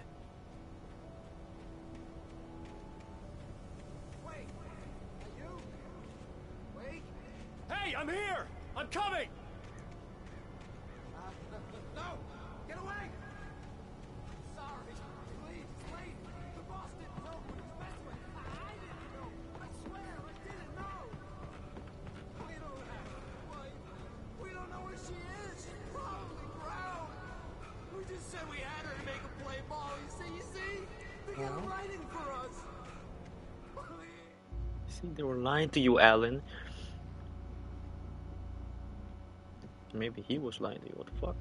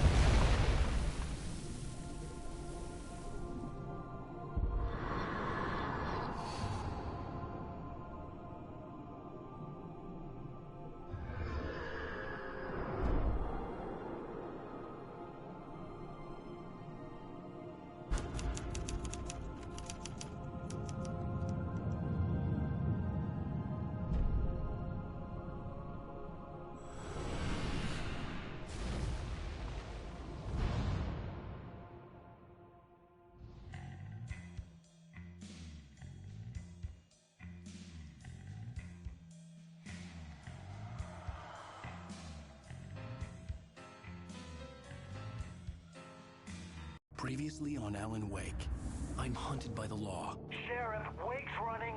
I'm giving chase. Are you seriously telling me that writer just took out my deputies? A thriller I supposedly wrote is coming true. The genre of the story seems to be shifting. It's turning into a horror story. I was told that Alice had been kidnapped, but that was a lie. We don't have his wife. We don't know where she is. Her purported kidnapper was eaten up by the dark presence before it attacked me.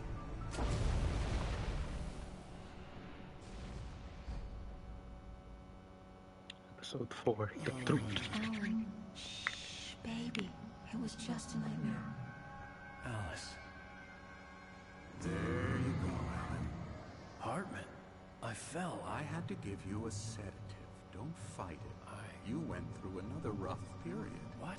Right now, it's very important that you stay calm. We don't want you to have another episode.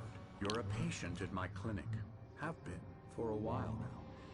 The shock of your wife's death triggered a mental illness. No, you're lying. You're suffering from various symptoms of undifferentiated schizophrenia. Bastard. It's okay, Alan. Just let go.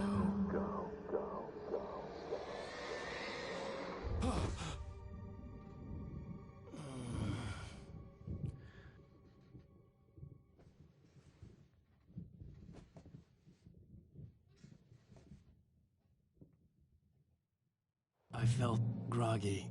Whatever Hartman had bumped in me was making me numb. I felt like this was happening to someone else. Someone I was watching on television. I couldn't think. Couldn't focus. There were only empty sheets of paper here. No manuscript pages.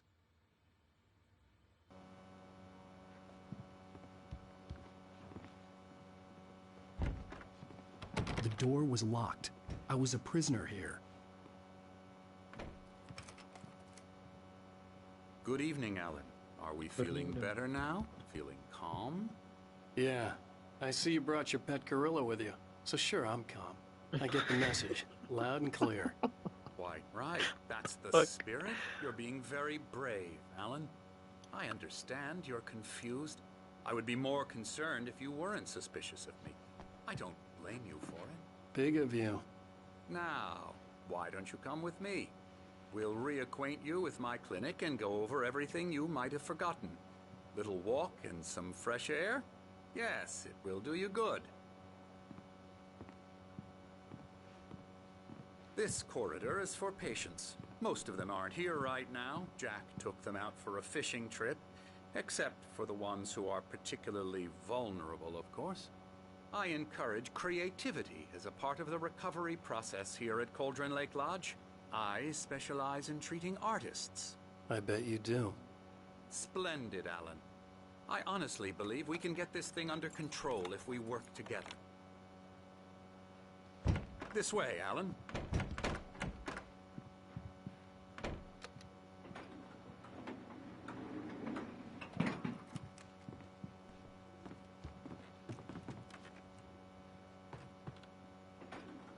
Now, Alan, from past experience with you, I know I need to get right into the heart of the matter as quickly as I can after an episode.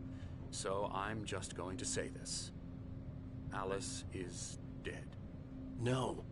You're in a very vulnerable state until you understand and accept this. Alice drowned, and you couldn't face that. You're suffering from hallucinations, paranoid delusions, unusual thinking, an obsession about light and darkness, a feeling that everything revolves around you, your thoughts and dreams. Your mind has constructed an elaborate fantasy scenario in which your writings are affecting reality. She has been kidnapped and supernatural forces of darkness are trying to stop you. We go this way, Alan. I wasn't ready for another shot, so I went along with it. He had to be lying. But under the influence of the drug he had given me, I had to fight not to believe his words. It's all in your head. You've been making it up. Apart from the tragic accident with your wife, no one has been killed. Your delusions are just a manifestation of your subconscious mind trying to protect you from the too painful truth. Unless we fight the fantasy, it will return. I know the instinct is to resist me, but think about it.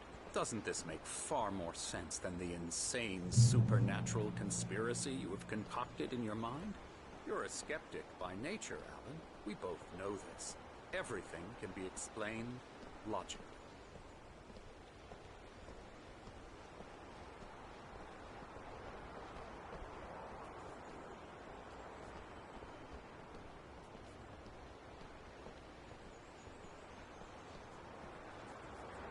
I never get tired of this view.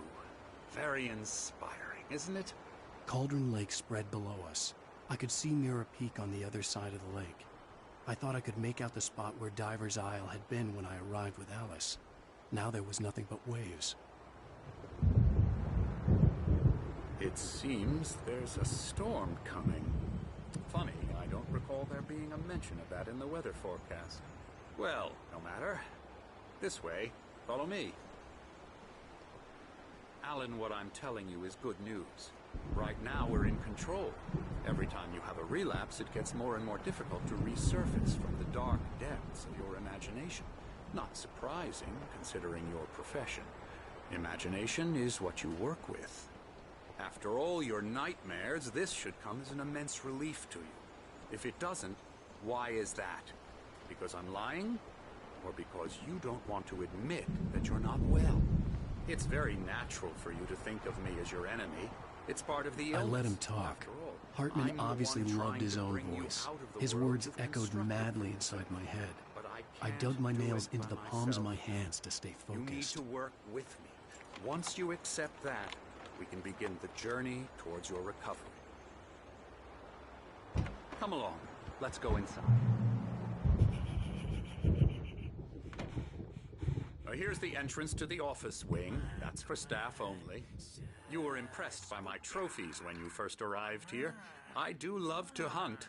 The great outdoors, man versus nature. It's wonderful stuff. Pretty damn wonderful, yeah.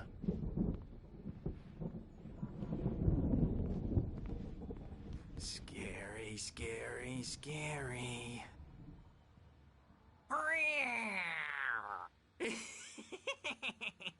Emerson.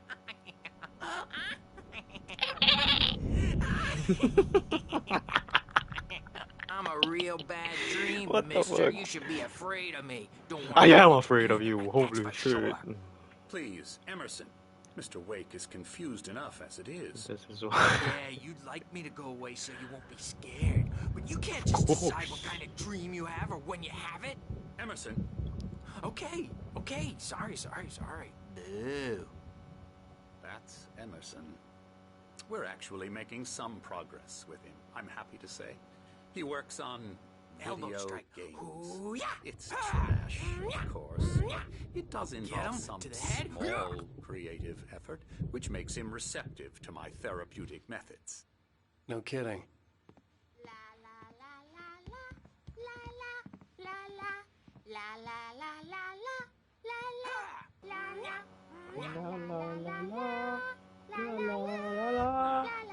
You might have noticed the typewriter in your room. You've been writing as a part of the therapy. As soon as you feel up to it, you should continue.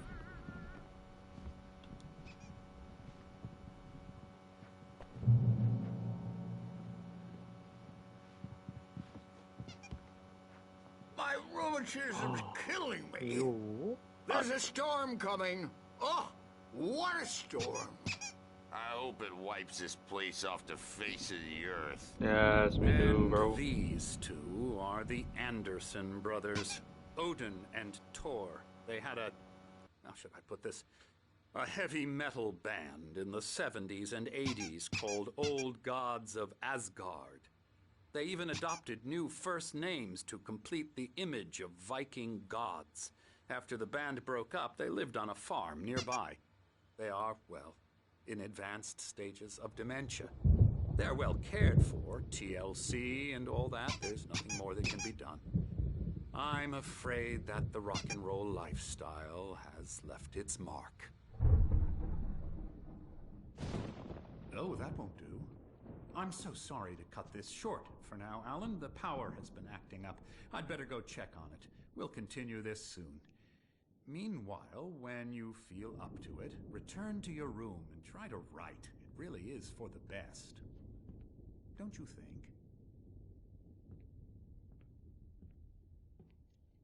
I'd like to bash his head in with a hammer. Oh, he'd love to fish out our secrets, but he has no clue. He's not crazy enough. Not crazy like us, Sonny. Yeah! Being crazy's a requirement, Sonny. Who else could understand the world when it's like this? It takes crazy to know crazy. That's the sanest thing I've heard in a while. Say! No, I'm torn. Chill out, bro. Hey, we like him, don't we, bro? He's gotta go to the farm. The Anderson Farm. Valhalla! We wrote it all down, lest we forget. A crash course. All you need to know to get your head right. You need to find the message. Here, Sonny, here's something for you. Gave me a rash, but I kept it safe from these bastards.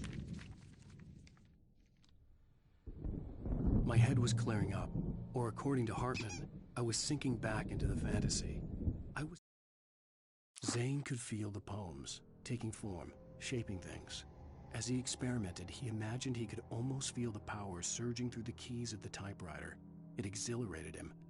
But there was fear, too. If not for his young assistant Emil, he would have given it up. But Emil convinced him otherwise. He, too, had a way with words.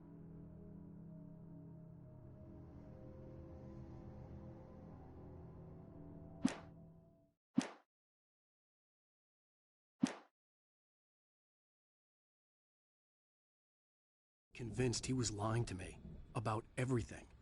Crazy or not, the Andersons made more sense. Tom, you got any booze on you?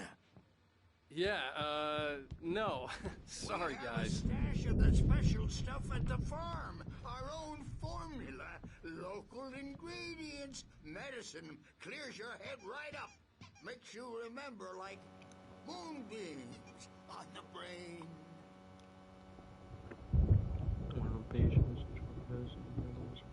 Tom just lost is all.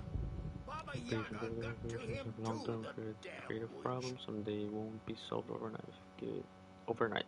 Give yourself permission to take time you need. The time you need. Bear in mind that you're voluntarily receiving treatment that has been specifically tailored for you. Engagement therapy and its sister method, the flow, work best when you are actively engaged in shaping them. If you have any concerns, please don't hesitate to voice them. Man, what the fuck's my room? Power again. He's checking on it now.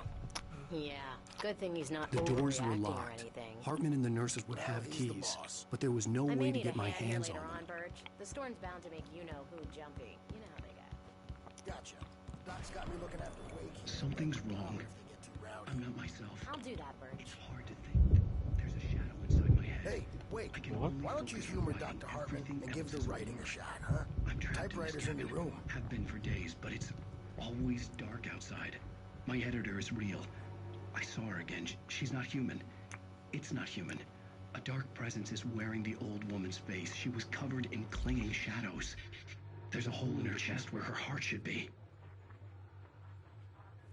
I think I've made a horrible mistake. I don't think I'm any closer to saving Alice. It's been lying to me, using me to get the story it wants, and the story will come true.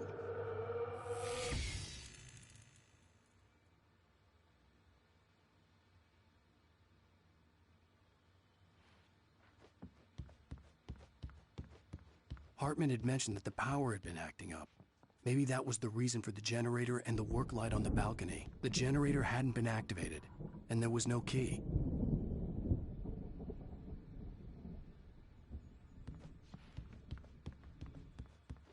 You can get to your room by those stairs, Wake.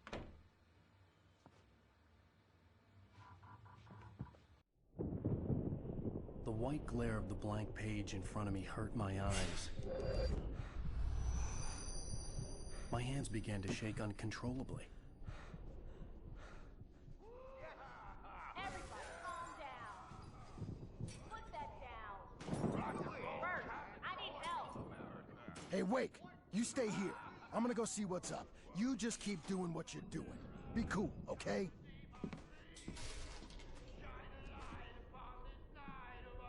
I didn't know what the chaos was all about, but it could be my only chance of getting out of here.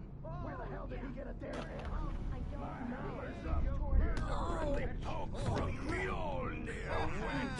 Oh, afraid of the crazy brothers, are ya? Not so weak. Hartman kept talking, giving Barry the grand tour, clearly proud of the place. He went on and on about his hunting trophies, and Barry was impressed. But he was here on business. He raised his voice, cut through the monologue. Hey, Hartman, where's Al? Hartman stopped in mid-sentence, annoyed at the interruption. He nodded at the hulking orderly standing nearby. The man smiled and clapped a practiced hand on Barry's shoulder. Now, are we? Well, things are unraveling fast, aren't they? Sinclair looked bad. That wasn't a love tale. The crazy old fart hit her hard. If she was one of Hartman's goons, she had it coming. I had to get to Hartman's office. He had taken all my manuscript pages. That's where he'd been keeping them. Come out and face the music, Birch! It's time to pay the piper!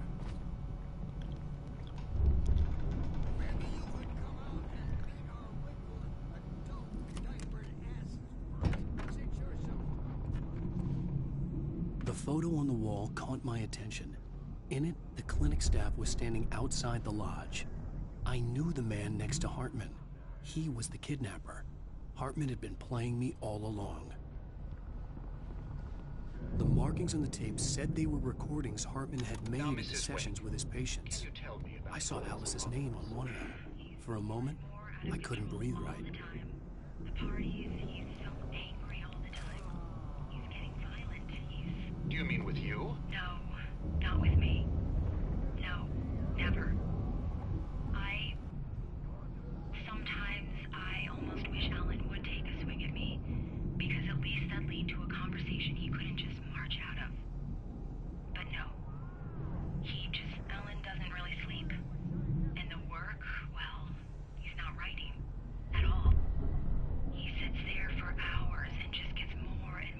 frustrated, and I can't talk to him. Yes. Tell me, Mrs. Wake.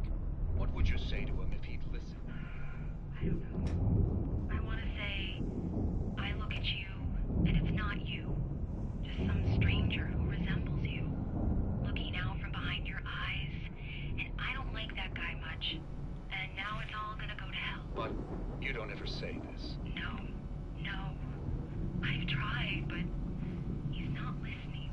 He's too deep in his own problems, always going on about something else. I'm so afraid I'm gonna lose him, and we're not even talking anymore. He doesn't let me in anymore. He just keeps me in the dark. I'm so alone here, even when he's home. Please help me, Doctor, because I'm in Let me out of here! Hartman, do you hear me? I'm gonna sue your crazy quack ass to shreds! Barry? Ow! About time!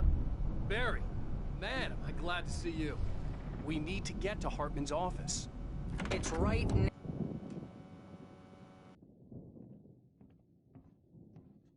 These were all the pages I had on me. And more.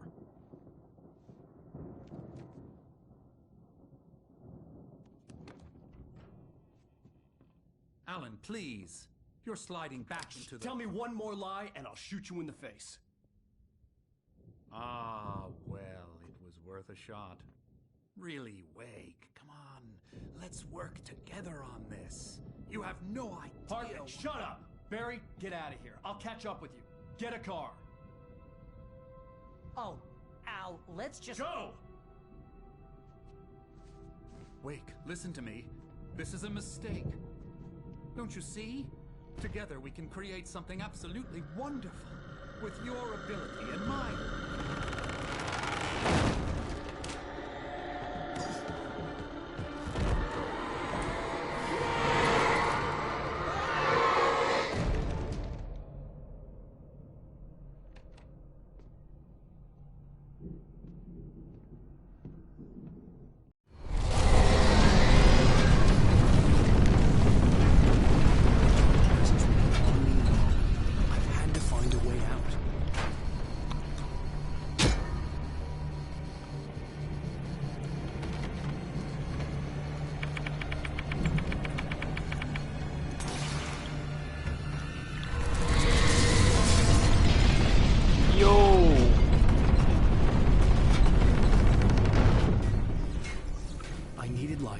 Possessed bookshelves out of my way.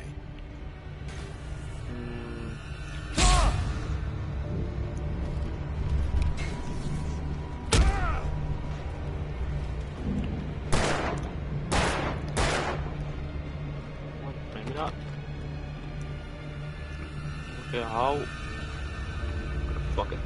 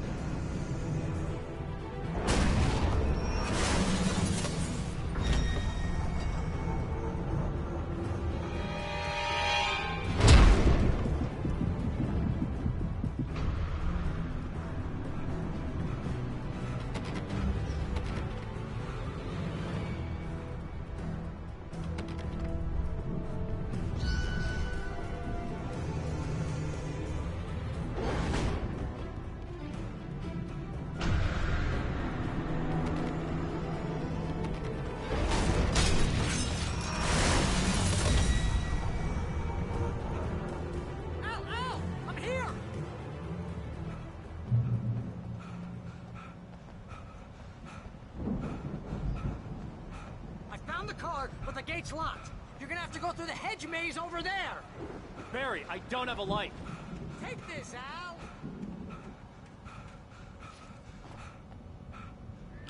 Oh, God! Look at the house, Al!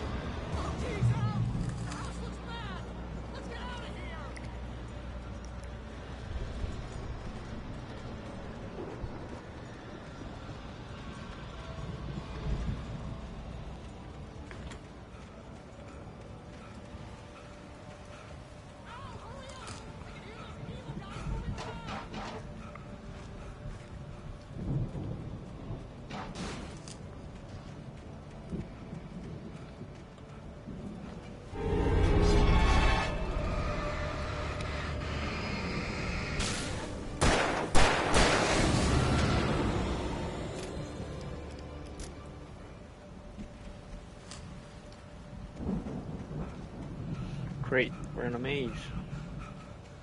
We are in a maze.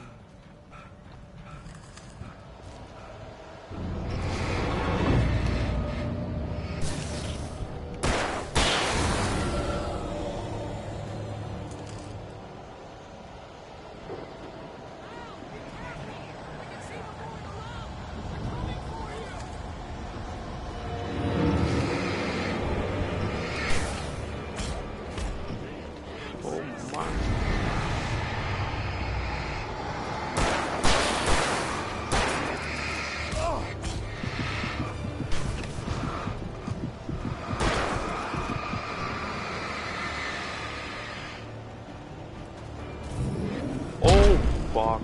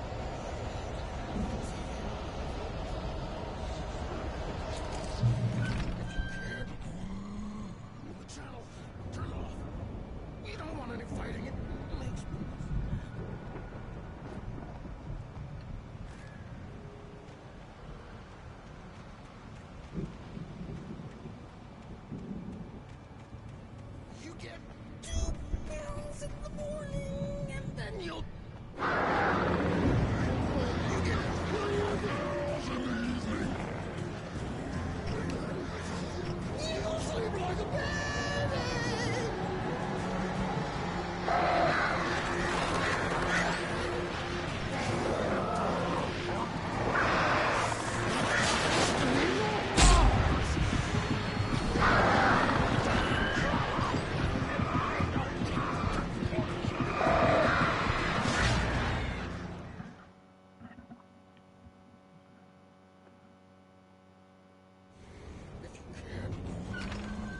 channel.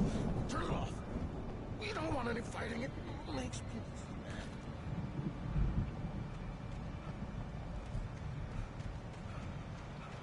You get 2 pills in the morning, and then you'll be nice and cool.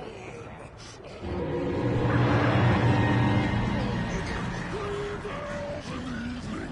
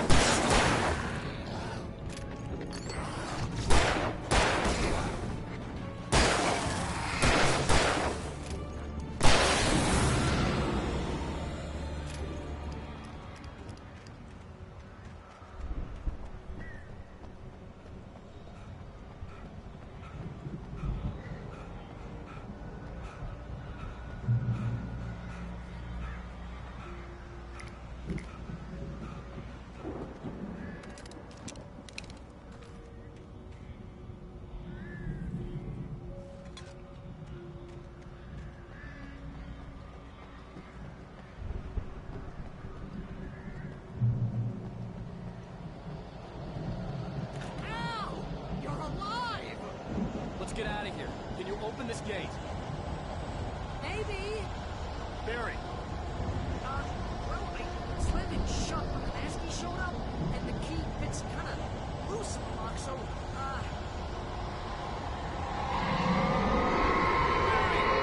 I'll find it. Don't worry about it.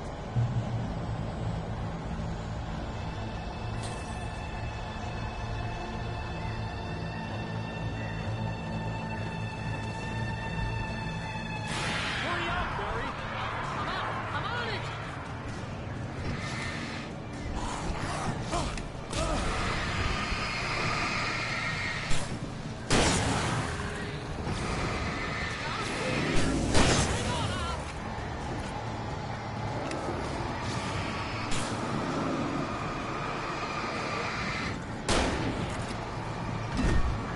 Hey, we found a corner.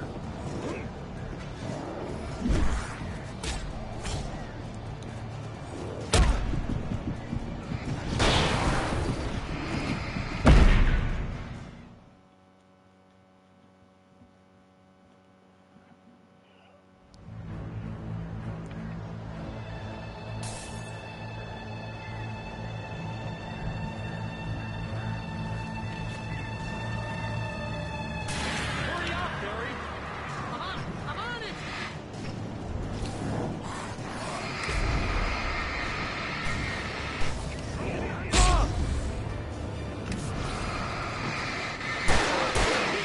Just hang on.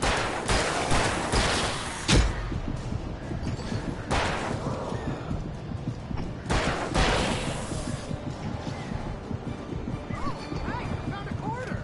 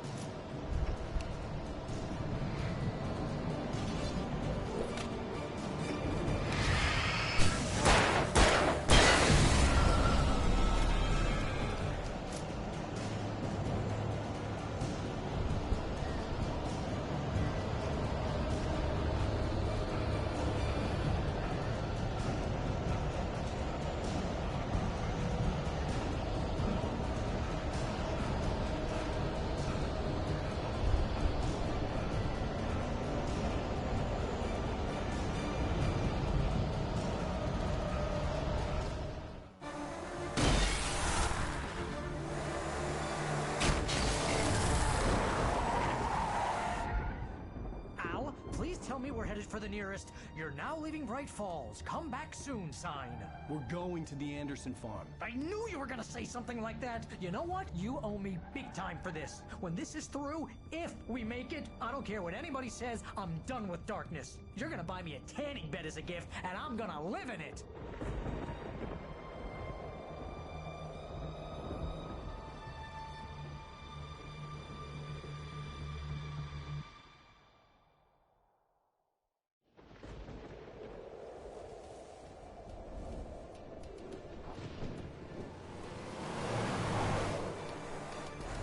crazy, but that's fine, Barry. Oh, you got that right, Al. You're barking mad. You are by far the craziest... But maybe that's inevitable when you deal with crazy stuff like this. It helps.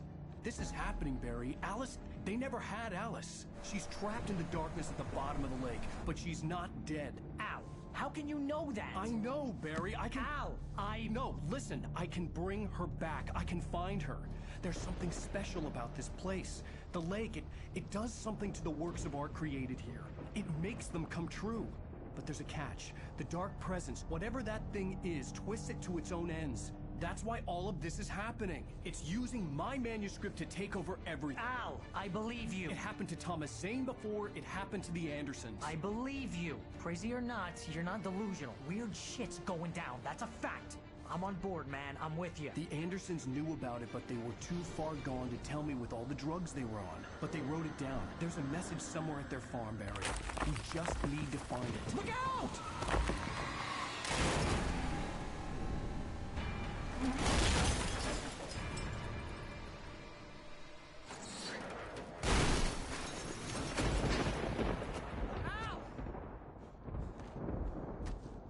God damn it, Al, talk to me!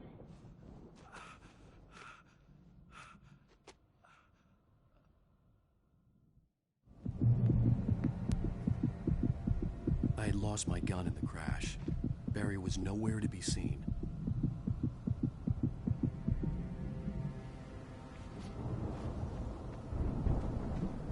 Barry! Barry! Oh, man, you're okay! Jeez, it's good to hear your voice! I was trying to get out of the car, but the ground gave way! Man, what a drop! Don't worry, your cutout is fine. Forget that! Are you okay? I hit some bushes, didn't get a scratch. There's no way you can climb down, though. It's like a sheer wall. Ah! Al! There's something moving down here! Barry, it's a take-it! Use a flare, Barry! Oh! Yeah! Barry, are you all right? I'm good, Al. I'm great. Guess you never messed with anyone from New York City before, huh? You have to find your way around to the farm, Al. I'll be waiting. Barry, just wait for me, okay? Al, I'm not staying here. It's suicide. I'm going to the farm. I'm gonna go ahead and secure the area. You can catch up. Don't worry about it. I'm on the case. Now he's Rambo. This would turn into a disaster if I didn't catch him.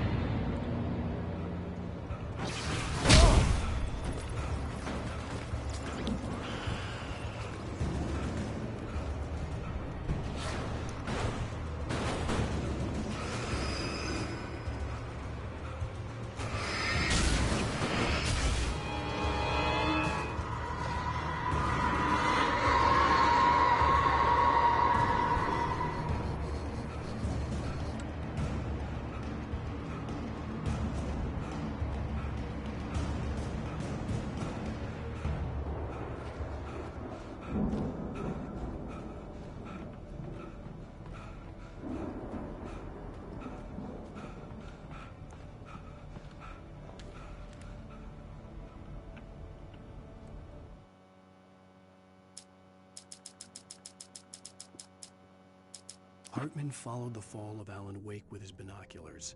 When the rider hit the water, he ordered Jack to take the boat to him. The spot was easy to see in the dark, even with all the extra lights in the boat. The flare floated and kept burning even in the water. Jack turned the radio louder as the engine sputtered. The music was rough and clanking, something the Anderson brothers would no doubt have enjoyed. But Hartman chose to ignore it. Wake was finally within his reach. Hartman knew he was no creator. He had no ambitions on that front. And he certainly didn't want to end up like every artist he had worked with here, damaged in ways that were hard to describe, or worse. It was enough for Hartman to maintain creative control and provide direction, to be a producer. That was what most of these people were in need of anyway. Of course, suitable subjects were few and far in between. I stared at the Viking paraphernalia that littered the area, surrounding an unlikely centerpiece. A full-size stage complete with an impressive sound system with all the trimmings, including a dragon. It took a special kind of crazy to build something like this in a remote field. When the sky split open with a deafening boom and the music started blasting, it felt strangely appropriate. Mott knew that Wake was smarter than him. Wake had more money, a beautiful wife, everything. And Hartman said Wake was important. That made him better than Mott. But Mott was calling the shots now. He'd expected Wake to whimper and grovel, but instead, he seemed willing to fight. Mott knew he'd gotten under Wake's skin. If only Mott actually had his wife. The thought made him shiver. Hartman wasn't happy. Mott could see it in his eyes. He quickly lowered his own. He had made a mess of it, and he knew it. The shame of failure was hard to bear. He hadn't expected Wake to say he needed more time, and he blurted out 2 days, less than Wake had asked for to show him who was in charge. But that wasn't part of Hartman's plan. Hartman hurried down the corridor. He had disliked leaving Wake when he was surely at his most susceptible to therapy. But this was not an ordinary storm. Wake had been writing, and he had woken something up in the depths of the lake. Now, it was coming for him. Hartman had naturally prepared for a situation like this. The idiot brothers would keep Wake distracted while Hartman double-checked everything, just to be sure.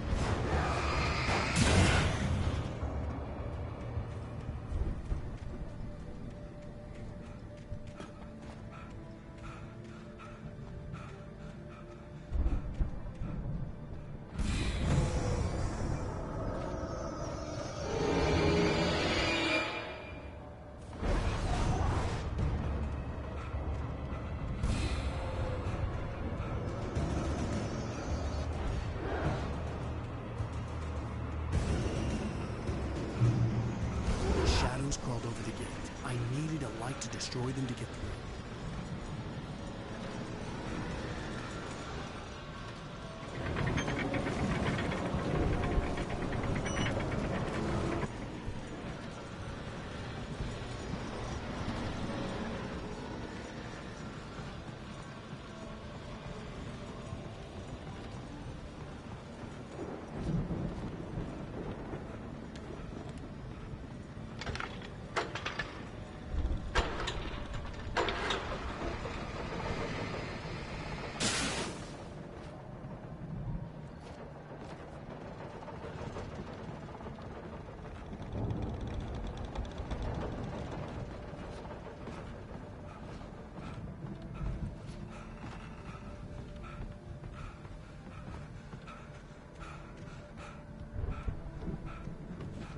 I could sense the movement in the woods ahead.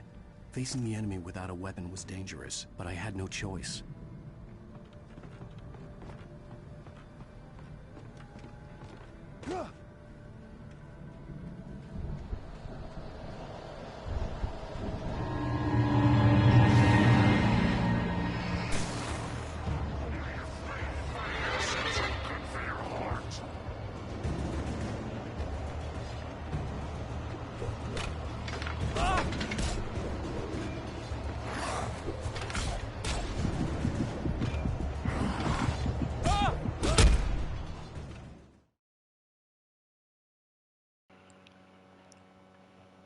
I could sense the movement in the woods ahead.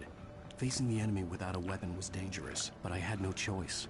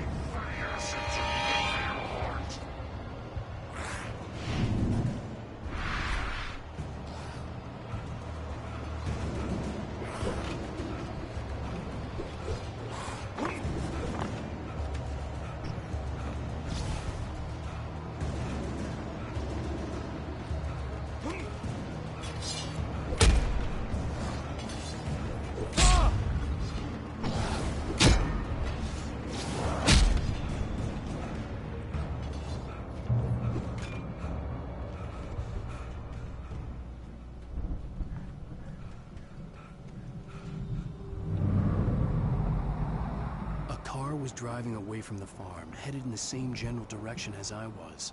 For all I knew, it was Barry, caught in the consequences of leaping before looking.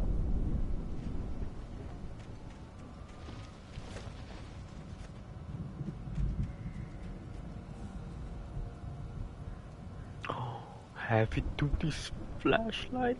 What the?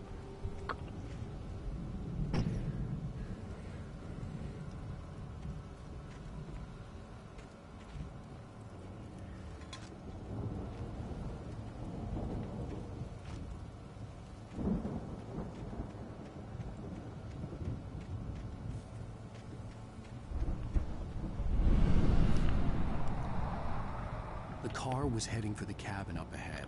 It wasn't far. If it was Barry, I would see the damage soon.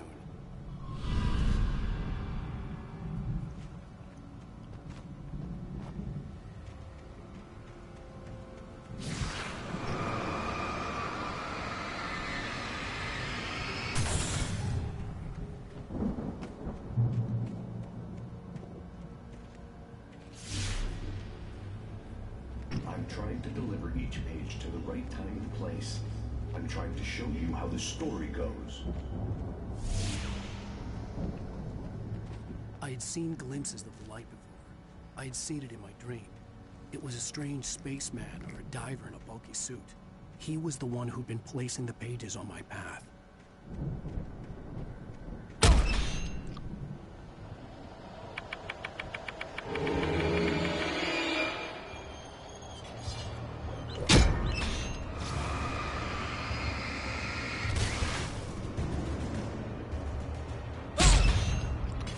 Fuck.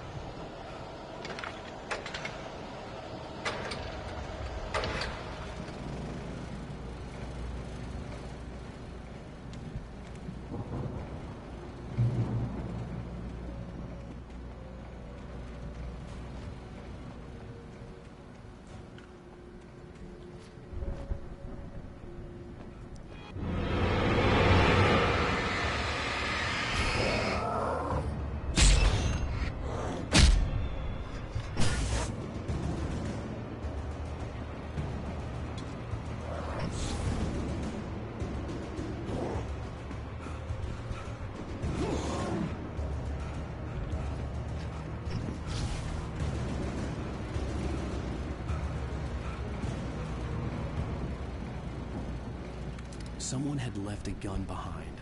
Now I had a fighting chance of reaching the farm.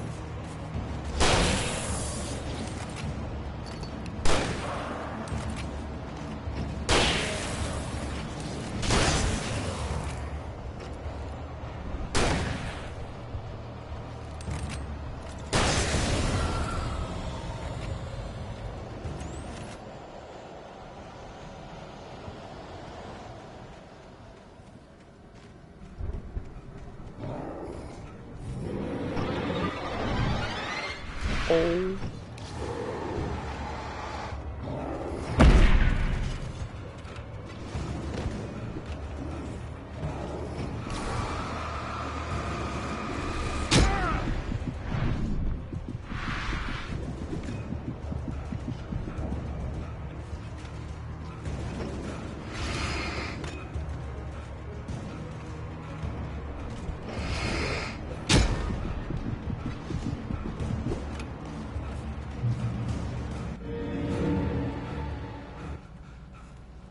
could see the car, but there was no sight of the driver.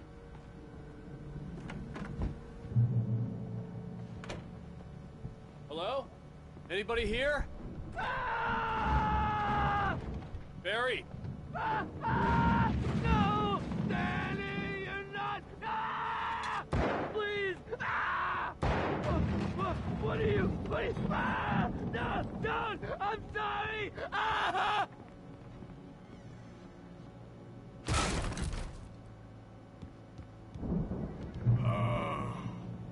I know you.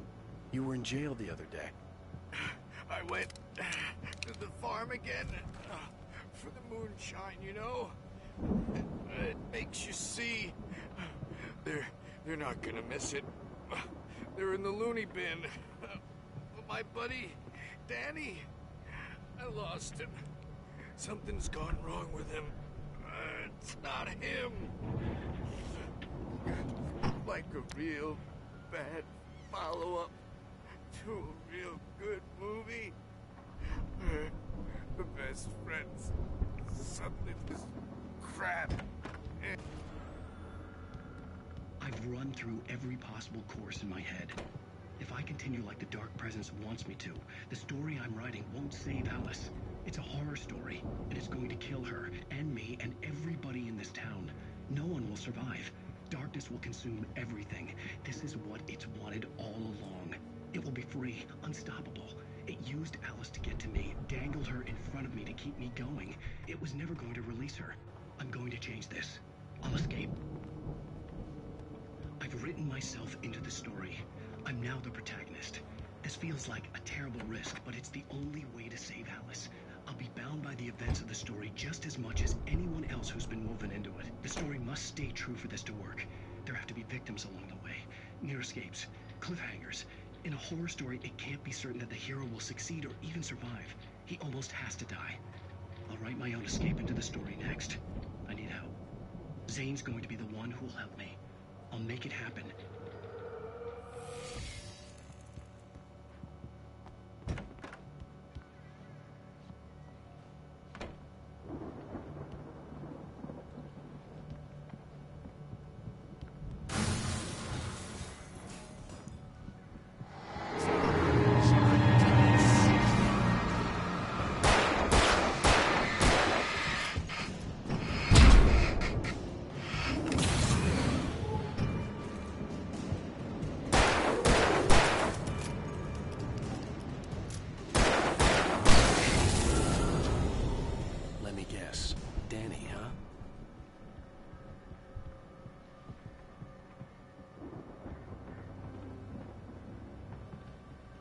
The front door was locked.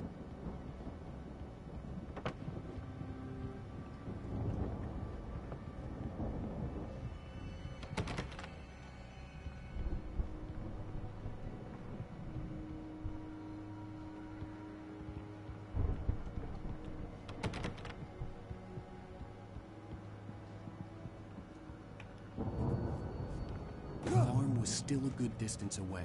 I'd need a car to get there fast. If Barry wasn't up here, he was probably in trouble down at the farm. For a moment, I felt bad for doubting him. After all, I'd made it this far myself. But Barry was Barry.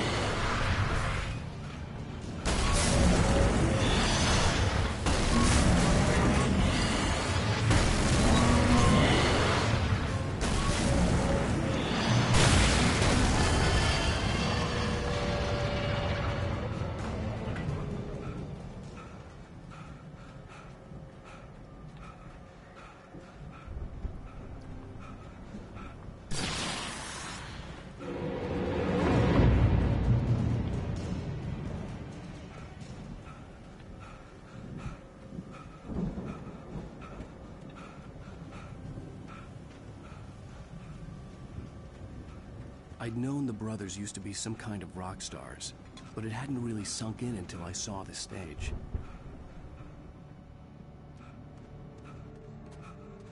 Ow! Run! Incoming! There's too many of them!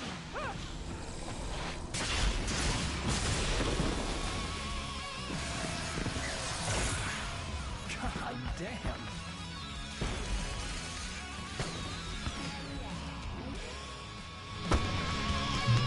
So glad you decided to go it alone, Mr. Bronson. Shut up and shoot! Ow! We have to fight them off! I can set off more of the fireworks from here and help you out! Hey, Al! Did you notice there's a lot of ammo and stuff around? This place is stocked! Al! Hold on! I'll try to get the stage lights on!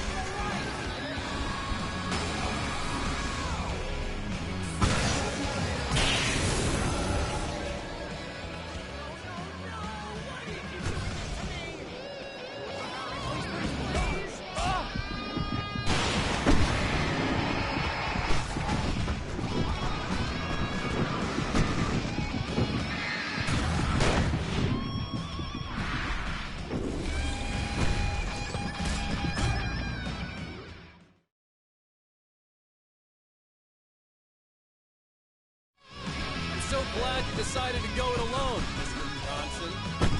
Shut up and shoot! Ow! We have to fight them off! I can set off more of the fireworks from here and help you out!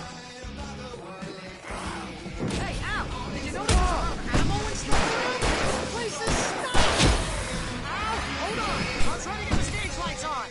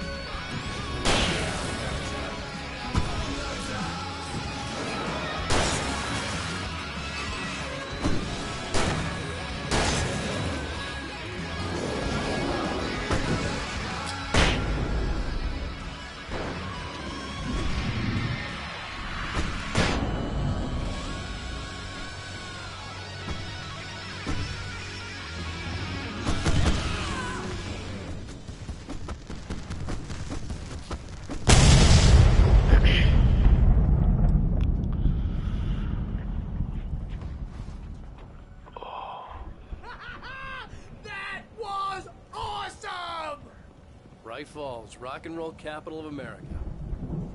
Hey, Al! This way to the farm!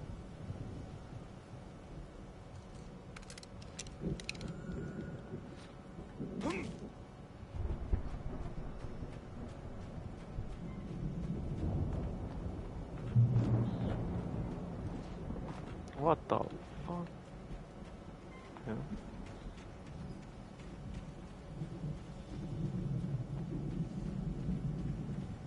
See, bestseller? No reason to worry. Your cutout's good as new, right where I left it. I'll come back for it once we have the place secured. Yeah, that's been my biggest worry all this time.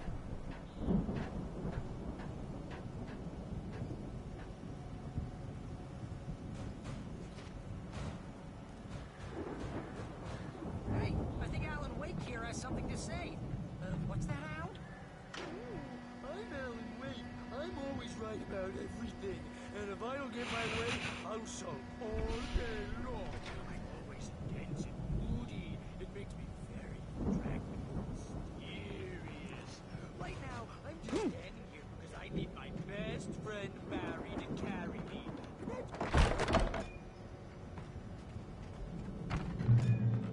Wow! You look at that thing, Al! They really went all out with this Viking crap, didn't they? Look at all this stuff. They must have done okay for themselves, so how come I... Sleep. We all spend a third of our dreams in its soft embrace, similar to that memory. Hey, remember when I got you that gig? Your first real writing job. What got you started? Was this one of your episodes?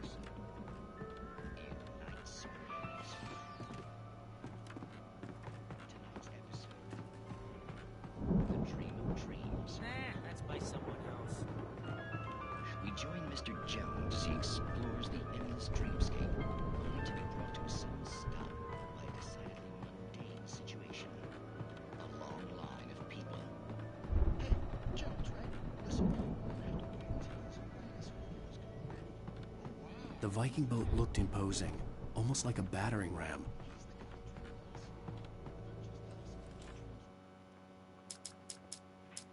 Agent Nightingale stared at the passed-out rider. The man was sleeping off one hell of a night. Nightingale felt a stab of envy at Wake's oblivion, but he had a job to do. He put the gun to Wake's head and almost became a murderer. His hand shook and his throat felt tight and dry. Biting his teeth, he tried again to pull the trigger. He lost the nerve. Wake stirred. Nightingale would have to settle for an arrest. The storm raged on as the Anderson brothers walked unsteadily away from the clinic with the other patients in tow, knowing that this time they wouldn't return. The darkness around them seethed with horrors, but Tor and Odin were unafraid. Their eyes glinted with guile. They knew every secret path, and there was blood on their hands. They had fought these shades before. The dark presence followed the choreography laid out to it in the manuscript, growing stronger and stronger, moving like a storm from one scene of destruction to the next. But it was still bound to follow the story and chained to the dark place it came from. When the story reached the end it longed for, it would finally be free. It's 1976. Madness reigns at the Anderson farm. Contrary to all logic, the headiest ingredient of their moonshine is unfiltered water from Cauldron Lake. The Andersons feel like gods. Odin can't stop laughing. He contemplates cutting his eye out. Tor runs across the field, naked, shrieking, hammer in his hand, trying to catch lightning. Their songs have power. Something ancient is stirring in the depths, coming back. When he stopped the car at the Anderson farm, Walter felt relieved. Oblivion was close at hand. The brothers wouldn't miss a jar of moonshine or two in the booby hatch. But then he saw the man on the porch, and he knew who it was. Driving for his life and knowing it was useless, he didn't realize he was crying until he couldn't see the road for the tears.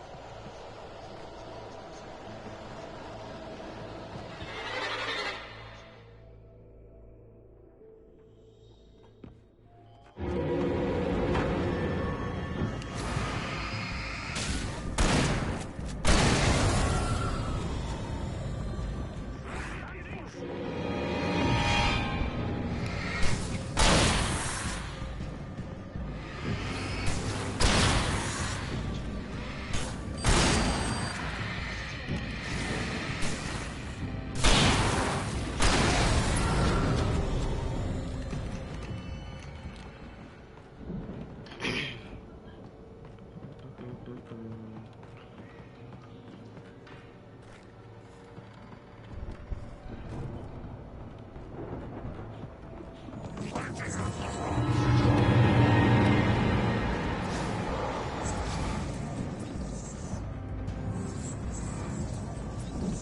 think we can make it through here!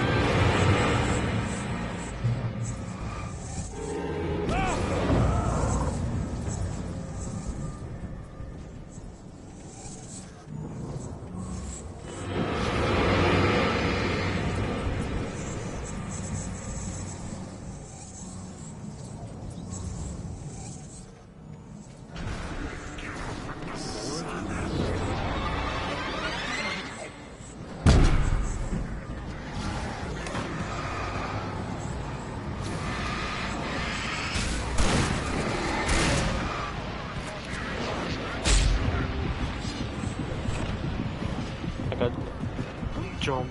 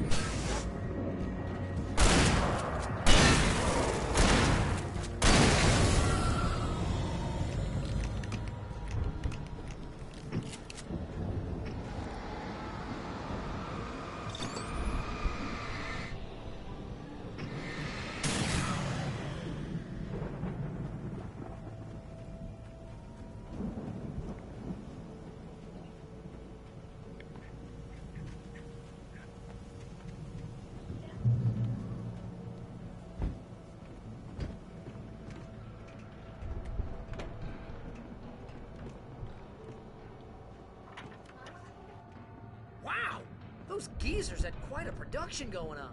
Ooh, you know what, Al? If we make it through this alive, I'm gonna start representing them. Yep, sell this stuff online, maybe get a reality show going, release a new single. Good luck with that, pal. Hey, you find us a way out of here, okay? I'm gonna take a closer look at this stuff.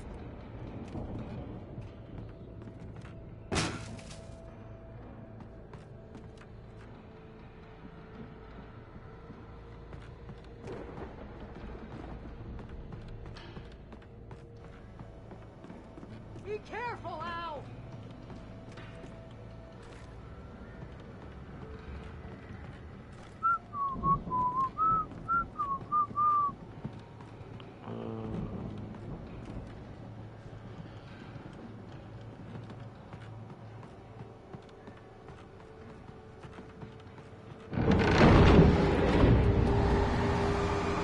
You tried it.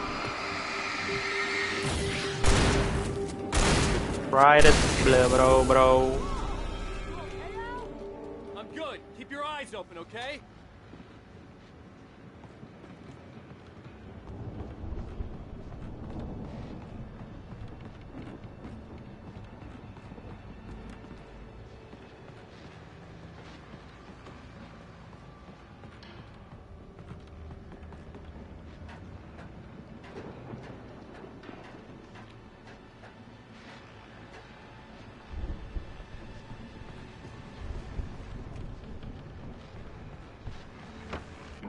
As you regular listeners know, I tend to work through the night, but I'm not the only one. Deputies Mulligan and Thornton are taking a couple of moments off their busy schedule to join me here in the studio. Boys, how busy are you now? Deerfest is almost here, isn't it? I bet that keeps you in business. Pretty busy, yeah. Actually, Pat, pretty busy with other stuff, which concerns an ongoing investigation. Can't talk about that. I wasn't gonna say anything. Say we don't know. I could see the building that had to be the Andersons' home on the other side of the field. It wasn't far now. I wasn't worried about trusting the ramblings of two burned-out geriatric wrecks. They had the goods.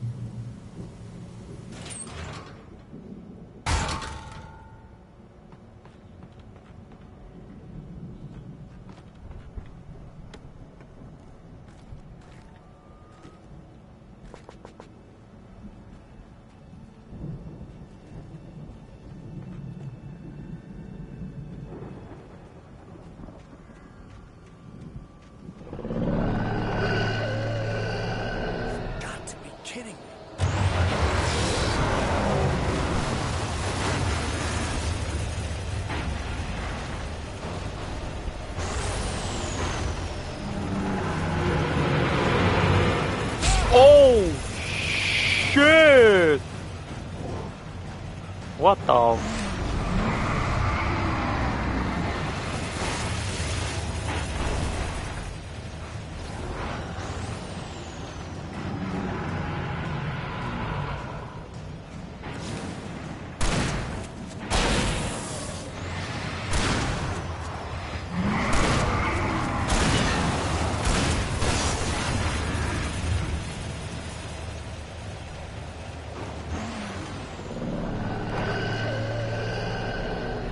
Defeat the harvester. What the fuck?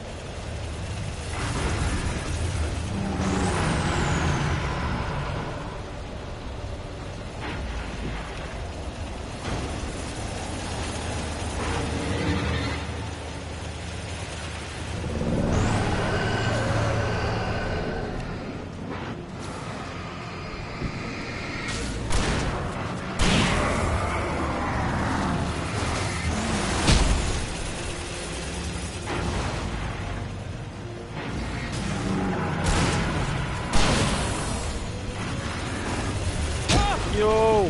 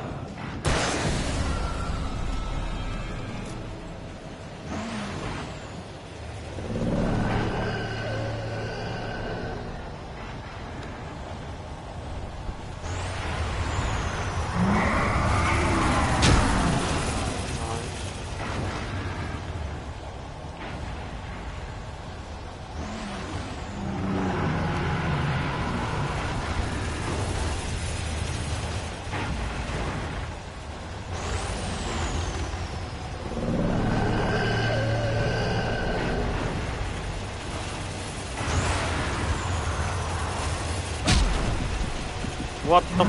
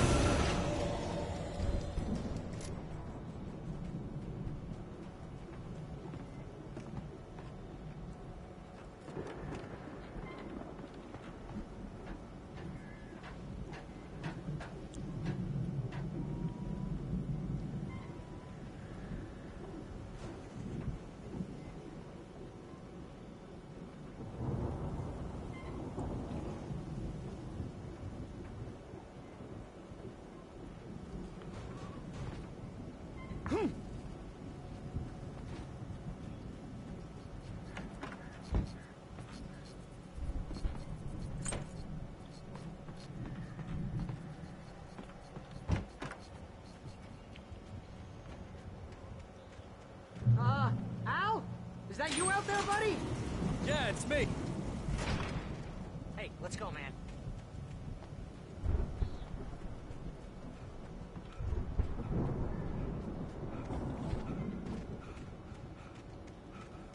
We're gonna have to work together to open this gate, Al. It's pretty heavy.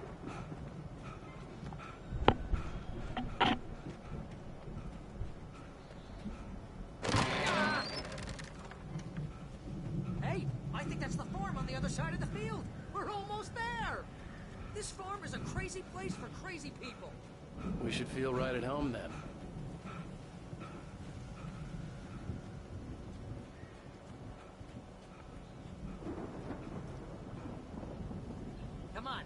gig. Do this thing.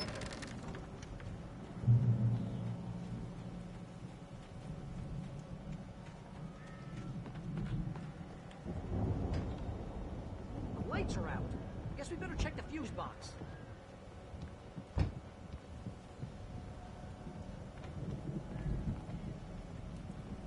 The power downstairs was out, but I was sure I could fix that at the fuse box.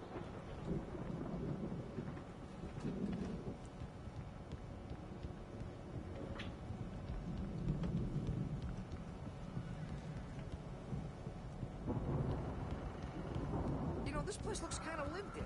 I thought the Andersons were in the booby hatch.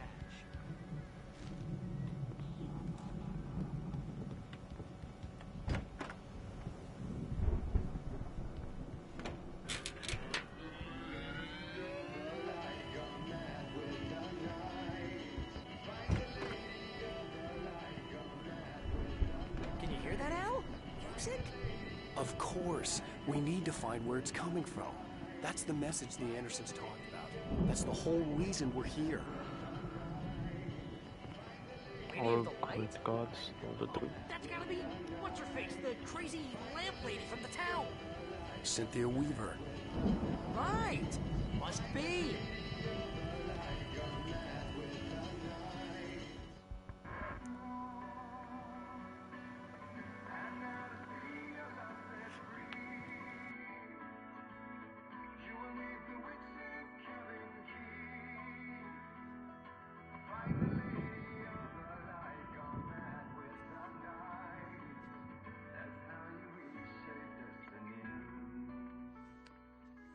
Okay. We need to find Cynthia Weaver. We'll stay here for the night and head back to town as soon as it gets light.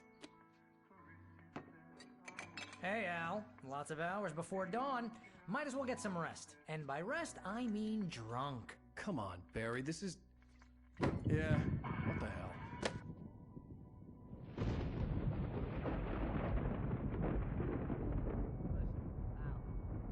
I'm sorry about this. No, seriously, because I know we don't get along, but we're gonna find her, right? And even though you're a crazy bastard, I'm gonna stick by you, no matter what, ever, Al. Sure, like a brother. I'm a writer, goddammit. Correct. If I just wanted to, I could write 10 books a year. And they'd be the best books that year. No, you couldn't. That's right, I couldn't. But I could, because I'm a writer. What? What do they put in this stuff? I feel like my brain is coming out of my nose.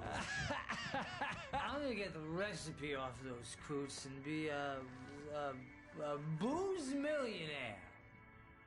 I just miss her, Barry. I just want her here with me. I know, Al. I know. It's gonna be okay. We're gonna make it okay.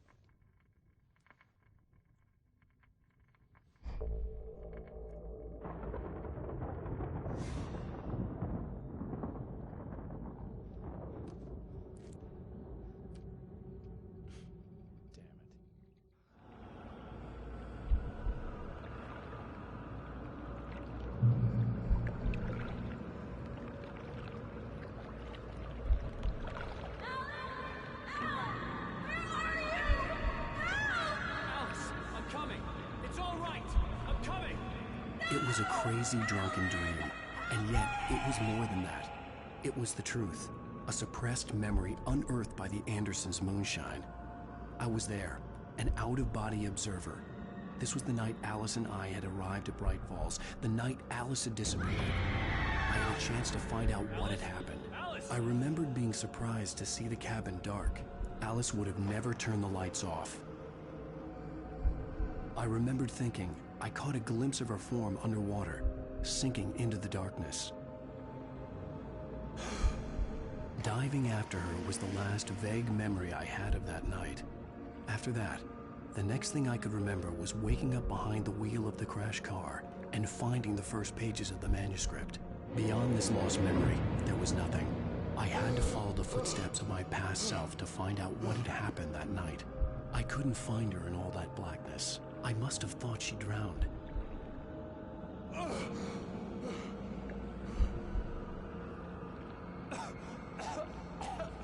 Alice!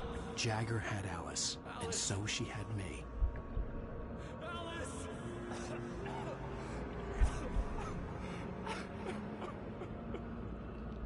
I'd been easy prey. Look at the cabin. Is there someone in the window? Alice? Maybe she didn't drown after all. Maybe she's inside. The dark presence had touched me. She had dug her nails into my brain and used me, made me her puppet.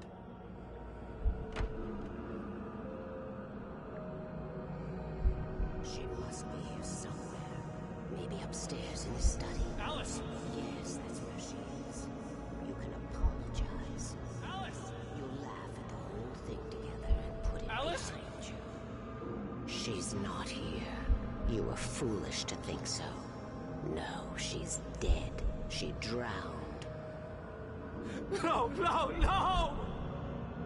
It's your fault your wife is dead. You are guilty. All she wanted was to help you right. You killed her. Oh, hush. There's still hope.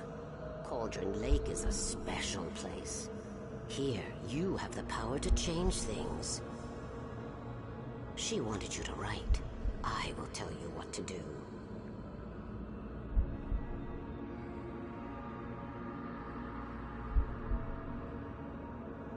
You can write her back.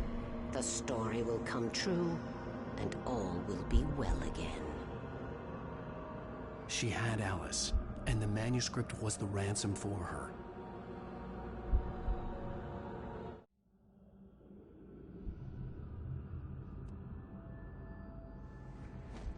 Yes.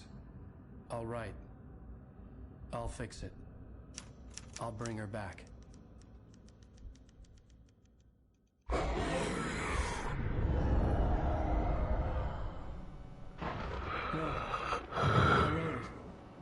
I remembered it all now. In the dark, I'd written for days, a week, almost a complete manuscript of a novel entitled Departure. Jagger had been my editor, whispering in my ear, making sure that the unfolding story would make her more and more powerful. I thought I was saving Alice. Even with the cobweb she put in my head, some part of me had been aware enough to write my escape into the story, to bring a light into the cabin to release me before I could finish, to interrupt the horror story before the ending, where darkness consumed everything and everyone. Zane was weak and far away, but I had written him into the story, and his light had been enough to set me free. It isn't here now. I'm here because it was written. I brought the light to set you free. You must hurry. It will know I'm here. It will be back soon. It stole the skin of my Barbara a long time ago. She looks so old.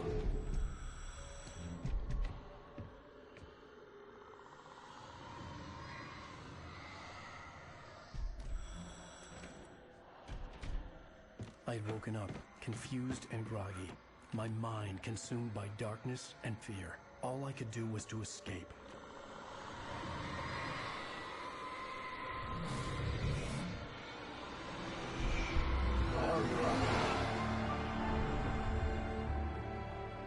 The week spent in the cabin had taken its toll. I was barely conscious, and fading fast. It had to have cost Zane terribly, thrown him even deeper into whatever dark place he now haunted. But he had managed to weaken the dark presence, kept me safe that night.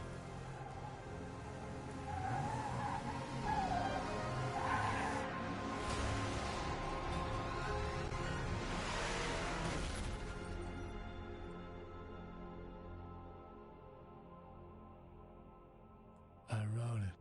It's my fault. That's right, James Joyce. It's your fault, and you're gonna pay for it.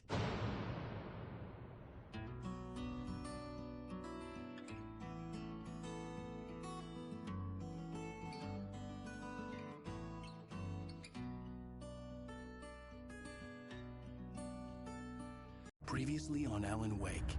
Under the influence of the Dark Presence, I wrote a horror story that is coming true. Jagger had been my editor, making sure that the unfolding story would make her more and more powerful. Some part of me had been aware enough to write my escape into the story. Together we can create something absolutely wonderful.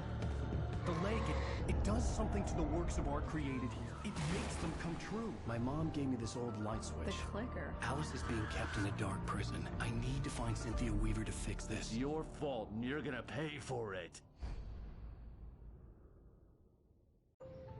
Well, we're expecting a record crowd from the neighboring counties. Naturally, we hope to break the record set by last year's Moose Fest in our neighboring town, Watery.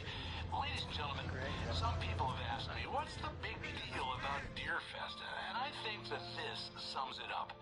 It's about friendship and community. We've got a great party coming up, but let's try to hold it in until tomorrow and get through the night in one piece, all right? I have it.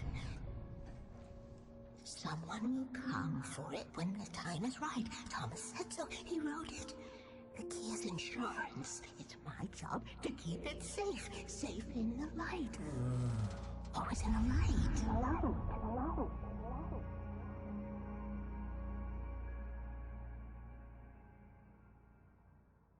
All the manuscript pages were gone. The FBI agent had taken them. I think my tongue just took a crap in my mouth. Ugh. Oh, wait, we're in jail now? Ow, this is not good. That about sums it up.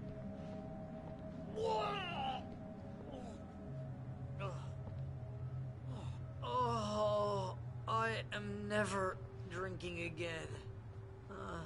I need to talk to Weaver. She's the one in the song. The Lady of the Light. What, the crazy lady? Ugh, whatever you say, Al, but we're stuck here.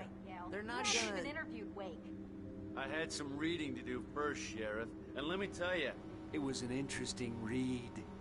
Well, I've got you now, Raymond Chandler. It's all here. All the evidence, including conspiracy to murder a federal agent. There's no way you're walking out of here.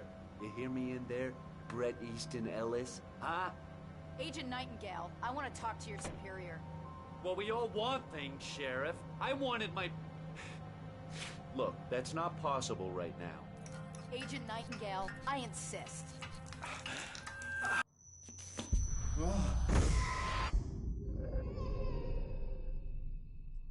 Wake, what's wrong? Lady, are you stupid? It's a trick. It's an obvious trick. Okay, I've had enough of this crap. Wake, I'm gonna trust you with this. You're joking. Agent Nightingale, your opinion would matter more if you were sober and if I actually believed you were here on official business. Whoa! Get back in the cell, Stephen King. The only way you're leaving this place is over my dead... Wait a minute. I know this... Oh my God! Light. You believe me now? You believe me now? You believe I'm awake In my now? office. I've got your things there. Follow me. Oh man, we're sitting ducks with the lights out. Stay cool. I can get the emergency power on.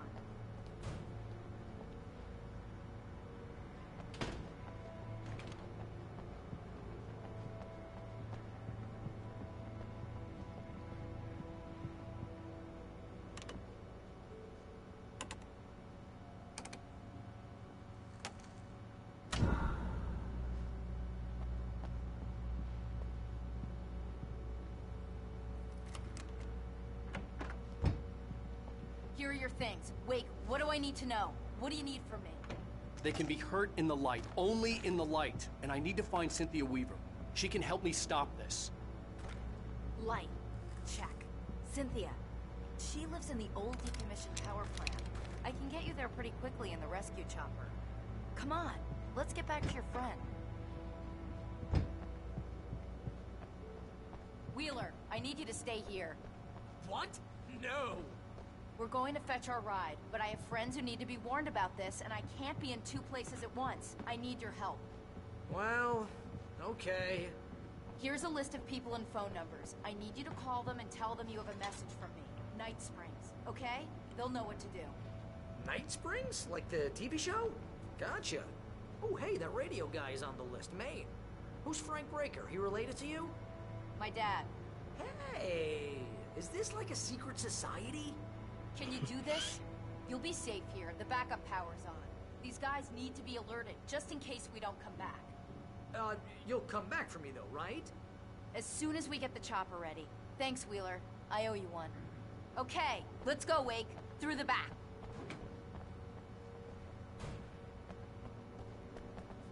Hello, Mr. Breaker.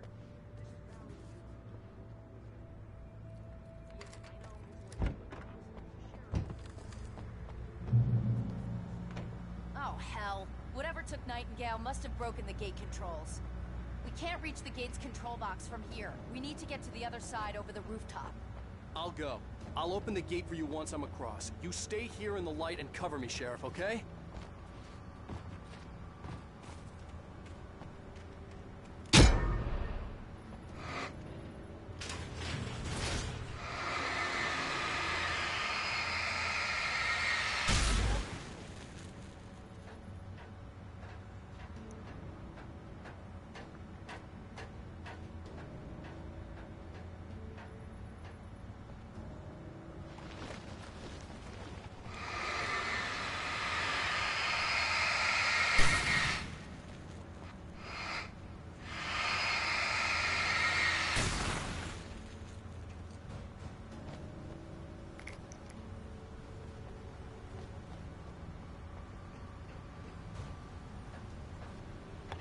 Alright.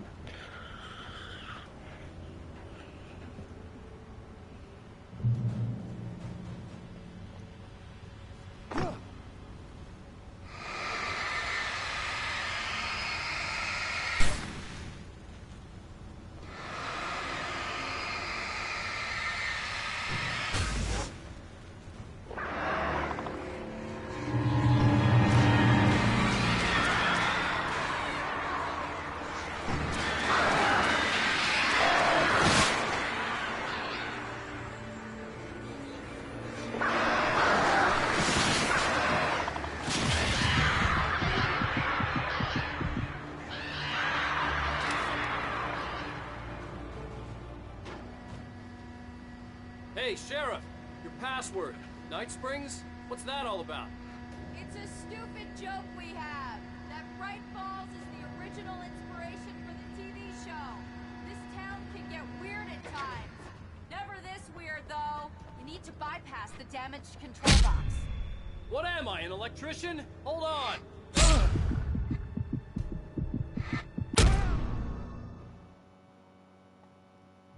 Okay.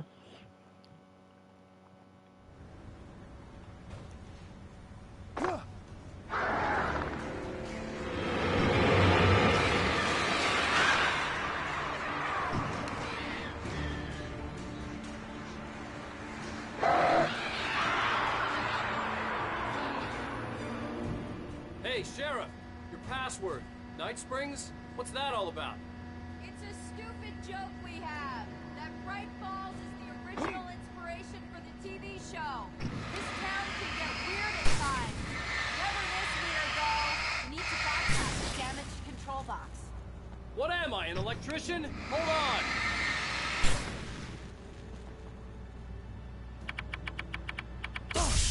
Ow, damn!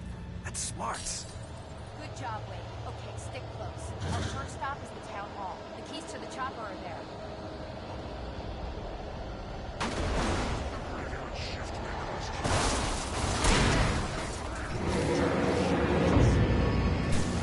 No, you don't.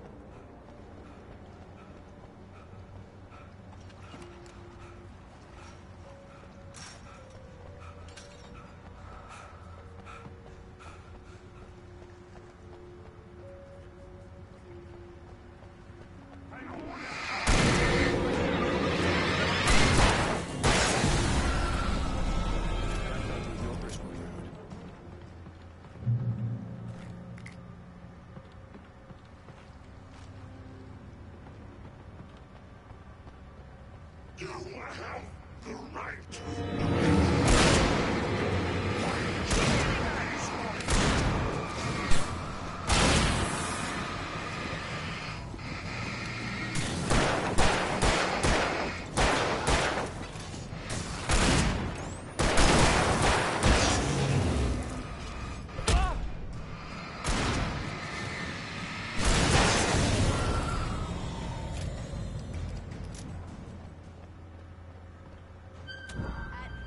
At least we got that part out of the way.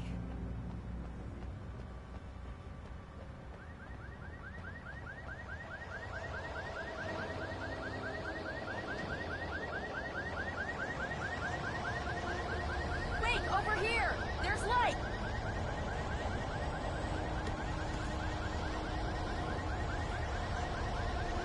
Wait, watch my back, Wait.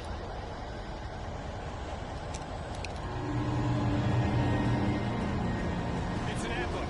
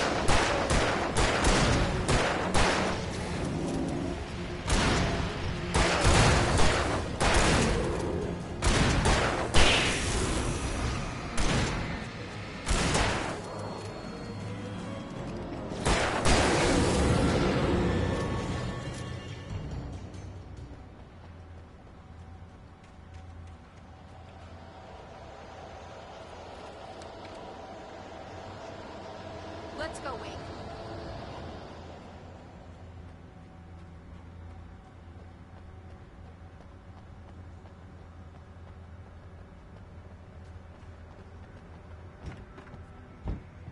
Okay, someone's messed with the fuse box here, but you should be able to jury-rig it while I find the keys. I already got electrocuted once today. How about I look for the keys and you get burned for a change? Fine. They should be in the clerk's office on the other side of the building, near the main entrance.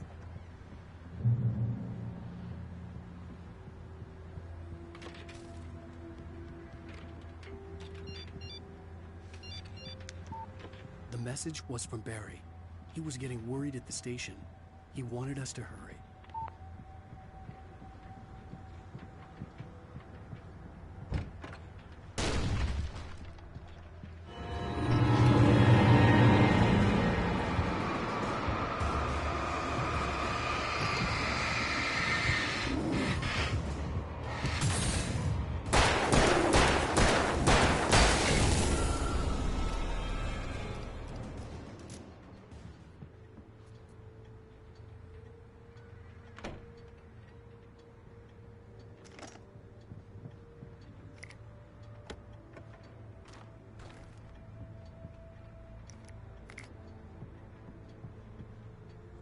Okay, Sheriff, I got the keys.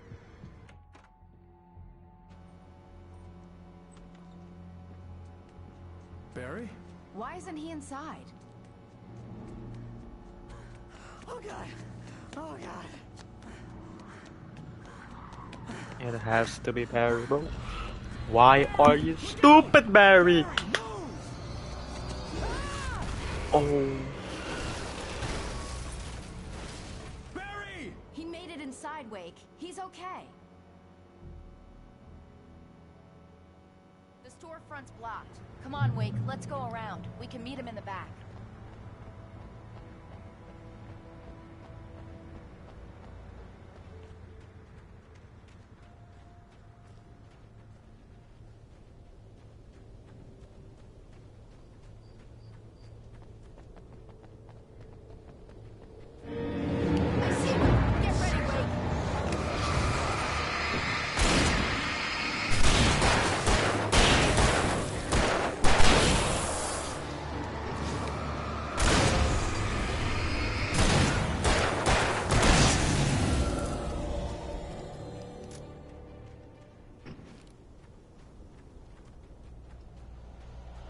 We can make it through the bookstore. Wheeler should be waiting for us in the backyard. Keep the hell down or I'll call the sheriff. Oh, hi, Doc. I've got it. Don't worry about it. Sarah, about time somebody showed up. All the shooting in the air is idiotic. One of these days they'll kill somebody. And over Deerfest. I know. Go back to bed. He's got a point, Wake. Look, this town can't take this. It's me they want. The sooner I get out of here, the sooner you can all get back to life as usual. I hope you're right. Come on, let me get this door open. Wait, you got the keys to the bookstore? Perks of being the sheriff. A girl needs to get around.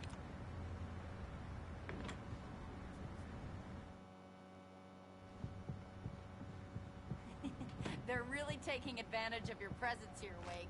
I heard they're selling a lot of your Alex Casey books. Right now, I'm not a big fan of my own writing.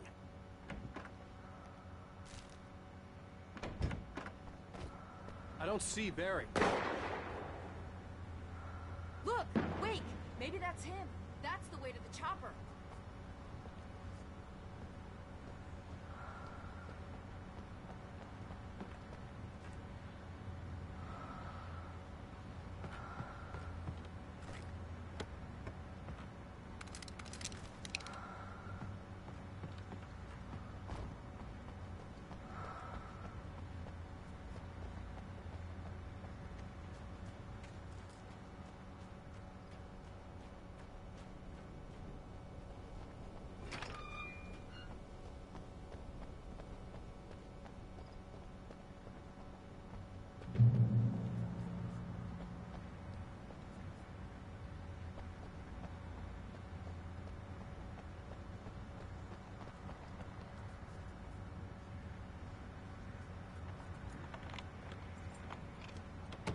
I'm gonna give Pastor Howard a piece of my mind about this lock.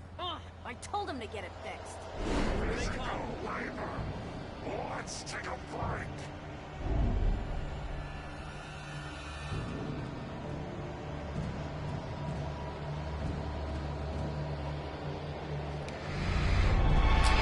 Catch it for me, bro.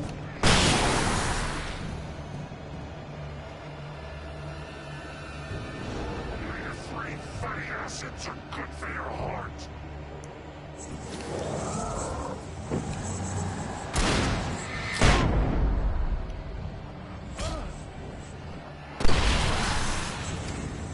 Right there.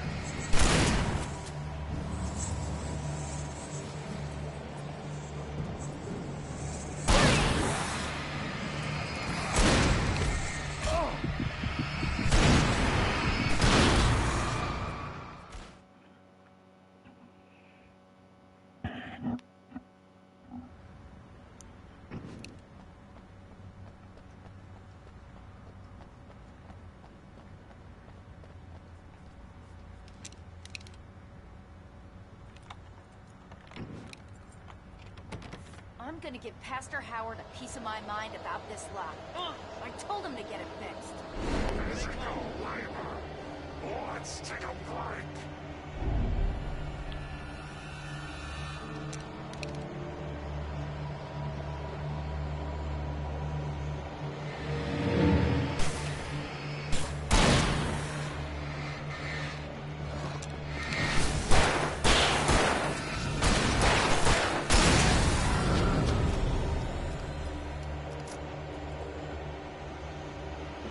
Omega-3 fatty acids are good for your heart.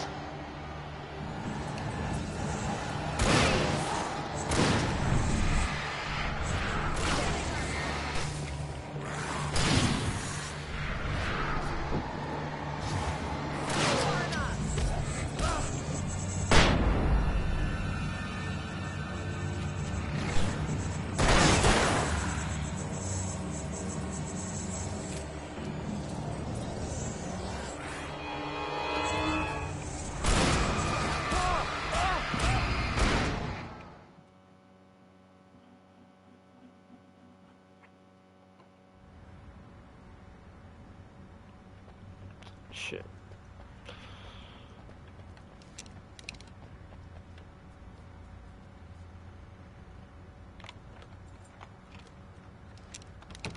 I'm gonna give Pastor Howard a piece of my mind about this lock. Ugh, I told him to get it fixed. Physical labor. Let's take a break.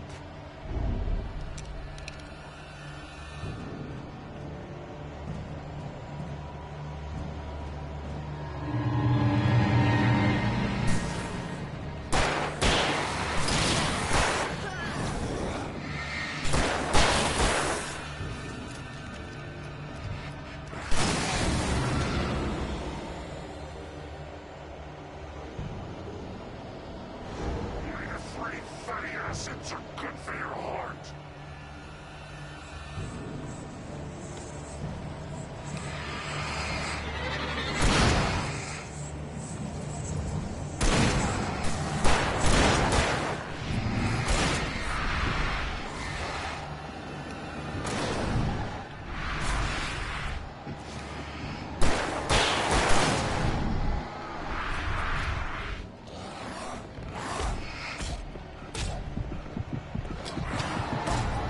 Oh, what the fuck?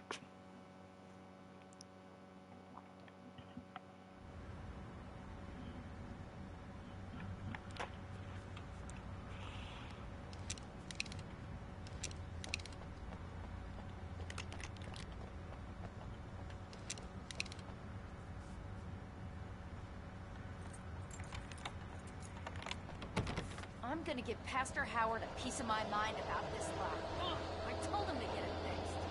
Physical labor. Let's take a break.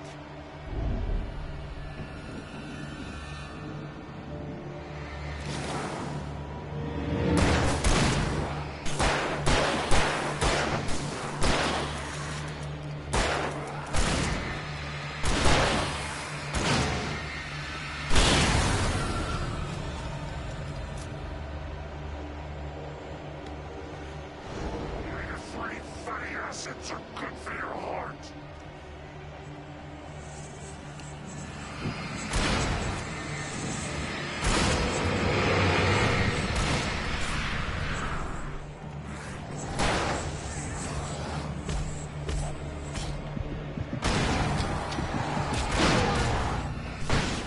Look at that shit.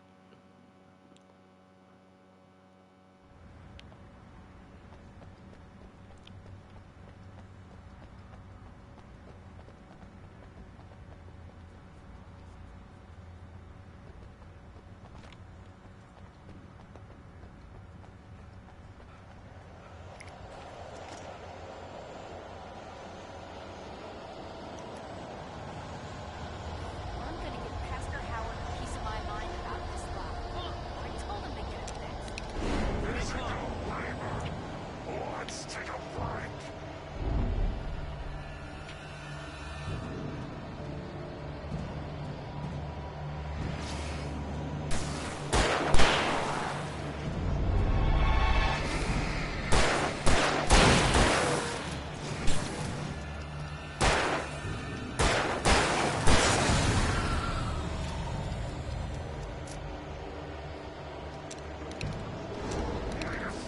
Fatty acids are good for your heart.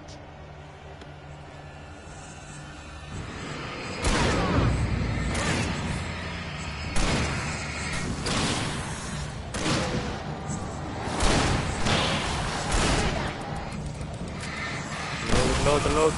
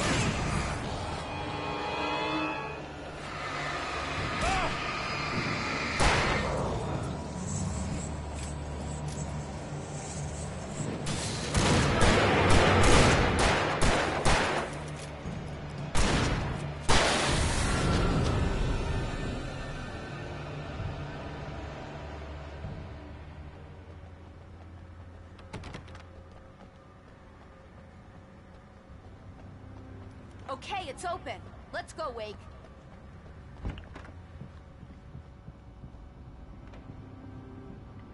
Wow. We keep them lit all night long on the night before Deerfest. Why? Well, it's tradition.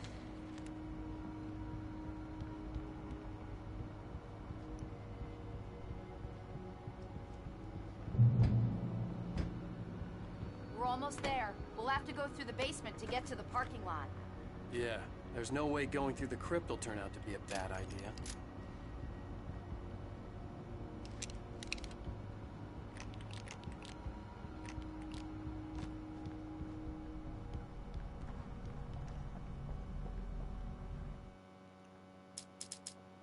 Nightingale tried to make sense of the manuscript. It was disjointed and strange. He didn't understand half of it, but it all rang true. Impossibly true. He took out his hip flask when he reached the page that described how he reached the page that made him take out his hip flask. It wasn't the booze that made his mind reel. Nightingale felt the situation veering out of his control, but the gun at least felt steady in his hands. He was ready to fire, resolved that he would let this happen over his dead body. And yet he hesitated. He had seen this moment before, read it in the page. He was transfixed by the déjà vu and the horror that he was a character in a story someone had written. Then the monstrous presence burst in behind him and dragged him into the night. The darkness that wore Barbara Jagger's face was furious. The story in the manuscript had been making it stronger all the time, but now the light had set the writer free and hurt it, weakened it. It was only a matter of days before the dark presence would be strong again, but meanwhile, it would be difficult to recapture the writer. Cynthia Weaver worked hard, following her obsessive rituals, sometimes fighting them, always giving in to them in the end. She haunted the halls of Bright Falls abandoned power plant. She marked her caches with light-sensitive paint that could only be seen by eyes that had been touched by darkness and saved by light like she'd been. She was preparing defenses and supply lines for the war she knew would come. The war between the forces of light and darkness. For it to be free, the dark presence needed the writer to finish the story. Again and again, the story let it get frustratingly close to the writer without letting it capture him. It was bound by the events depicted in the manuscript, but it could pursue the writer indirectly, put others on the task and stop those who would help him. It took over everything in its path, made them its puppets, and sent them after Alan Wake.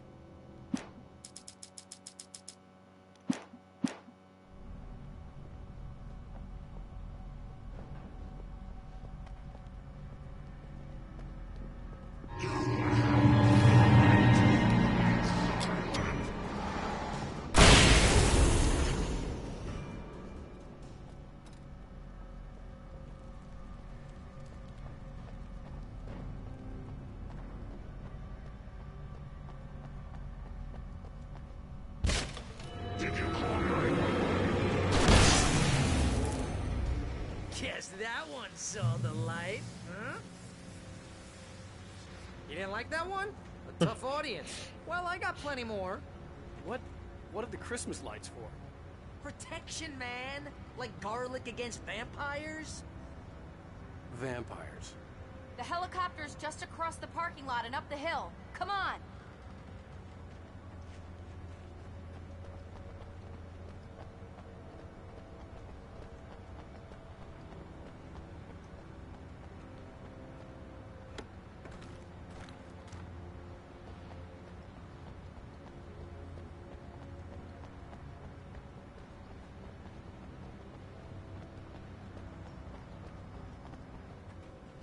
Bright Falls General Store is now my favorite place in the entire world.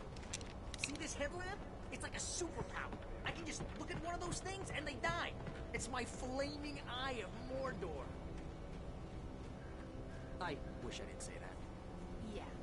Hey, I want a headlamp. Last one. Bastard.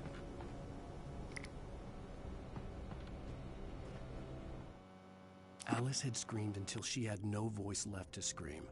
Around her, the darkness was alive. It was cold and wet and malevolent and without end. She was a prisoner, trapped in the dark place. The terror would have burned her mind out, but one thing made her hang on. She could sense Alan in the dark. She could hear him. She could see the words he was writing as flickering shadows. He sensed her too. He was trying to work his way to her.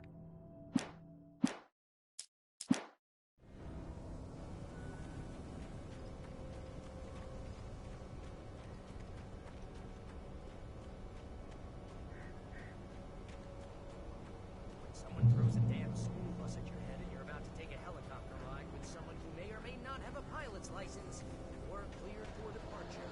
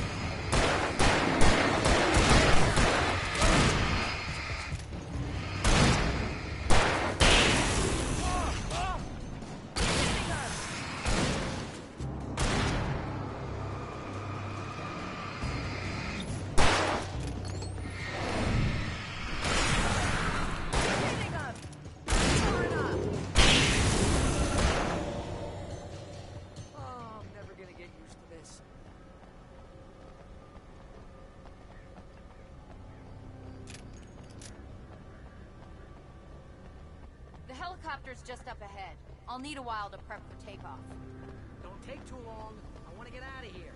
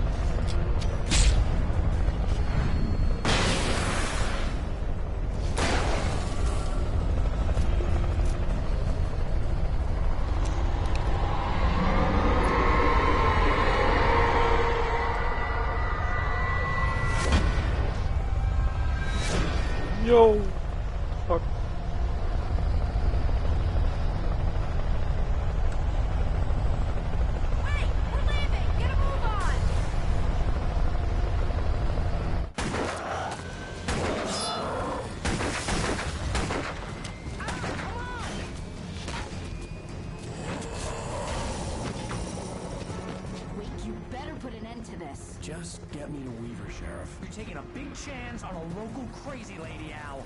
I hope you're right about her, or we can kiss this town goodbye.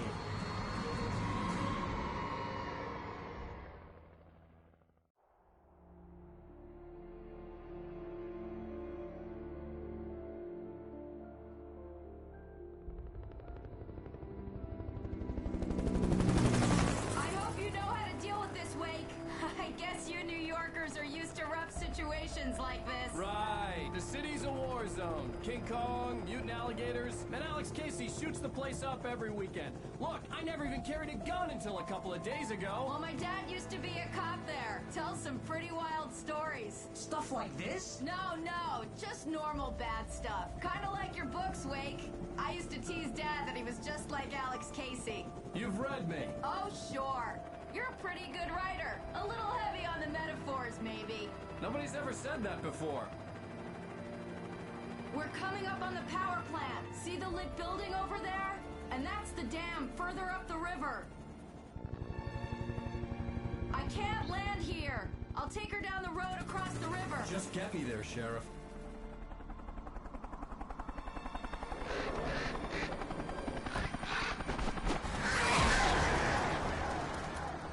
Hold on! Ow! Son of a bitch!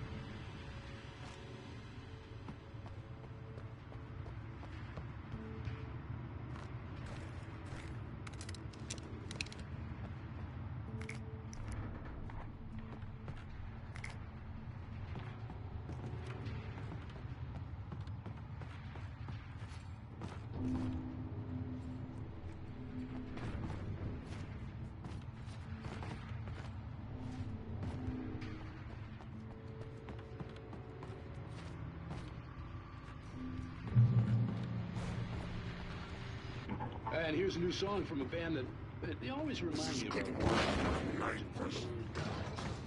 tell you why. I guess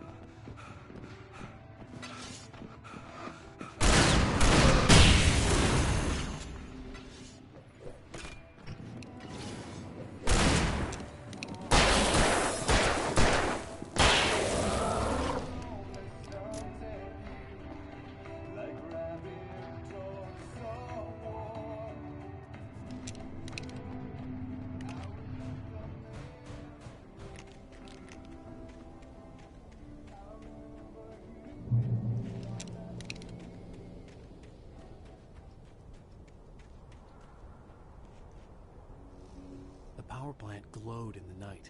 It was close, but I had to find a way across.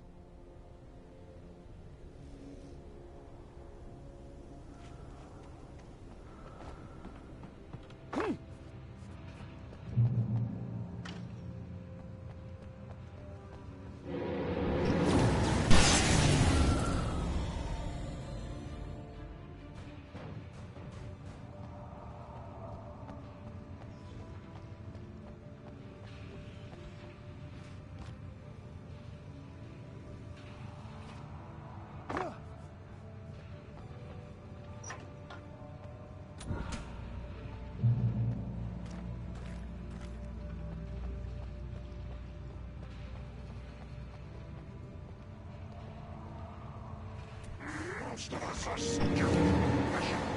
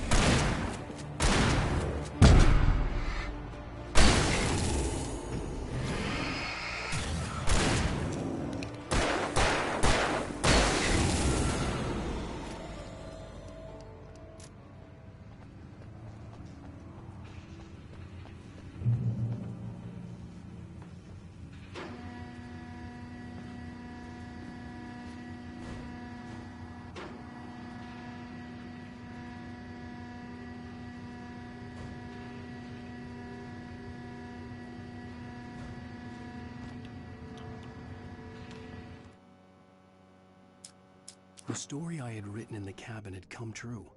Touched by the dark presence, I had written a horror story, but the end was still missing. The story was incomplete, and the last unfinished page of the manuscript still sat in the typewriter in the cabin study. If I could get back there, if I could read the page, then I could write my own ending to this story and save Alice.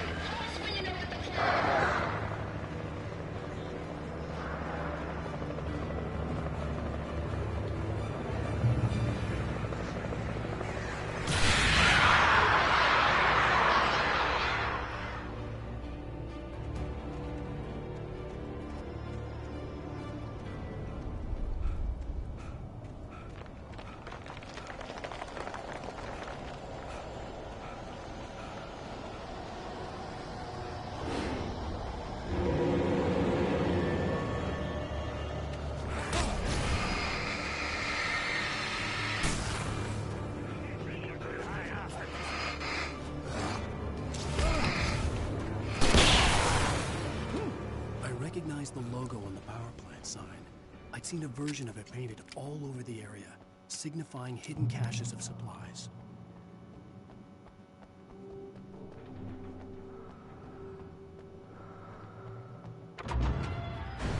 Hold it right there! Miss Weaver, Cynthia, I'm a friend. Prove it! You knew Zane, Thomas Zane. You're the Lady of the Light in the song. You can help me. About time. Young man, I've been waiting a very long time for you. Miss Weaver! Well-lit room. Excuse me? What you'll need to drive the darkness back. The well-lit room is at the dam. I built the room to keep it safe. Will it help me find Alice? Will it get me back to the cabin? Fine, let's go. I can get my friends to come back with the helicopter. We won't go outside. Never at night. That's rule number 1. You've been breaking the rules, young man, and where has that gotten us, Oh, I have a secret route. A lit route. Old water pipe. Something was damaged at the transformer yard. It's me. All the reserve power. Without it, the pipe will go dark. The power to the yard must be cut.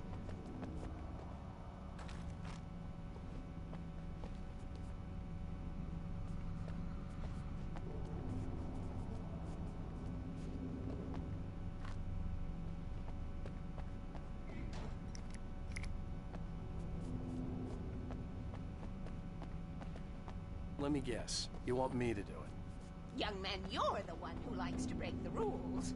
I can't be outside in the dark. The kill switch is outside.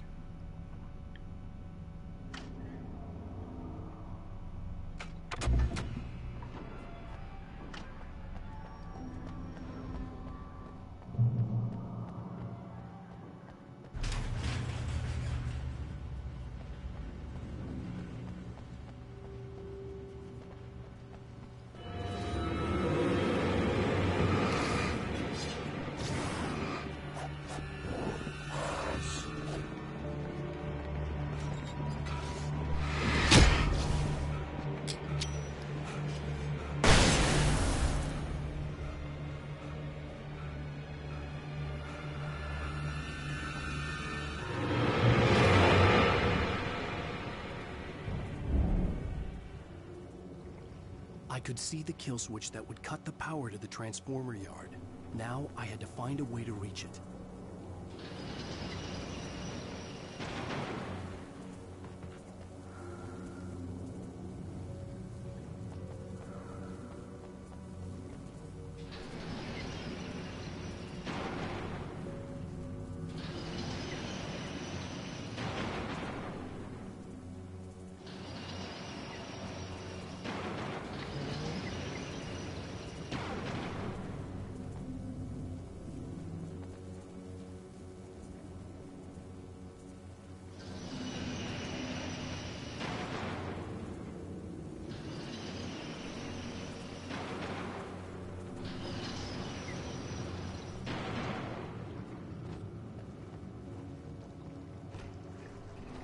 What?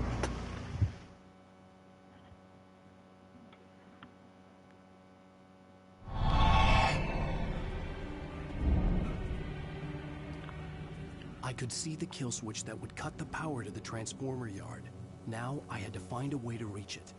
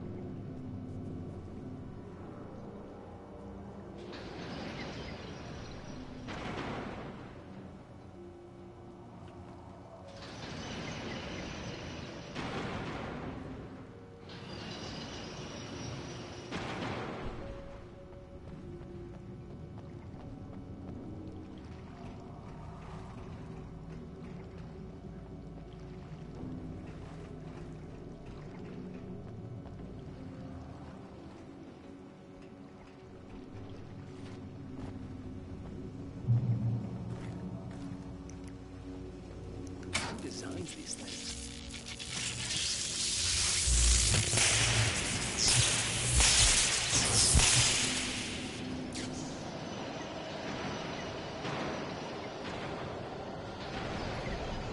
The transponder yard went dark and red. Weaver's water pipe passage should now be good to go.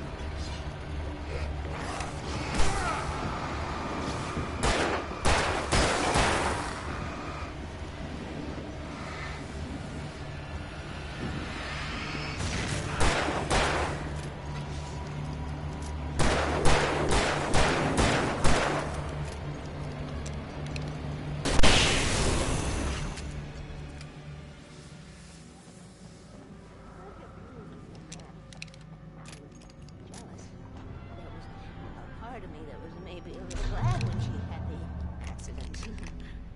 And then Tom started writing and woke the darkness up. He tried to bring it back, but you can't do that. There are no free rides like that. I'm starting to realize that. In that case, young man, perhaps you're a smarter man than Tom was. The witch looked like her, but it wasn't. Barbara was sweet. He didn't understand until it was too late. He tried to undo it, wrote himself, her, everything he'd ever written out of the world. Oh, he was so famous. And afterward, no one knew. Oh, he left only one thing behind in my game, in case it happened again. Insurance. He trusted me. Or perhaps used me a little. Tom knew how I felt. Knew I wouldn't refuse him. I built the well-lit room and put it there. It's been waiting for you. We are characters trapped in a story you have written, and none of us will survive to see the end of it if the darkness isn't stopped. She'll twist the story to her own dark ends. How do you know all this? Tom, that's the way he wrote it. He still talks to me, in television, beyond, from below. We've both been touched by the darkness, young man. He saved us both with light. The darkness stays with you. Uses me. This pipe will take us directly to the well-lit room. Okay, I need to call my friends, tell them where we're going. Hello? Al! Barry, we're headed to the dam in one of the pipes. Meet us there. Okay, I'll tell Sarah. It's Sarah now? Whoa! No! For the sweet love of... Barry! Barry! We gotta go see if they're okay. They're probably dead. You must reach the well-lit room. This is no time to be a selfish idiot. That's my best friend.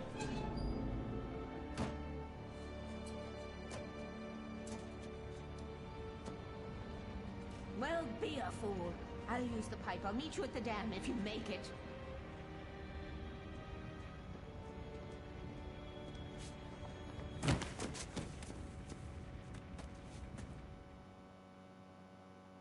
At least I didn't have to worry about her. She knew how to stay safe.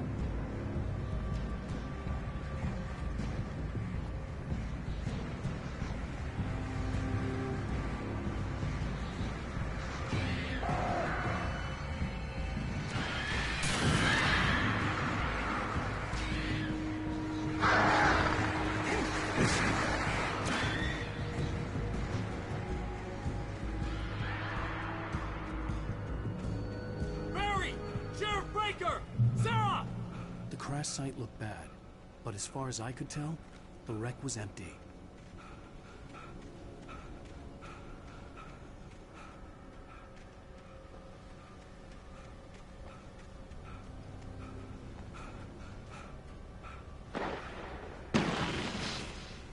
Barry! Barry! Over here! Hang in there, I'm coming!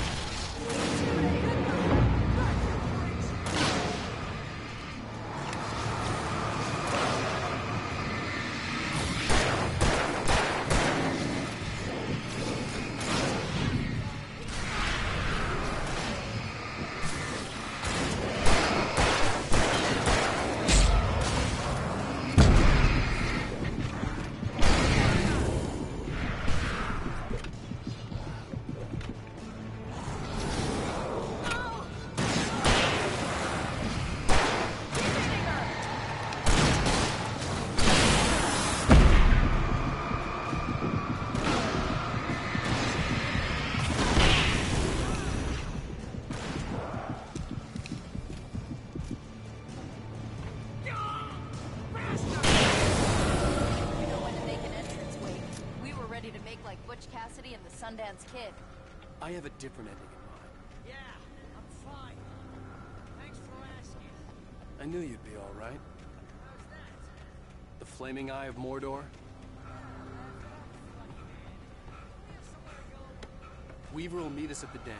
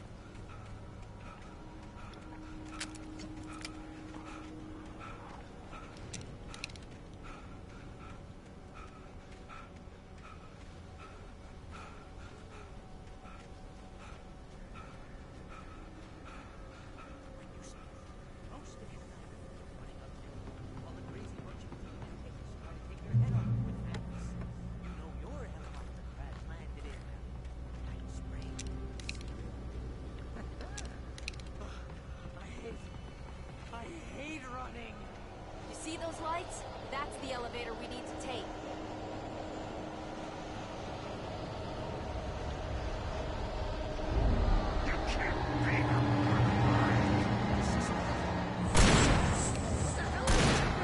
It's everywhere! Oh crap, there's more than one of them! Nothing moves like that. It's impossible.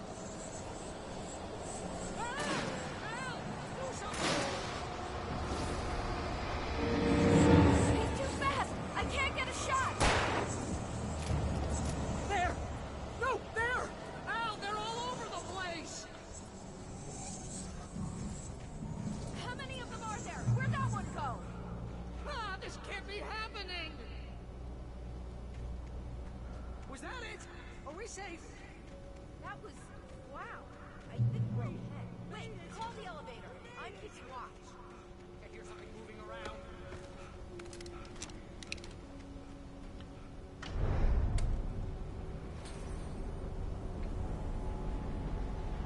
Heads up! Here they come! Oh no! Oh no!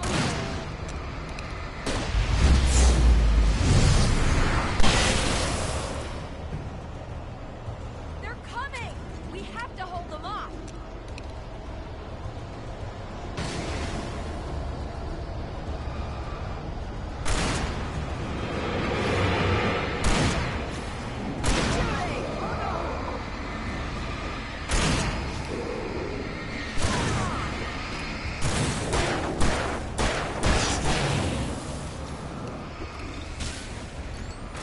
I swear this is the slowest elevator in the world!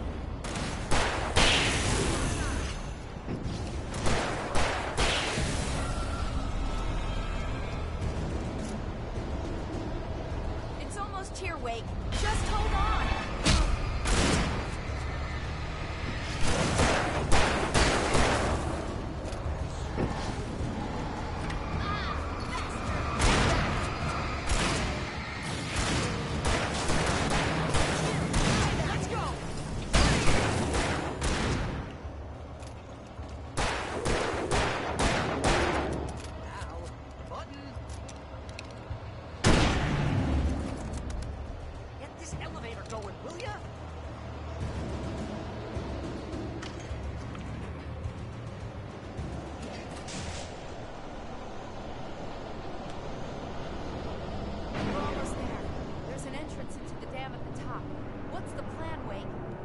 Weaver's crazy, but she's got something Zane left behind. Something to fix this.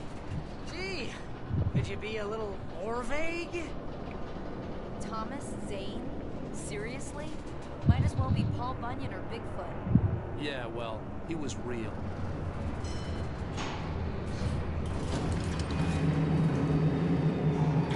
Let's be careful, okay? Jeez, I hate this.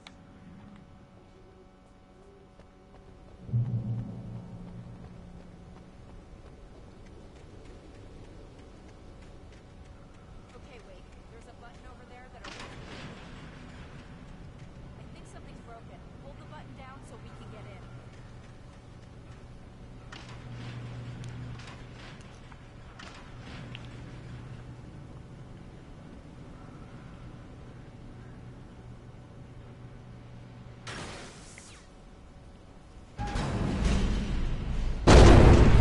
Nice.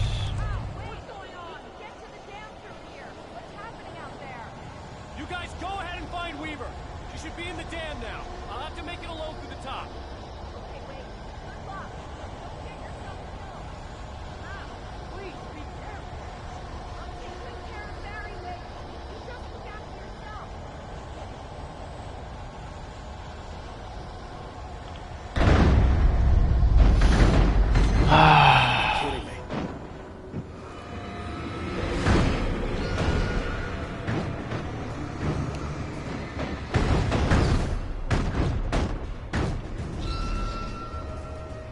Out the Jimmer Jammers with it.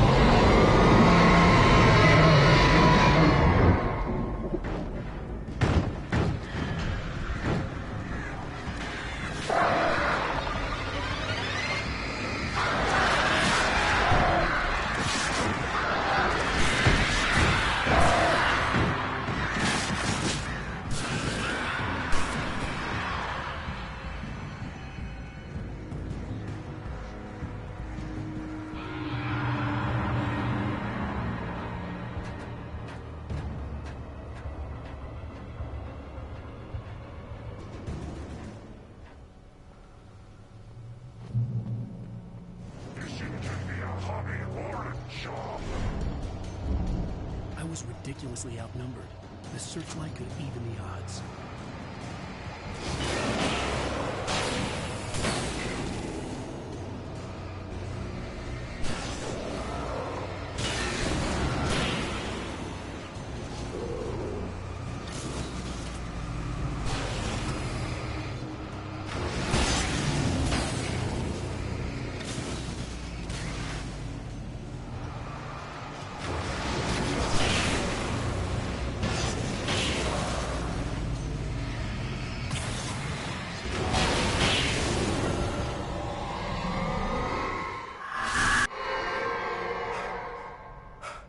Enough. You will go no further.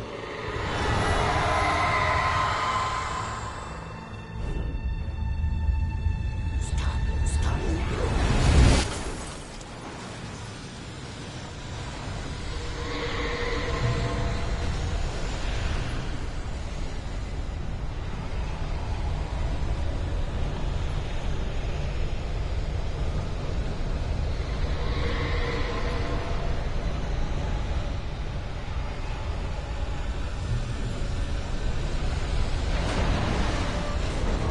Run, I know, run! Holy shit.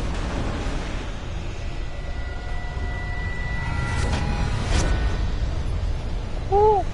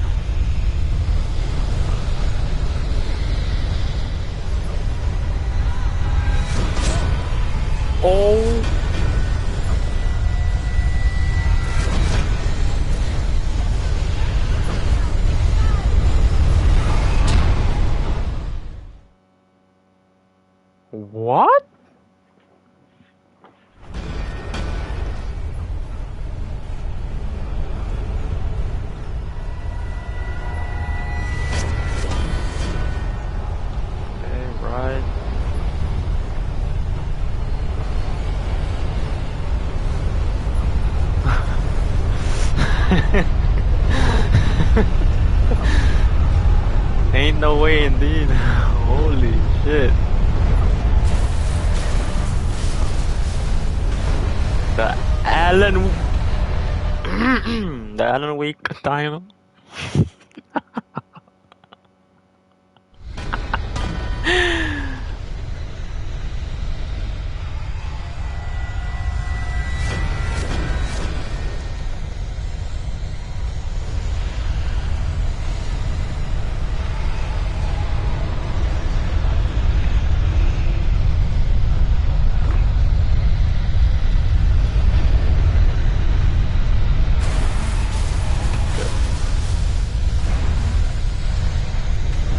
Jump! What?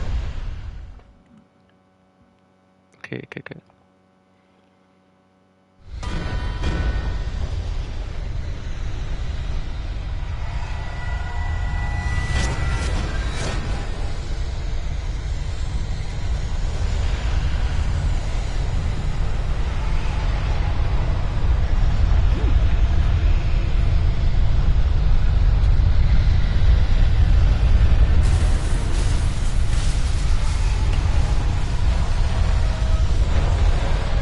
What?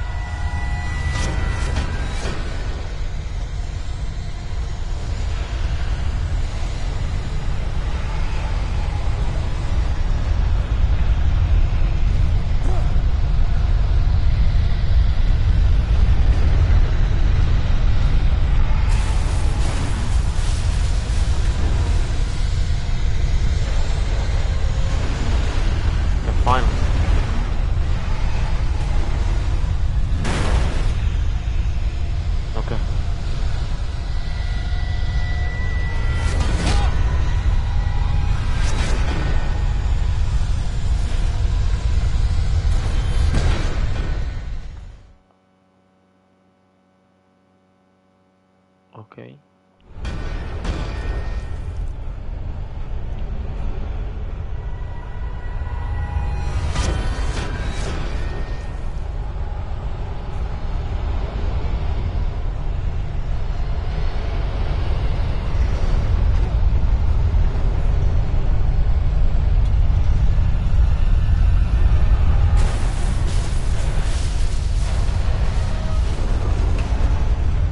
I jumped too early. What the fuck?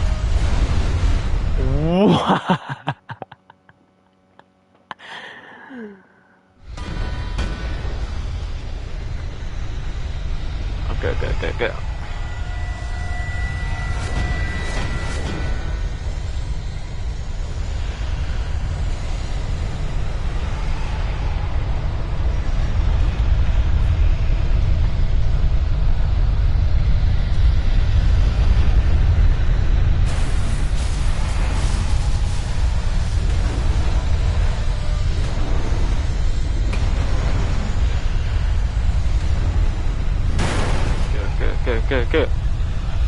This is it.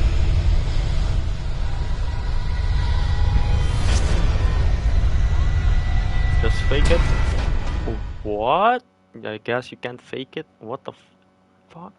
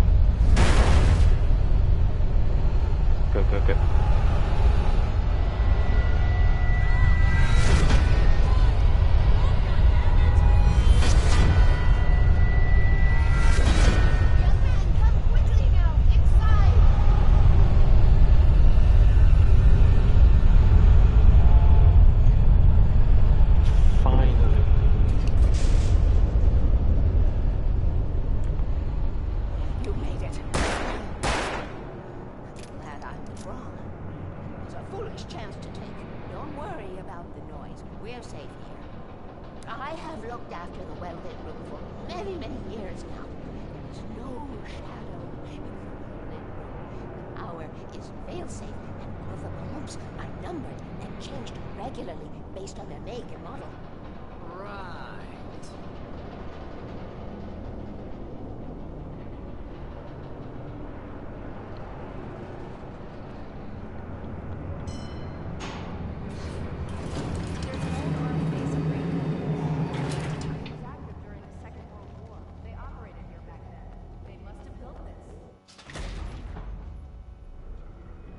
Take it, and I won't need to worry about the room anymore, because 6 and 33 and 118 need changing soon, and I don't want to climb up the ladder to change them because it's very late, and I'm tired.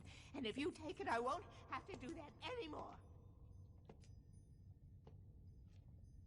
The page was autobiographical, a memory from my childhood.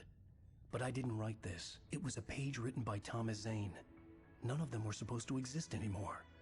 Alan, 7 years old, would fight sleep to the bitter end. When he did sleep, he soon woke up, screaming, the nightmares fresh in his mind.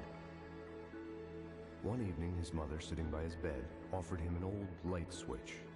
She called it the clicker, and flicking the switch would turn on a magical light that would drive the beast away.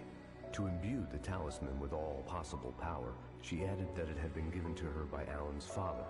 Alan never knew him, and anything of his took on mythical proportions in his mind. With the clicker firmly in his hand, Alan finally slept like a baby. Now, almost 30 years later, Alan thought of this as he stood on the rim of Cauldron Lake, the clicker in his hand. He took a deep breath and jumped. My mind swirled. I'd given the clicker to Alice, yet it was here. Zane had written it into existence, in a story I had written. I can get to her now. I can finish this.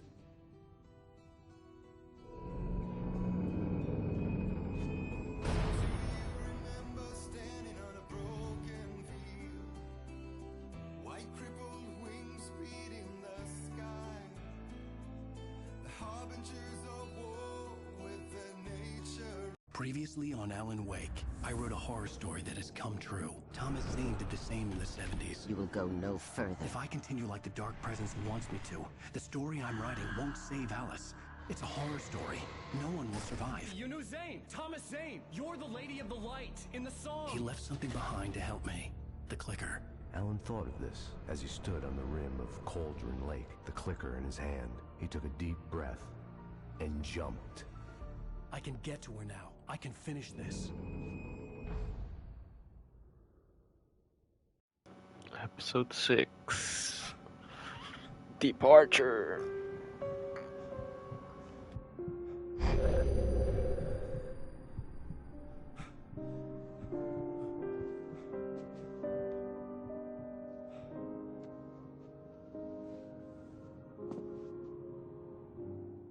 I had a hangover.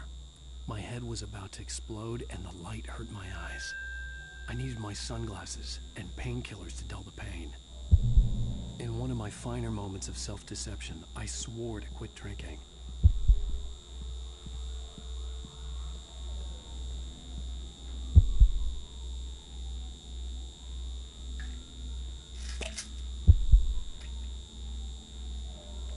The pills worked fast. The prospect of being awake started to seem bearable again. The lights were like needles in my eyes. I needed my sunglasses.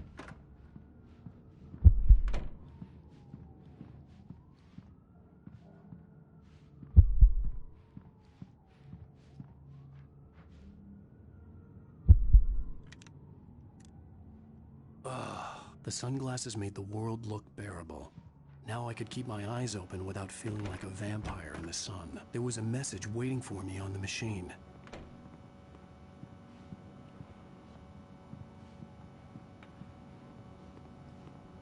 Let me guess, Alice? You have one new message. Ow! Are you still asleep? Oh no, that's bad. Wakey, wakey! You should have your show on your TiVo. If Alice wasn't too mad to record it. Then she called me earlier and really chewed me out. Yeah, we went a little overboard last night. But parties are a part of this business.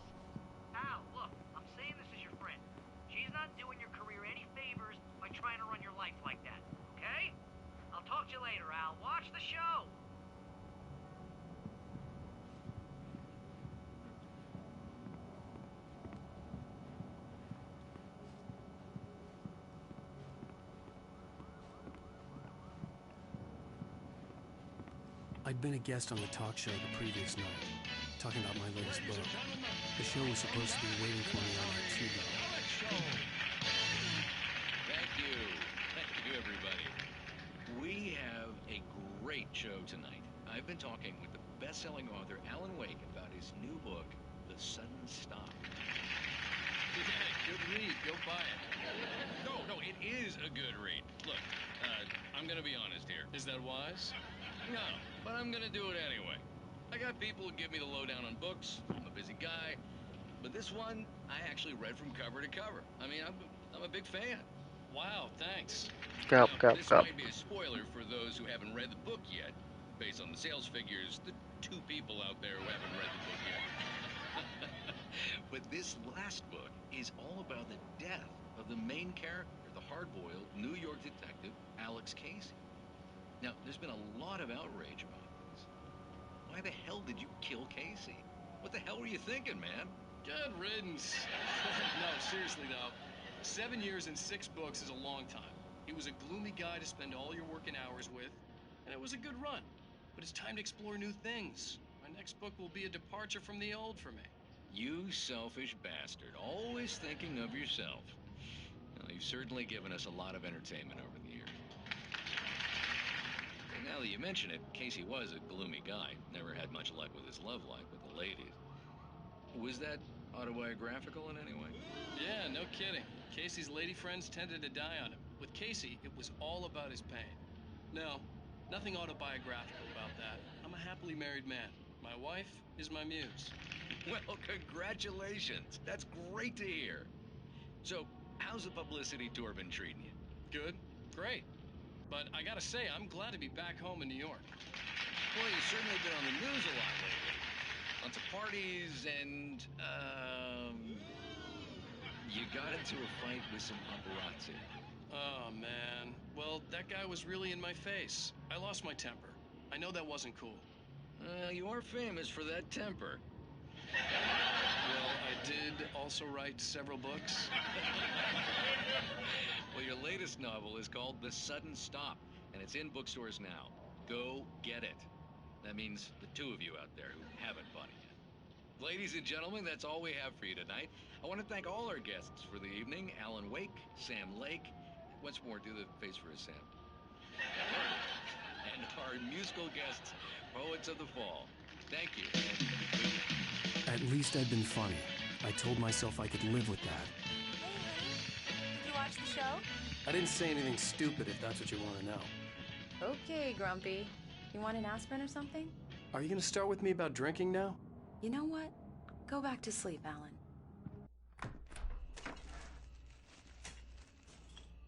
What? Now you can't even talk to me? Well, this morning I was angry because you said you'd be home at midnight and you showed up at 7 a.m. and passed out in mid-sentence. Now I'm over it. Are you angry? This goddamn tour. It's gotten out of hand. Oh, That honey. camera angle though.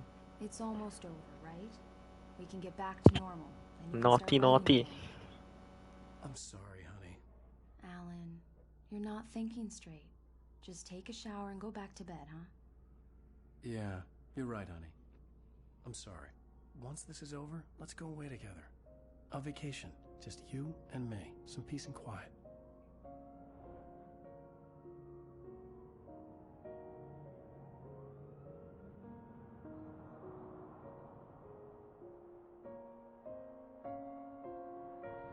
Somehow, the clicker was the key to the cabin. I had to return to Cauldron Lake to save Alice.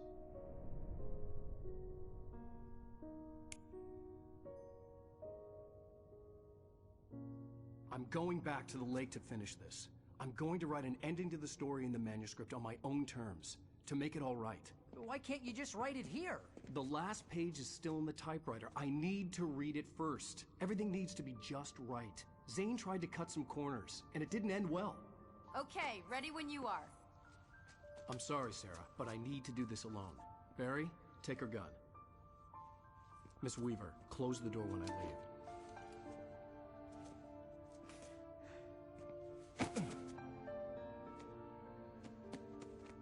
Good luck, Al. See. See you later.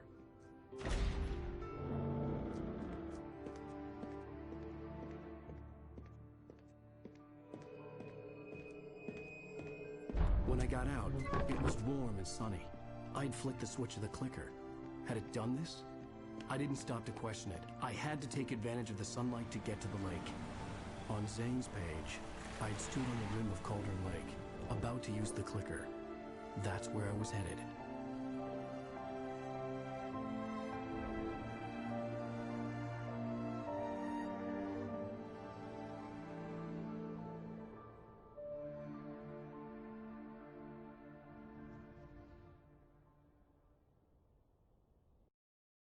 Alone, in daylight, surrounded by the beauty of the Pacific Northwest landscape. It was hard not to let doubt creep in one last time. I could still chalk everything up to a dream, a delusion. I had enough imagination to make up something like this, having been in the cabin all this time, trapped in a story inside my head, gone mad from grief over Alice's death like Hartman had claimed. There would be no way of knowing. I told myself it didn't really matter. My course was set.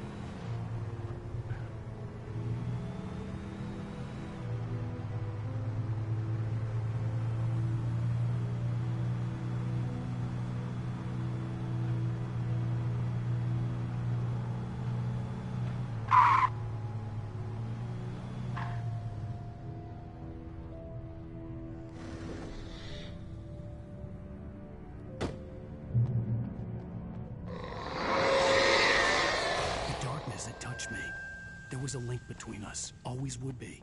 I could feel its presence again, getting closer. I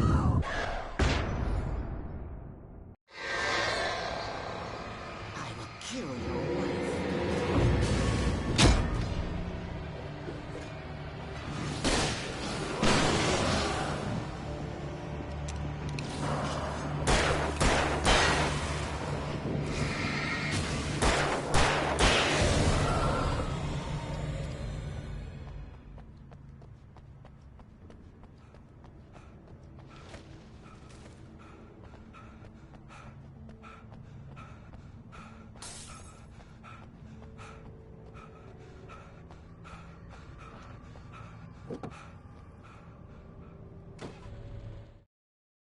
The Dark Presence was no longer trying to capture the Rider so he could create the ending it wanted.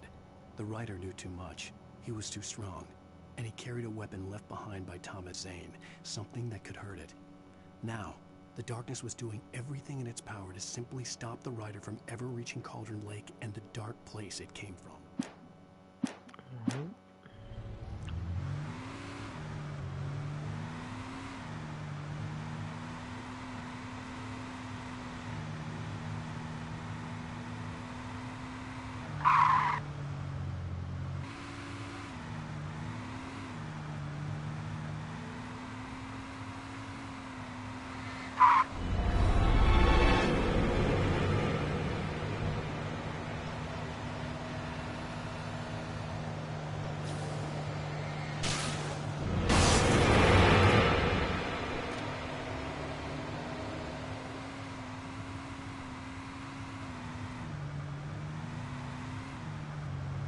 Oh, stunt jump.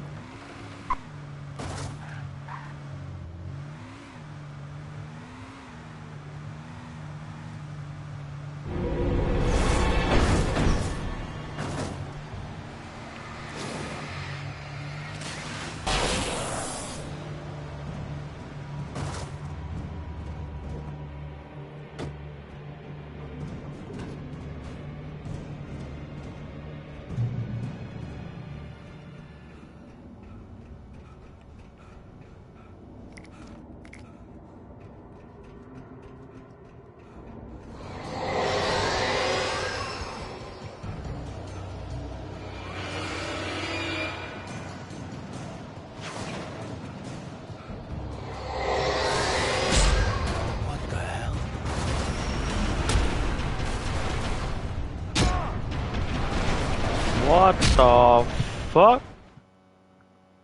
Escape the poltergeist. What? Okay.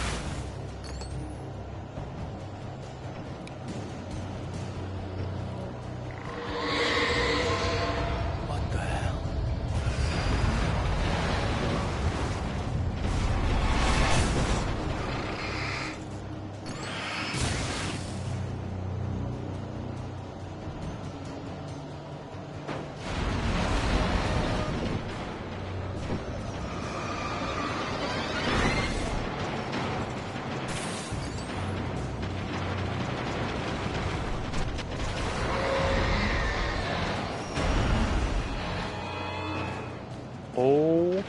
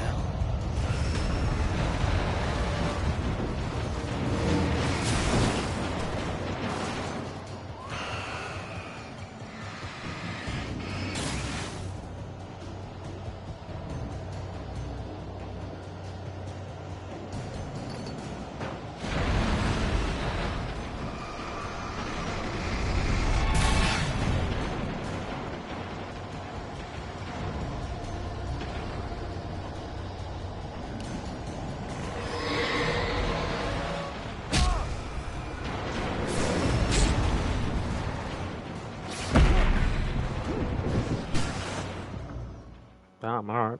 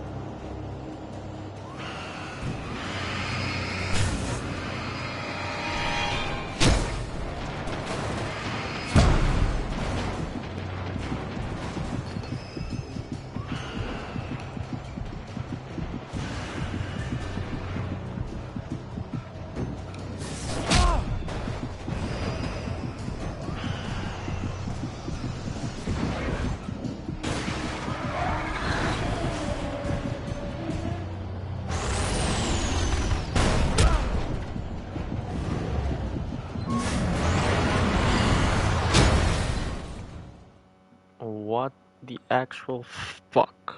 Okay.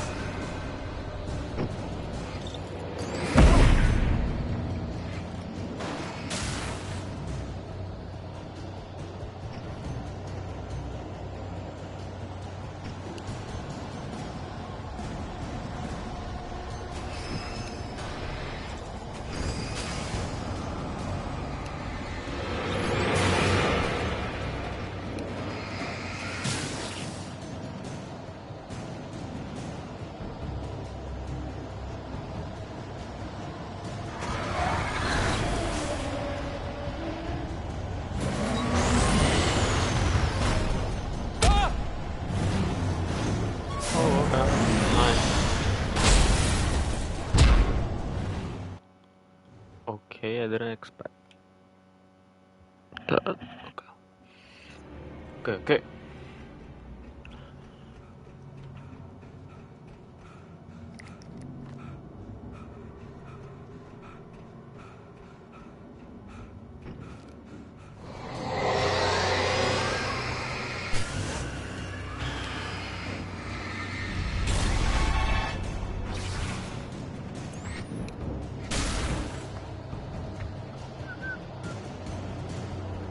Yeah, maybe.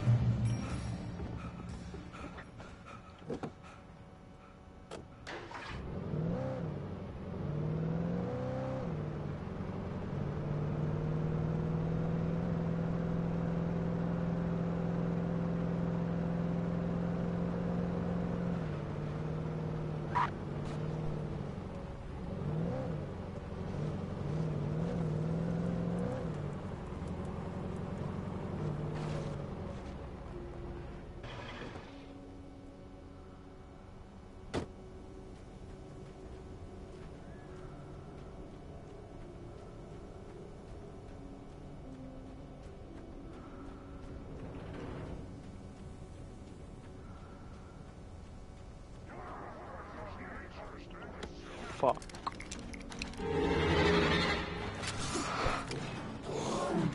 Fuck.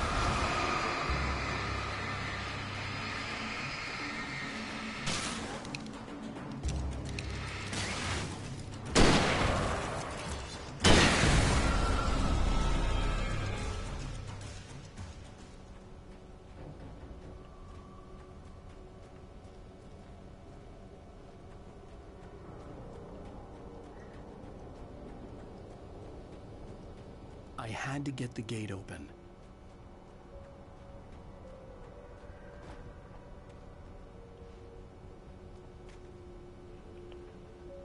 The yard manager must sign a liability. They are. If you're looking for a certain part, ask for it first. Before you pull it, you must bring your own tools with protective clothing. Warning: junk piles may shift. Hazardous area.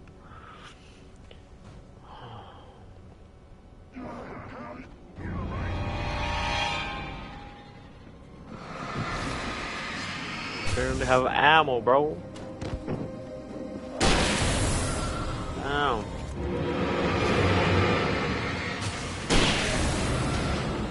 And I'm out of ammo. Ammo. Fuck, I need...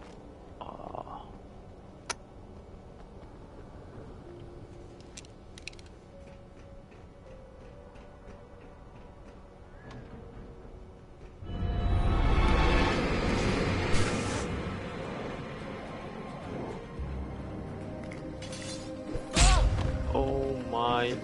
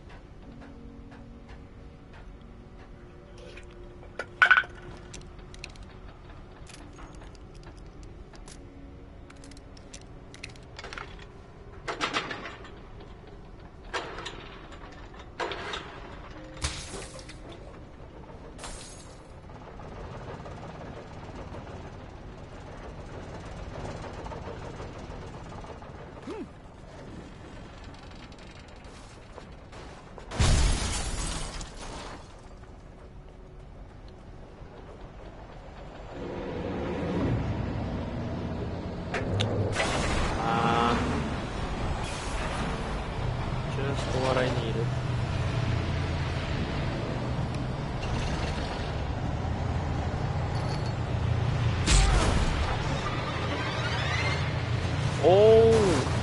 Oh, how am I supposed to fight back? What the fuck? I barely have ammo. What the fuck?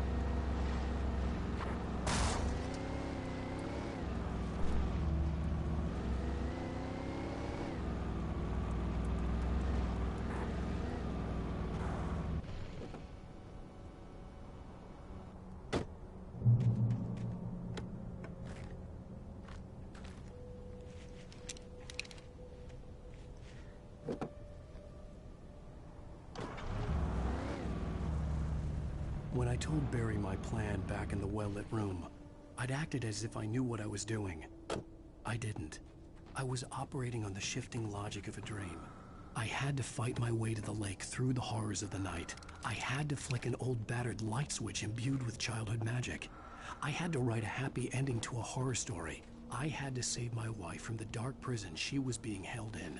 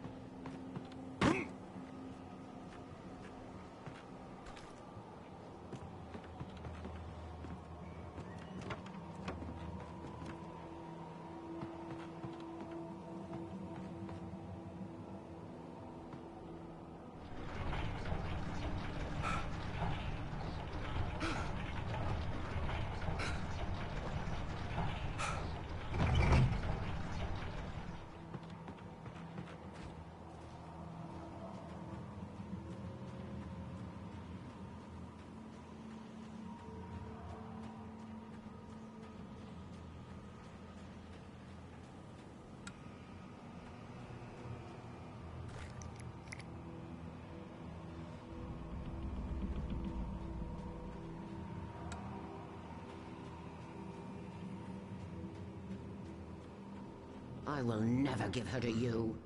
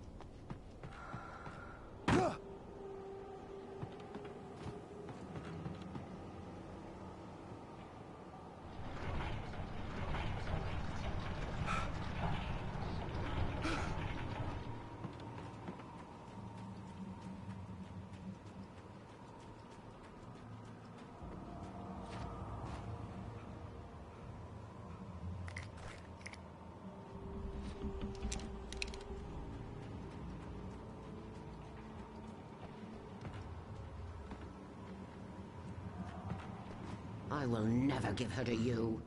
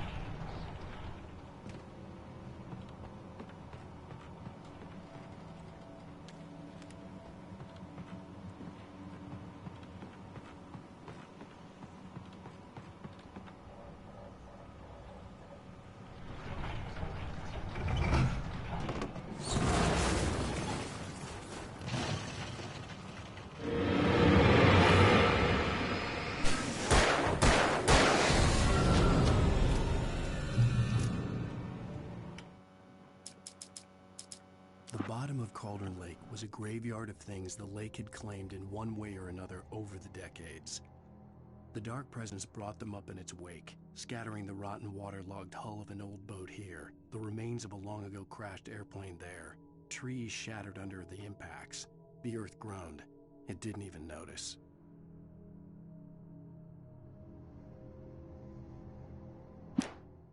Zane cut its heart out, but it didn't die.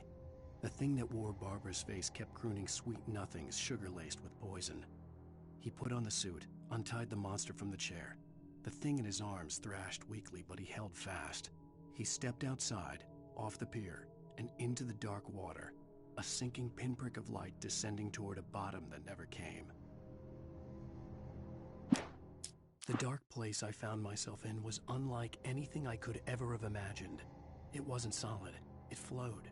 It was conceptual and subjective. For someone else, an artist in another field, it would have been very different. I could sense the story of the manuscript all around me, the words and ideas floating in the air, poised to become real.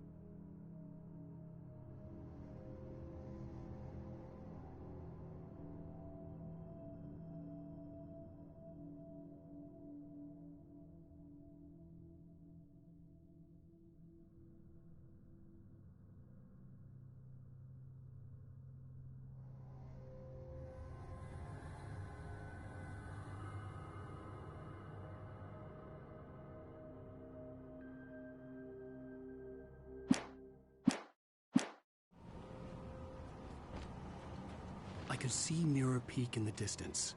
That's where Cauldron Lake was.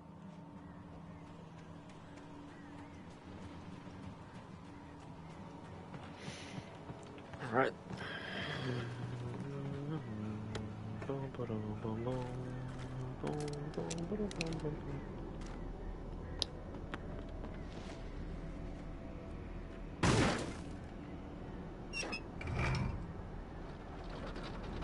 Alright, I'm going on a roller coaster ride. Let's get it!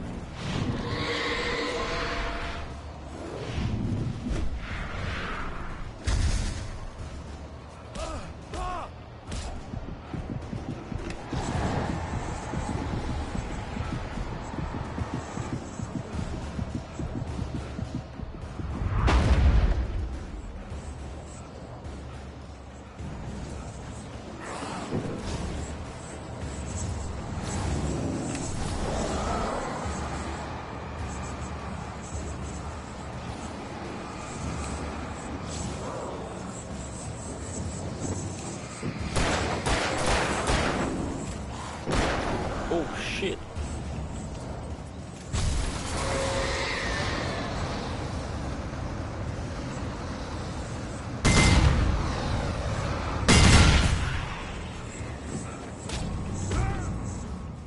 I got stuck. What the actual fuck?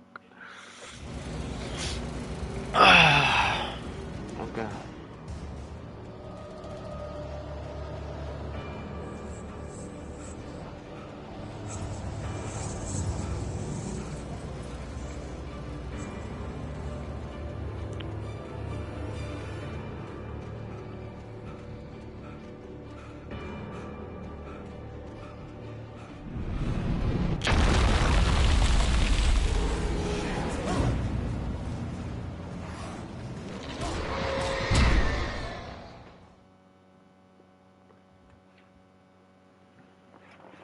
Okay, wait.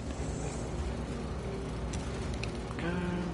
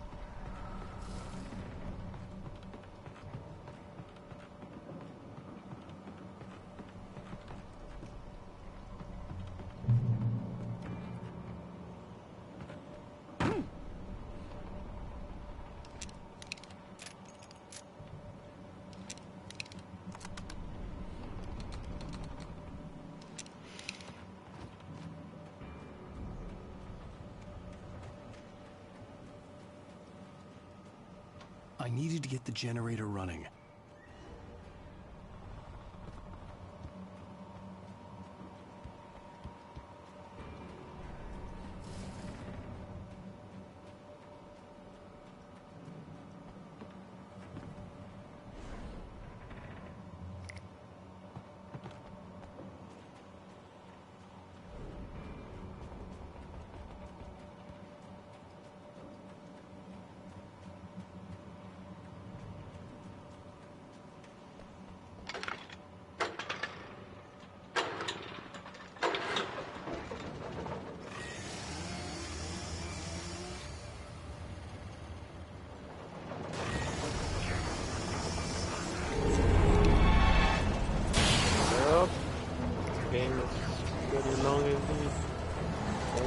fine.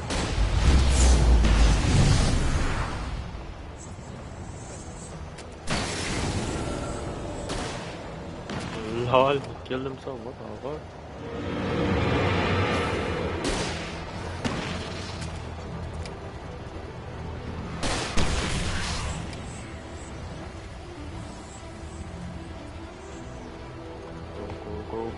Go.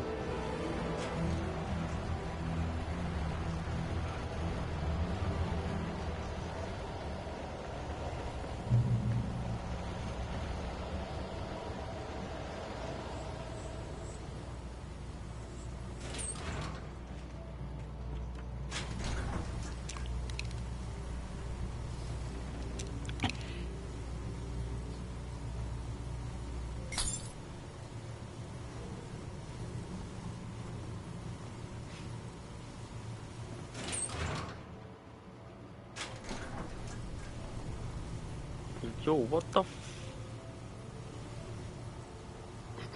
Alright.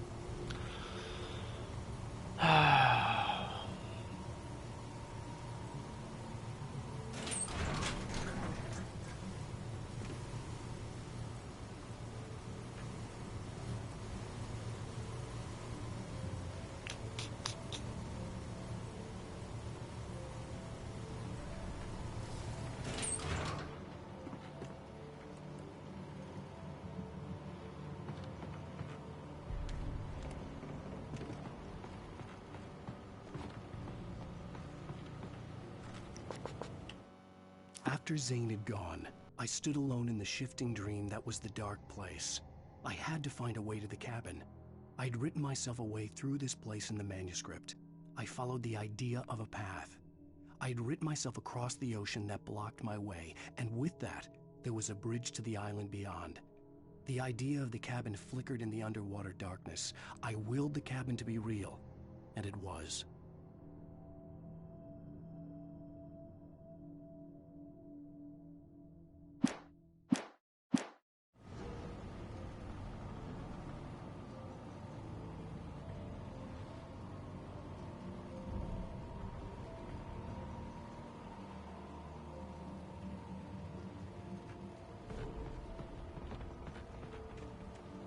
Turn back now.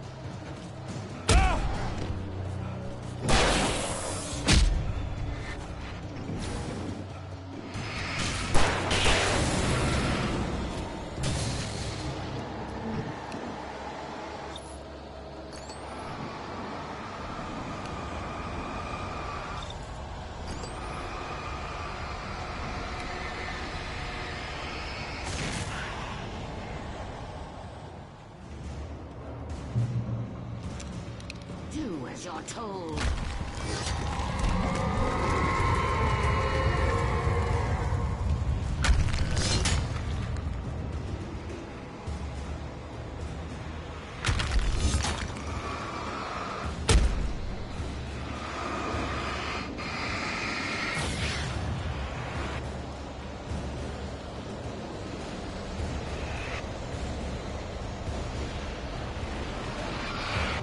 Never loved you.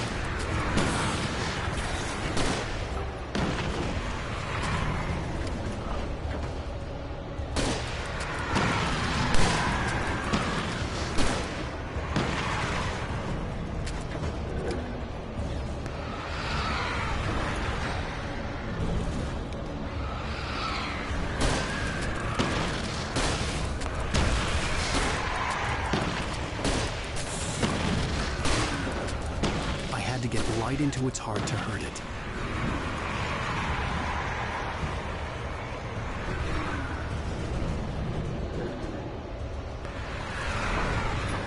You will fail.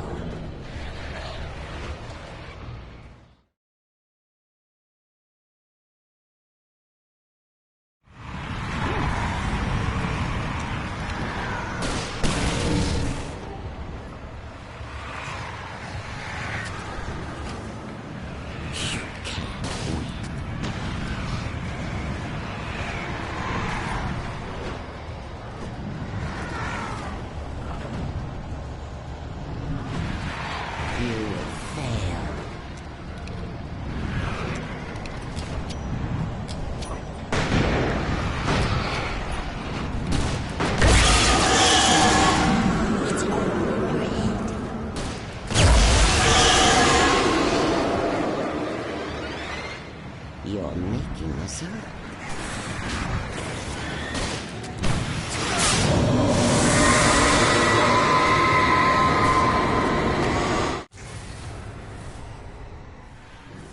Okay. Finally.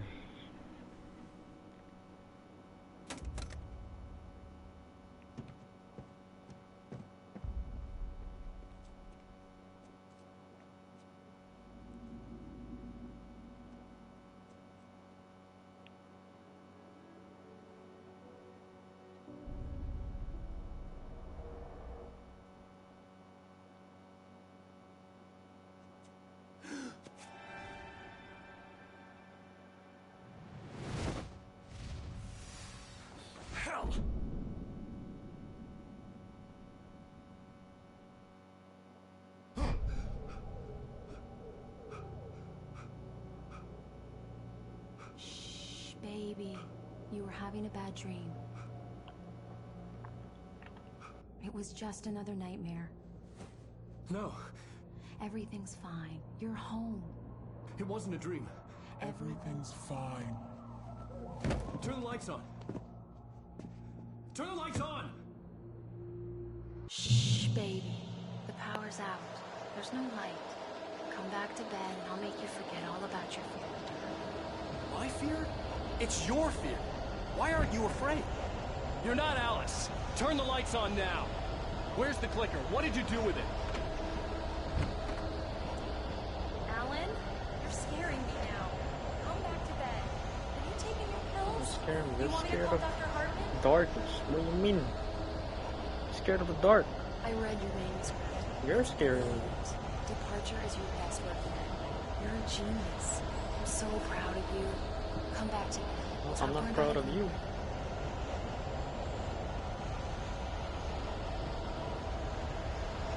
Come back to bed, Alan.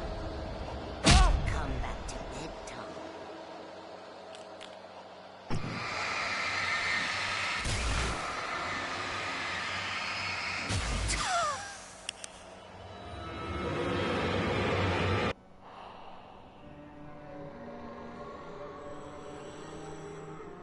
Is that Zane?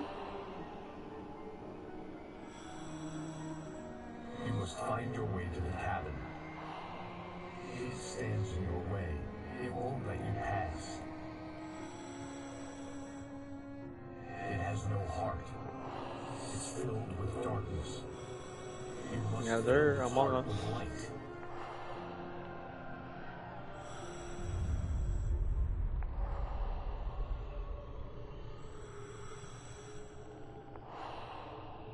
Don't mind him. He's Mr. Scott.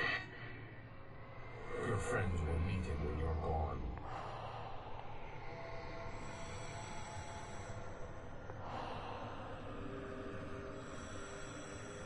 Use the clicker.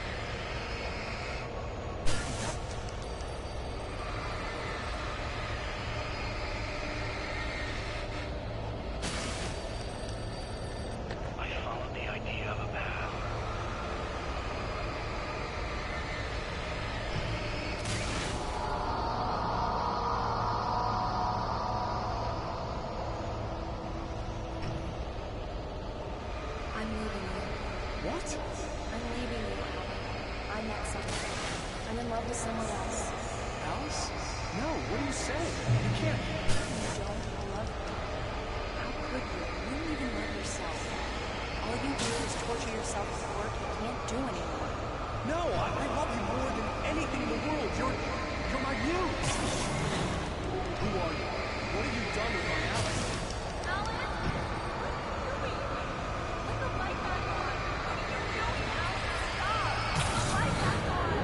It wasn't true.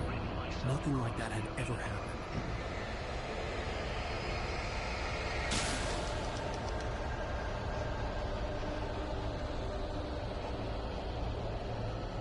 You're not my Barbara. Tom, let me go. I promise to be good. Please, untie me, you naughty boy. I will help you write your masterpiece. I will love you forever. No, you're not Barbara Jagger. I made a terrible mistake. I should have never written you back. You came back wrong. Your heart is filled with darkness. Put that knife away, Thomas. Put it down. Heart is filled with darkness. Cut it out. Take you back to the depths of nature.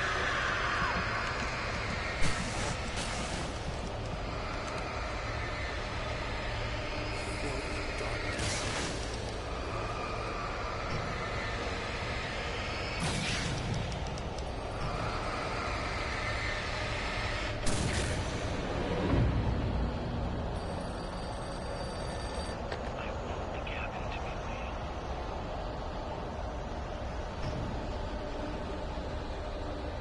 Get away from me, you hag!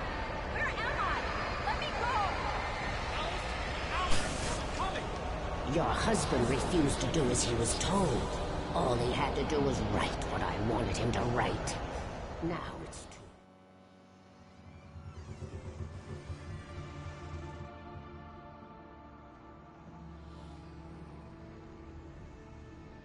Now you will never get her back.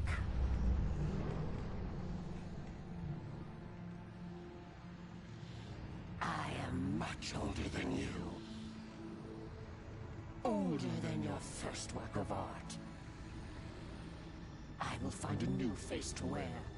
Someone else to dream me free.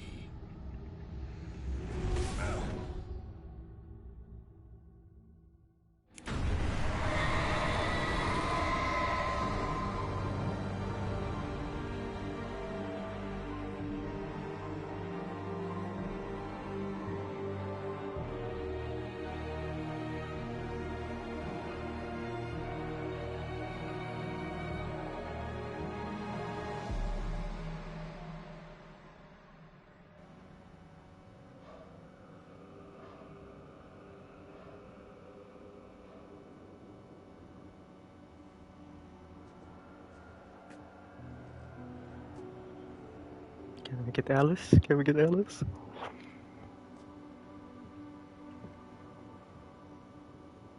I could feel Alice's presence close by. I understood what I had to do now. I knew how to write the ending to Departure. There's light and there's darkness. Cause and effect. There's guilt and there's atonement. But the scales always need to balance. Everything has a price. That's where Zane had gone wrong. There's a long journey through the night back into the light. Alice? Alice?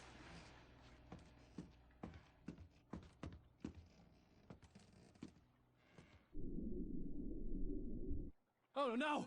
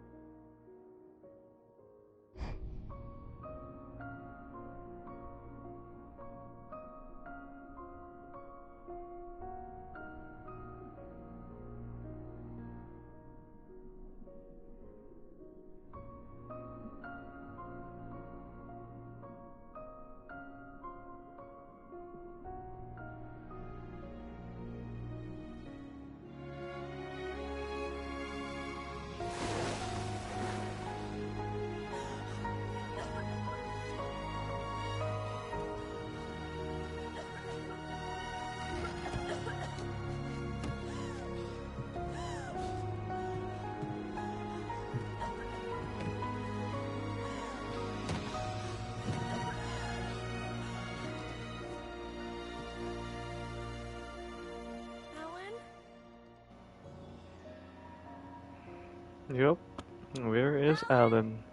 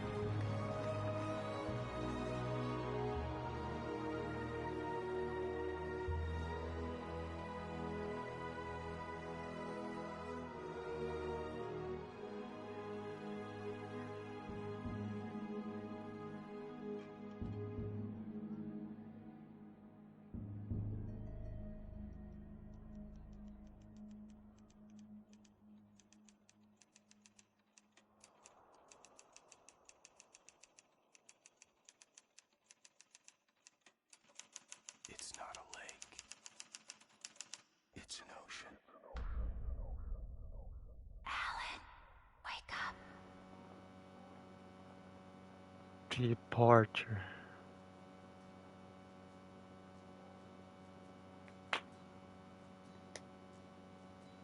No. No. What the actual fuck? So that means Alan is stuck.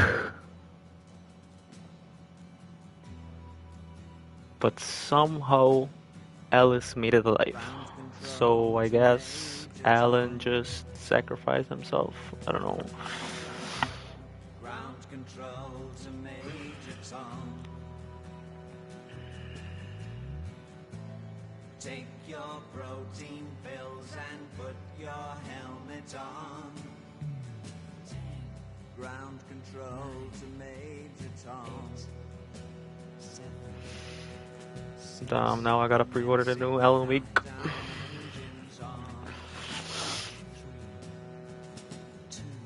Check ignition and may God's love be with you.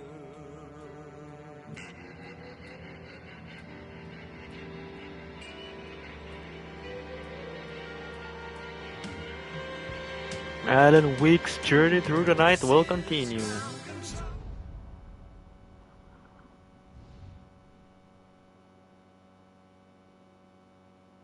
Okay, so I guess, yes, so the new Alan Wake game, think, or we're supposed to get answers, I guess. What happened to Alan? Yeah, oh, holy shit, I don't even know.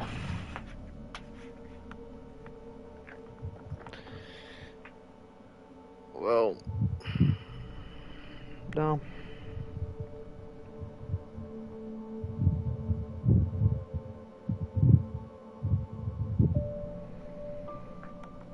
Nine hours and 4 minutes. Damn. Well.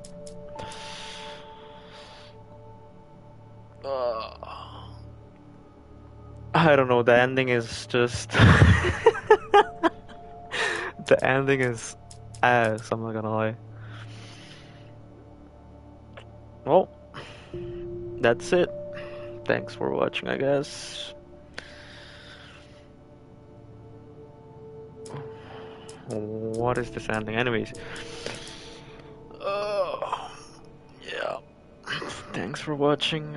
I'll rate this game, what, 1 out of 10, I guess. The ending is just, I don't know. The ending is just ass. Well, thanks for watching. And yes, I'll see you guys in the next stream, I guess. Peace.